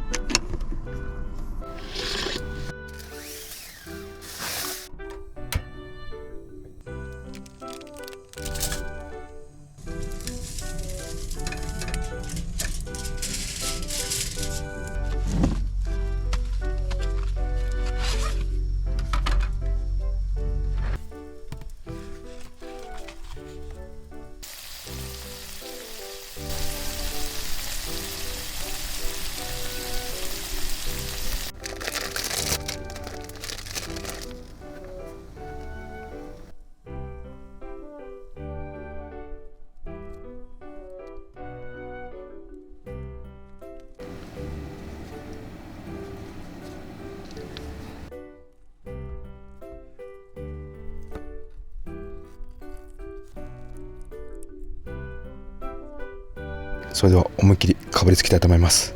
いただきます。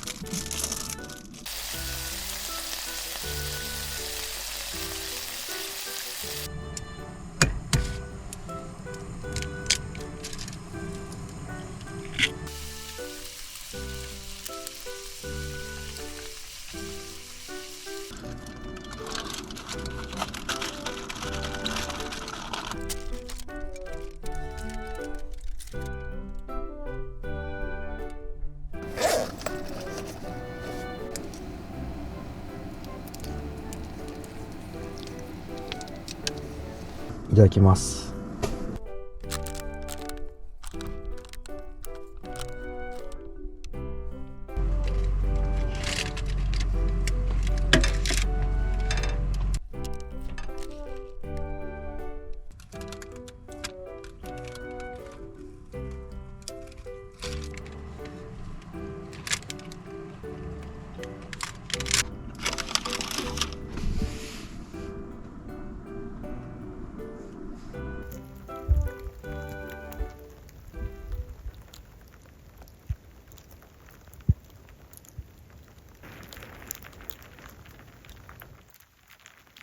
ごちそうさまでした。また雪が吹雪いてきました。片付けてさらに南下していきます。このラップが貼り付くお皿、すごい便利です。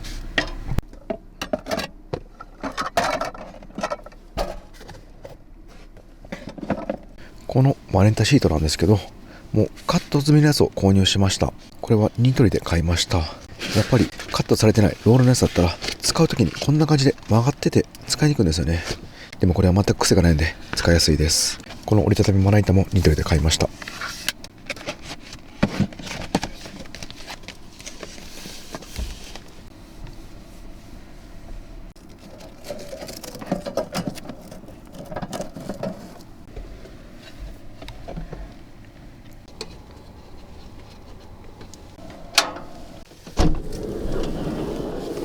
道の駅があの建物なんですけど、こっちがですね、奥の方に何かあります。何でしょうか。ちょっと行ってみます。なんか雪質が変わってきてサラサラになってきました。この上危ないですね。大きい雪がいます。これバーンって落ちてきそうです。この棒2メーター50センチぐらいあると思うんですけど、もう結構なところ埋まってますね。2メーターはいってると思います。マップで確認したらこの横が池なんですけど、雪の壁で全く見えません。この雪の壁の道、すごい迫力ですね。古城レストラン、今日は営業してないようです。冬は営業できないですよね。もうすぐにでも雪が落ちてきそうです。触れたら落ちますね。この出入りするのも危ないですね。レストランの横ですね。これ古城レストランということなんで池のはずなんですけど、真っ白で何も見えません。すごい光景ですね。多分凍ってしまってその上に雪が積もってるんだと思います。あそこに少しだけ水面が見えます。やはり凍ってますね。この季節にしか見えない特別な光景です。ここの建物なんですけど、エアコンの室外機がこんなに上にある意味が分かりました。こういうことなんですね。それでは戻ります。なんかですね、この辺の雪積もってるところなんですけど、ちょっと青みがかっています。またその地域によって雪の特徴が違うかもしれません。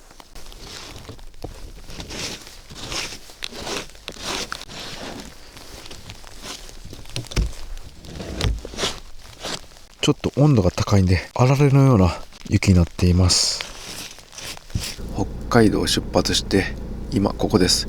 富山県がここなんでもうだいぶ近くなりました。で今からなんですけど、この日本海側高速道路あって結構早いんですけど、それだったら雪景色が堪能できないんで、山側、こっから日本海側ではなくてこの山側、長野県豪雪地帯たくさんありますんで、長野県通って富山に帰ります。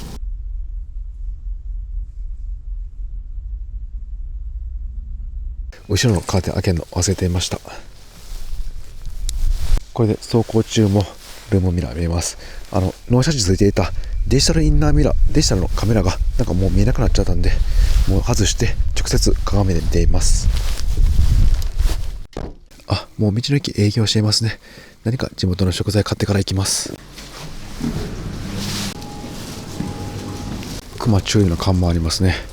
で、熊出没注意、この辺で実際に出たようです。やっぱり山深いんで出ますよね。冬はさすがに出ないと思うんですけど、ただ今年は餌が豊富で冬眠していないクマが出たというニュースも出ていましたんで、引き続き気をつけていきます。道の駅敷地内で出たようです。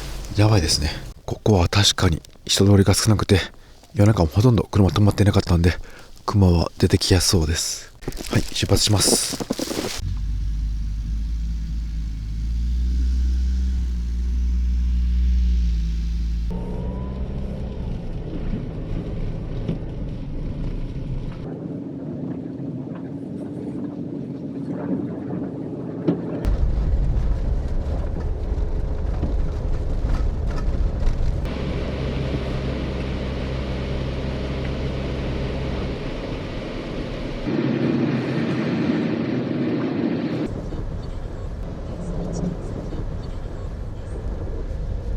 道路沿いなんですけど、小さい宮みたいなものがありました。これすごい雰囲気ありますね。町からすぐ山に入ったすごい雪深い地域です。その中にポツンと佇んでいます。で、電気はなんかついていますね。で、これ道なんですけど、こんな感じで入ることができません。もう埋まっていて歩けません。なんかすごい神秘的ですね。今度は雪積もってない時期に一度訪れてみたいと思います。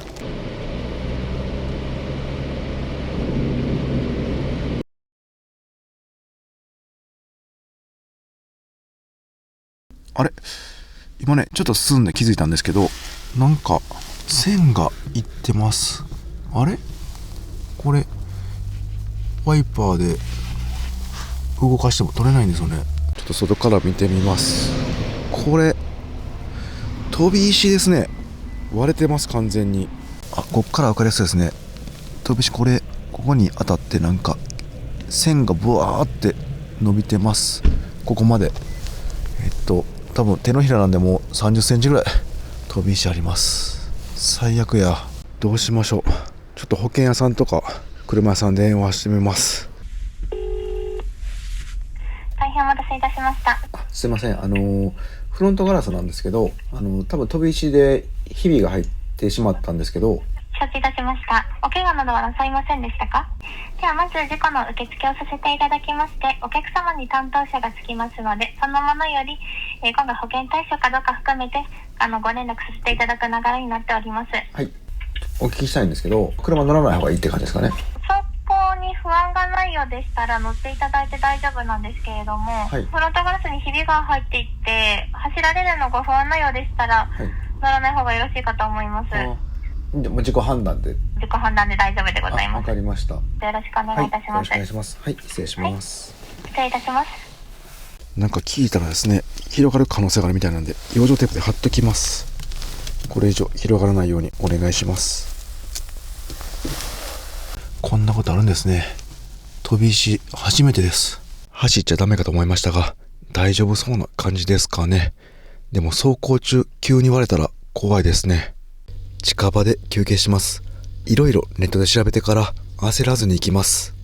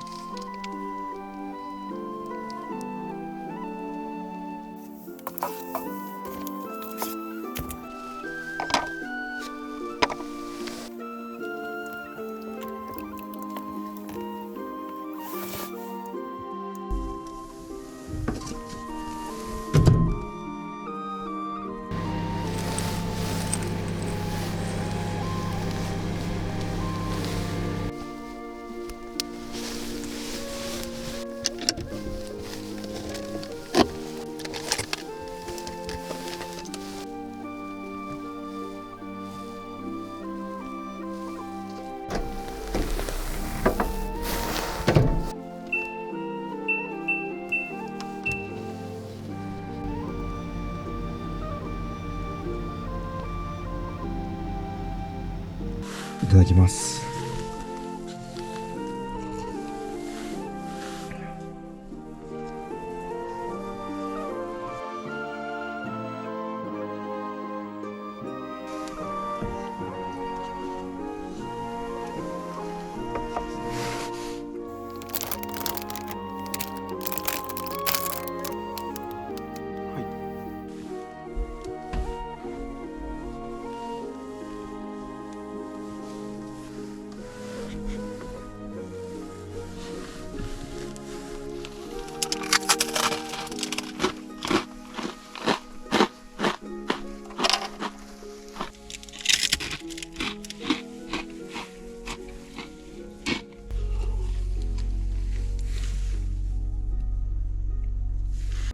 ごちそうさまでした。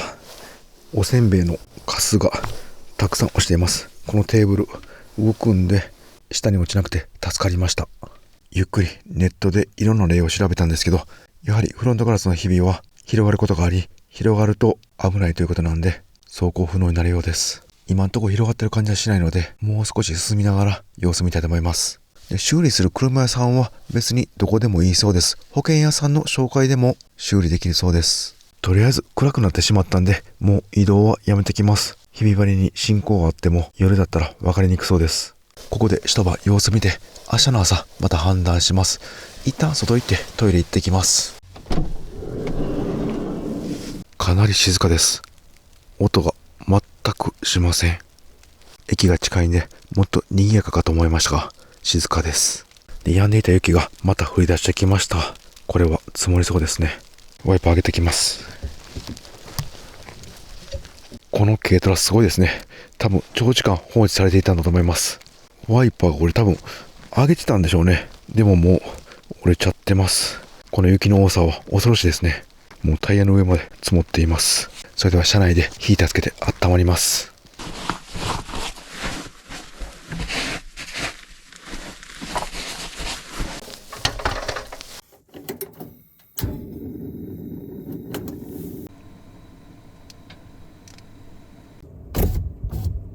はい、アプリで確認すると現在の外気温がマイナス4度、朝6時がマイナス6度まで下がるようです。現在の車内の温度は 16.9 度とかなり快適です。今現在のバッテリー残量なんですけど、現在電圧が 12.6V ですね。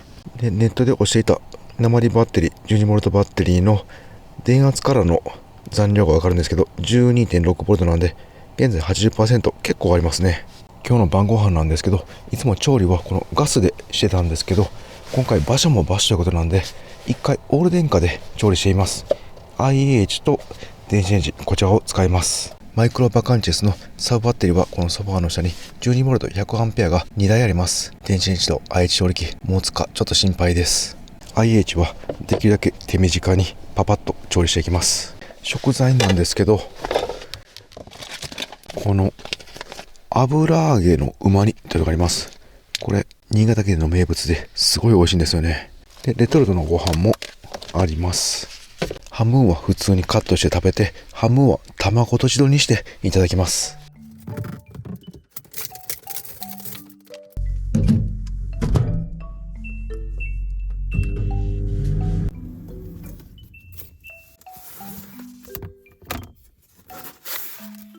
はい。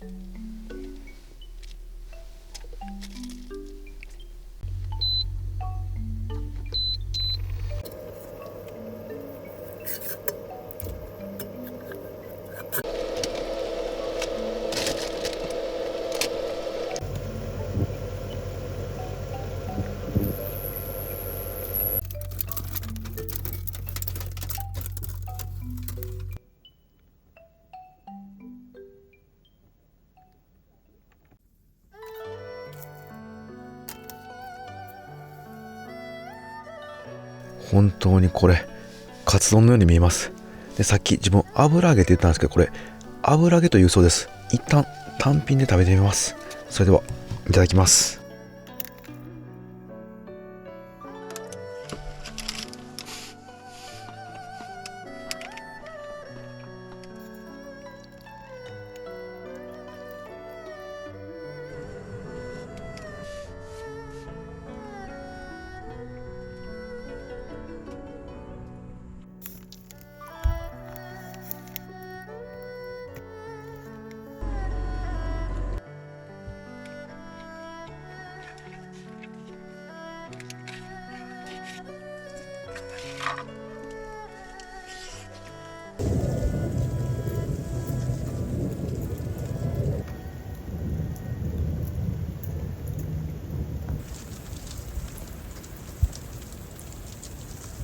ごちそうさまでした。料理終わってからサブバッテリーの電圧が現在 12.3V です。 12.3 なんで 70% 残ってます。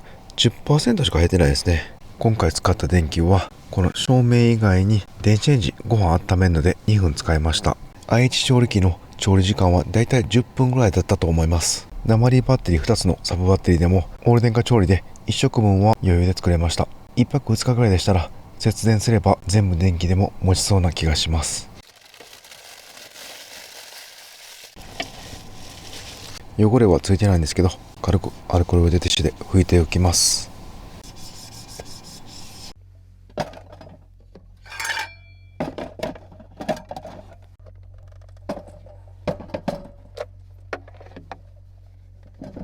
やっぱりあれですね、電気使えたら便利ですね。カセットガスコンロだけで十分調理できるんですけど、なんかガスが使いにくい場所ではこういった電気重宝します。なんでこの DIY でここにカセットコンロ常設しようかなと思ったんですけど、 IH 調理器もあった方がいいですね。なんか完成した絵を想像するだけですごいワクワクします。こういうのは本当妄想してる時が一番楽しいです。飛び石で気持ちが落ち込んでいたんですけど、車中飯作ったり DIY の構想を考えていたら少し気分が晴れてきました。肝心の飛び石の状況なんですけど、トラックの後ろを走行していたからかもしれません。あんまり記憶ないんですが、原因がわからない状況です。割れてるので落としたかもしれないんですけど、走行中気づきませんでした。やっぱり走行中も雪降ってるとフロントガラスに雪がまとわりついてひび入ったのかどうか分かりにくいです。なんで発見が遅れたかもしれません。いや、とにかくもっと車間開けたらよかったなと思います。調べていて初めて分かったんですけど、雪道は砂利とかが結構混じっていて飛び石が多いみたいです。なので雪国のトラックの後ろを走行するときはかなり距離を空けた方がいいかもしれません。こればっかしは運なんで防ぎはないんですが、唯一できる対策が車間距離のようです。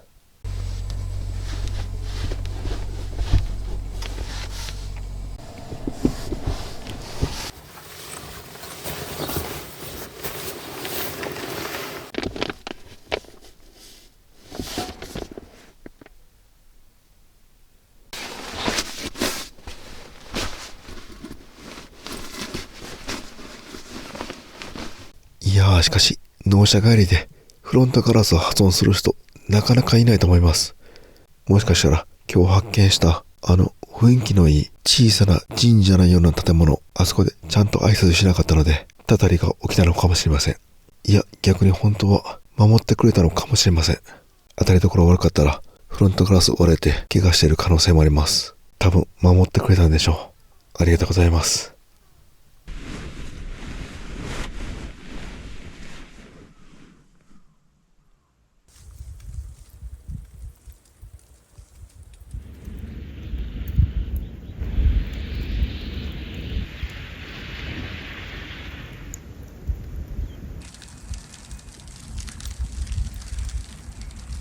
おはようございます。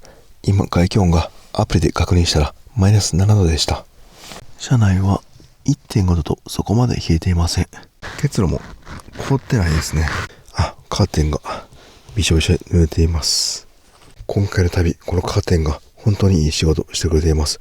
こうやって結露でびしょびしょに窓が鳴ってもカーテンのおかげであまり体につくことはありません。そして軽く断熱効果もあります。お弁当ウォーマーの電源はしっかりついたままです。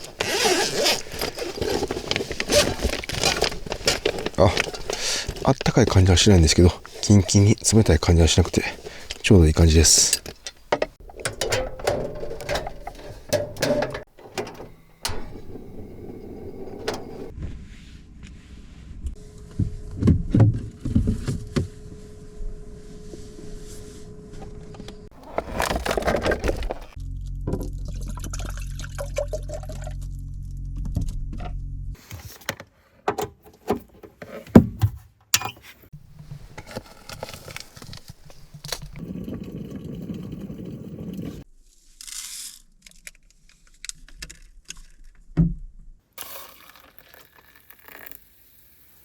いただきます。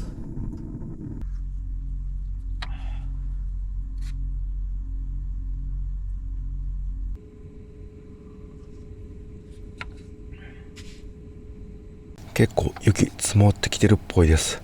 フロントガラスの状況も気になりますんで、一旦外に出て様子見ます。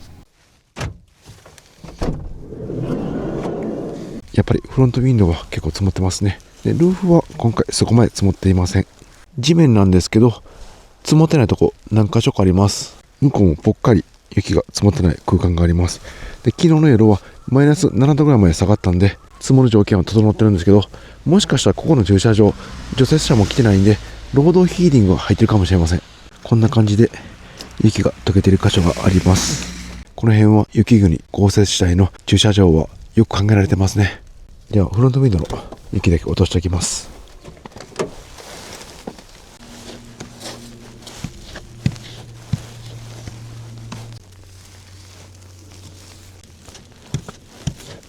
あれ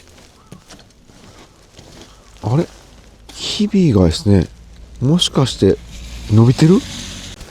ちょっと待ってください。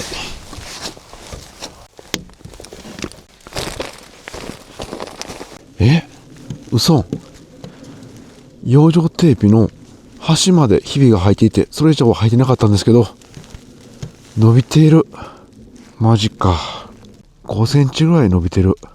これまだまだ伸びそう。走行していて割れたら大変なんで、もう走行できません。マジか。ここで走行不能。まさかの旅の終わりです。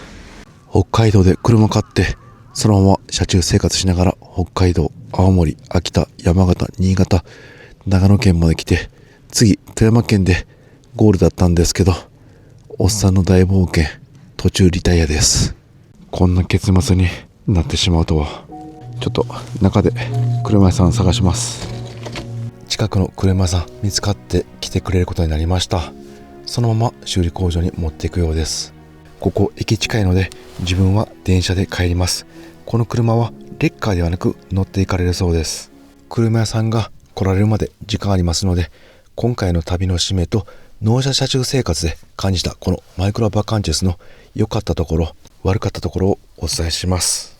まずは燃費なんですけど、昨日ですね、ちょうどこの辺のガソリンスタンドで満タンにしました。そこまでの燃費を計算します。たくさん給油しました。北海道を出てここ長野県までの走行距離が1602キロ、前回燃費計算したところから528キロ走行しました。で今回入れたガソリンが 44.1 リッターなんで、1リッターあたり 11.97 キロ走行したことになります。北海道青森の前半戦ですね、それとほぼ同じ燃費になりました。どうでしょうか。キャンピングカーにしてはかなりいい方だと思いますが、普通車としてはぼちぼちといった感じですね。晴れてきましたね。雪も溶けてきました。すぐ近くの妙高山が少し見えてきました。山頂の方は見えないですけど、半分ぐらい見えています。絶景です。で、あちらが黒姫山ですね。こっち側が妙高山です。2つ並んでます。黒姫山も山頂は見えないんですけど、姿が見れて嬉しいです。今回の旅はこういった絶景がたくさん見れたんで、本当に楽しかったです。冬の北海道は異次元でした。本州の自分では一生体験できないマイナス20度以下の車中華ができて、いい経験になりました。次はしっかり断熱してからもう一回冬の北海道挑戦してみたいです。そして東北が面白すぎました。好奇心がかきたてられます。なんかね、本当今まで来たことなかったんで、違う国に来たような人生が2倍楽しめる東北にはそんな魅力がありました。東北もまた行って車中泊で開拓したいと思いますんで、その辺もまた動画で皆さんにお伝えします。そして面白かったのがこの雪質の違いですね。北陸も東北も北海道も同じ雪だけど雪質が全く違いました。それに伴い雪装備も変わってきます。手袋も途中で変えました。北陸では防水が結構大事なんですよね。0度ぐらいなんで溶けたりします。でも北海道は溶けなくてもひたすら寒いんで、この防水よりも分厚さが大事になってきました。で今回暖房は FF ヒーターなかったんで、この岩谷の風とガスファンヒーター持ってきたんですけど、これだけで十分でした。換気が必要なんでちょっとめんどくさいんですけど、旭川以外はもう暑いぐらいでした。旭川はこれをつけてようやく普通に動けるぐらいの寒さでした。それではこのマイクロバカンチェス自体の良かったところ悪かったところをお伝えします。旅の前半の締めでも気づいたことをお伝えしたんですけど、追加で感じたことをまたお伝えします。まず走りのデメリットなんですけど、これ高速道路ですね、意外と風に弱かったです。風強いとこ走ったんですけど結構揺れました。やっぱキャンピングカーなんで重心が高いんで風に弱いかもしれません。晩婚なんでその辺強いかなと期待してたんですけど、強風の高速道路は結構怖かったです。でもこの辺は足回り強化ですね。スタビライザーとか評価ショックカーブ相場、そちらを変えれば風に強くなって安定するかもしれません。次はこのデジタルミラーなんですけど、相変わらず映りませんでした。あったかくなると映るんですけどね。何なんでしょうか。寒かったら電圧が下がるんでしょうか。で、車屋さんにメールして帰ってきたんですけど、はっきり原因がわからなくて見てみないとわからないような感じでした。で、こちらも保証対象外ということでした。これはマイクロバカンチスというか安い中古車のデメリットですね。で、一方メリットなんですけど、前半戦でもお伝えした通り、このターボ車が本当快適すぎます。どんな上りでも他の車と同じように登れるので、どこまでも食べに行きたくなります。遠かった東北や北海道も近く感じました。車内も追加で気になる箇所あったんでお伝えします。この電子レンジなんですけどね、かなり便利で良かったんですけど、やっぱり鉛バッテリーだったら3回ぐらいしたらもう電気がなくなってきます。5分以上など長時間は結構辛いです。昨日1泊2日ぐらいだったらオール電化での調理も大丈夫かなと言ったんですけど、今日の朝コーヒー飲む時にもうサブバッテリー電気使えなかったんで、このホタテの電気でお湯沸かしました。で、その後ですね、この冷蔵庫のコンプレッサーが動いた時、電流が多く消費すると思うんですけど、その時になんかバッテリーが止まってまた動いて止まってて、結構頻繁に繰り返していたんで、もう冷蔵庫切りました。やはり電力の強化も必須ですね。この冷蔵庫の上テーブルなんですけど、これが結構使いにくかったです。ここに物を置くと毎回こう開ける時に移動させないといけないですよね。これが手間でした。なのでもう何も置けない状態でした。もしくはもう全て取り出してからその上に置く感じでしたら大丈夫です。でも忘れると結構めんどくさいんですよね。で、中もですね、この開けてから見るときにこの上があるんで覗きにくいんで、この冷蔵庫は少し癖があるなと思いました。冷蔵庫は超大容量で、このマイクロバカンチャスの目玉の装備だったんで使うのを楽しみにしてたんですけど、意外でした。やっぱり実際に旅行かないと分かんないですね。で、新たに発見した良かったところなんですけど、このベッドですね、結構ねやっぱり角の精度がいいんですよね、林営さんは。なんで合成感もあって全然よれたり揺れたりしません。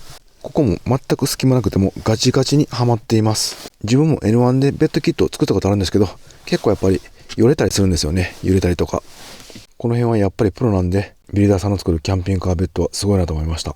気になってたこのソファーの背もたれですね、ここに扉にこの木のところがガンガン当たるんで大丈夫かなと思ってたんですけど、今のところそんなに問題ないですね。傷もちょっと軽く傾いてるぐらいで大丈夫そうです。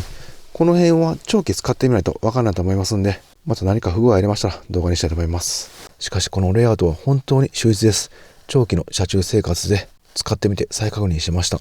足を下ろしてもいけるし、お座敷モードであぐらかいてもいけます。で、上も余裕ありますんで、やっぱりこの高さが絶妙ですね。本当によく考えられた秀逸なレイアウトだと思います。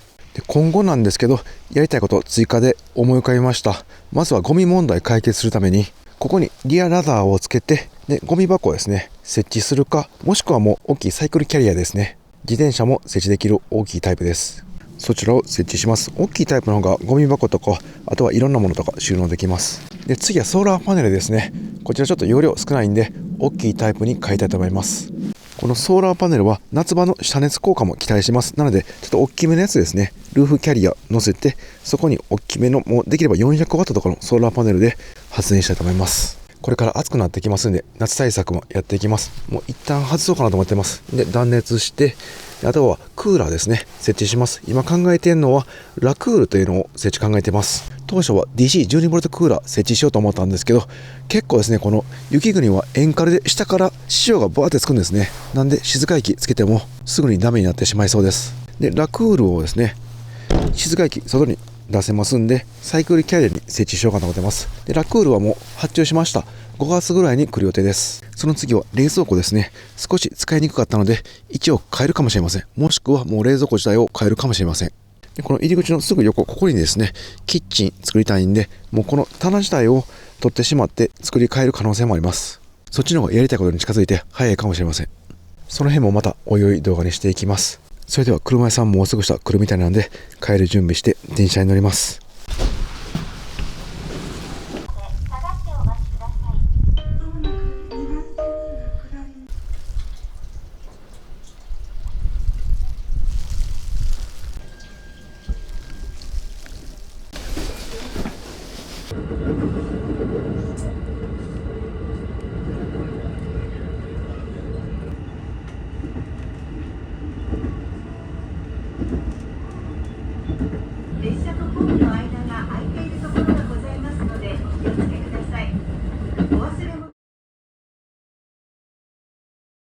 はい、綺麗に治りました。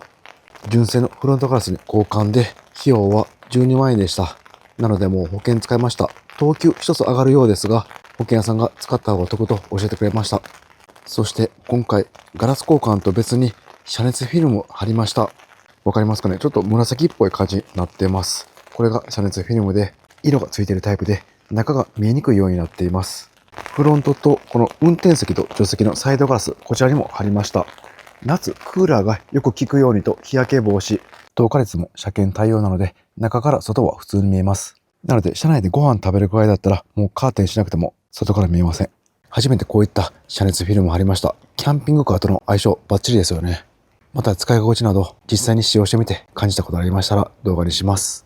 費用はガラス3面で5万円台でした。融雪剤の塩化カルシウムまみれだった下回りもきれいに洗浄しました。簡単に下回り洗浄できるようにこういったものを作りました。これ庭の散水用の機械なんですけど、これを4つ取り付けました。で、この上を車通れば下回りがきれいに洗浄されます。これが実際の下回りなんですけど、納車時にオプションでエンドックスという油性の防水剤塗ってもらいました。なので結構黒いですよね。これで錆を防止します。こちらのシートなんですけど、ピクシスバーンの助手席になります。このペタってフラットになるタイプ、早速ヤフーオークションで3000円で売ってたんで買いました。納車車中生活で不便だったところを改良してより使いやすい車にします。またこちらも完成したら動画にしますので、ぜひチェックよろしくお願いします。はい。総集編未公開映像ご視聴ありがとうございました。今まさに DIY している最中です。ボディ断熱やリチウムバッテリーの交換動画作っています。まだ時間かかるので今日は先に皆さんにお見せしたいと思います。今の状況なんですけど、こんな感じで全ての家具取り外して断熱しています。もう何もないただの軽板です。取り外した家具などは一旦こちら側置いています。家具の取り付け方法や照明の作りなど面白くていろいろ勉強になりました。今は天井断熱してるんですけど、これ終わり次第リチウムバッテリー取り付けます。断熱の素材なんですけど、今回結構こだわりました。こちらはまた別の動画で詳細お伝えします。で、こちらリチウムバッテリーなんですけど、なんと600アンペアアワーです。そしてレンジフードも自作します。Amazon でいろいろ買って試しています。納車車中生活で感じたことを全て詰め込んだおっさんの夢と野望が詰まったわがままお一人様仕様キャンピングカーを作ります。アホですね。DIY の工程などもまた動画で配信していきますので、ぜひチェックよろしくお願いします。もう早く帰り忘れたマイクロバカンチェスで車中旅行きたいです。ではまた今から動画撮りつつ断熱していきます。ご視聴ありがとうございました。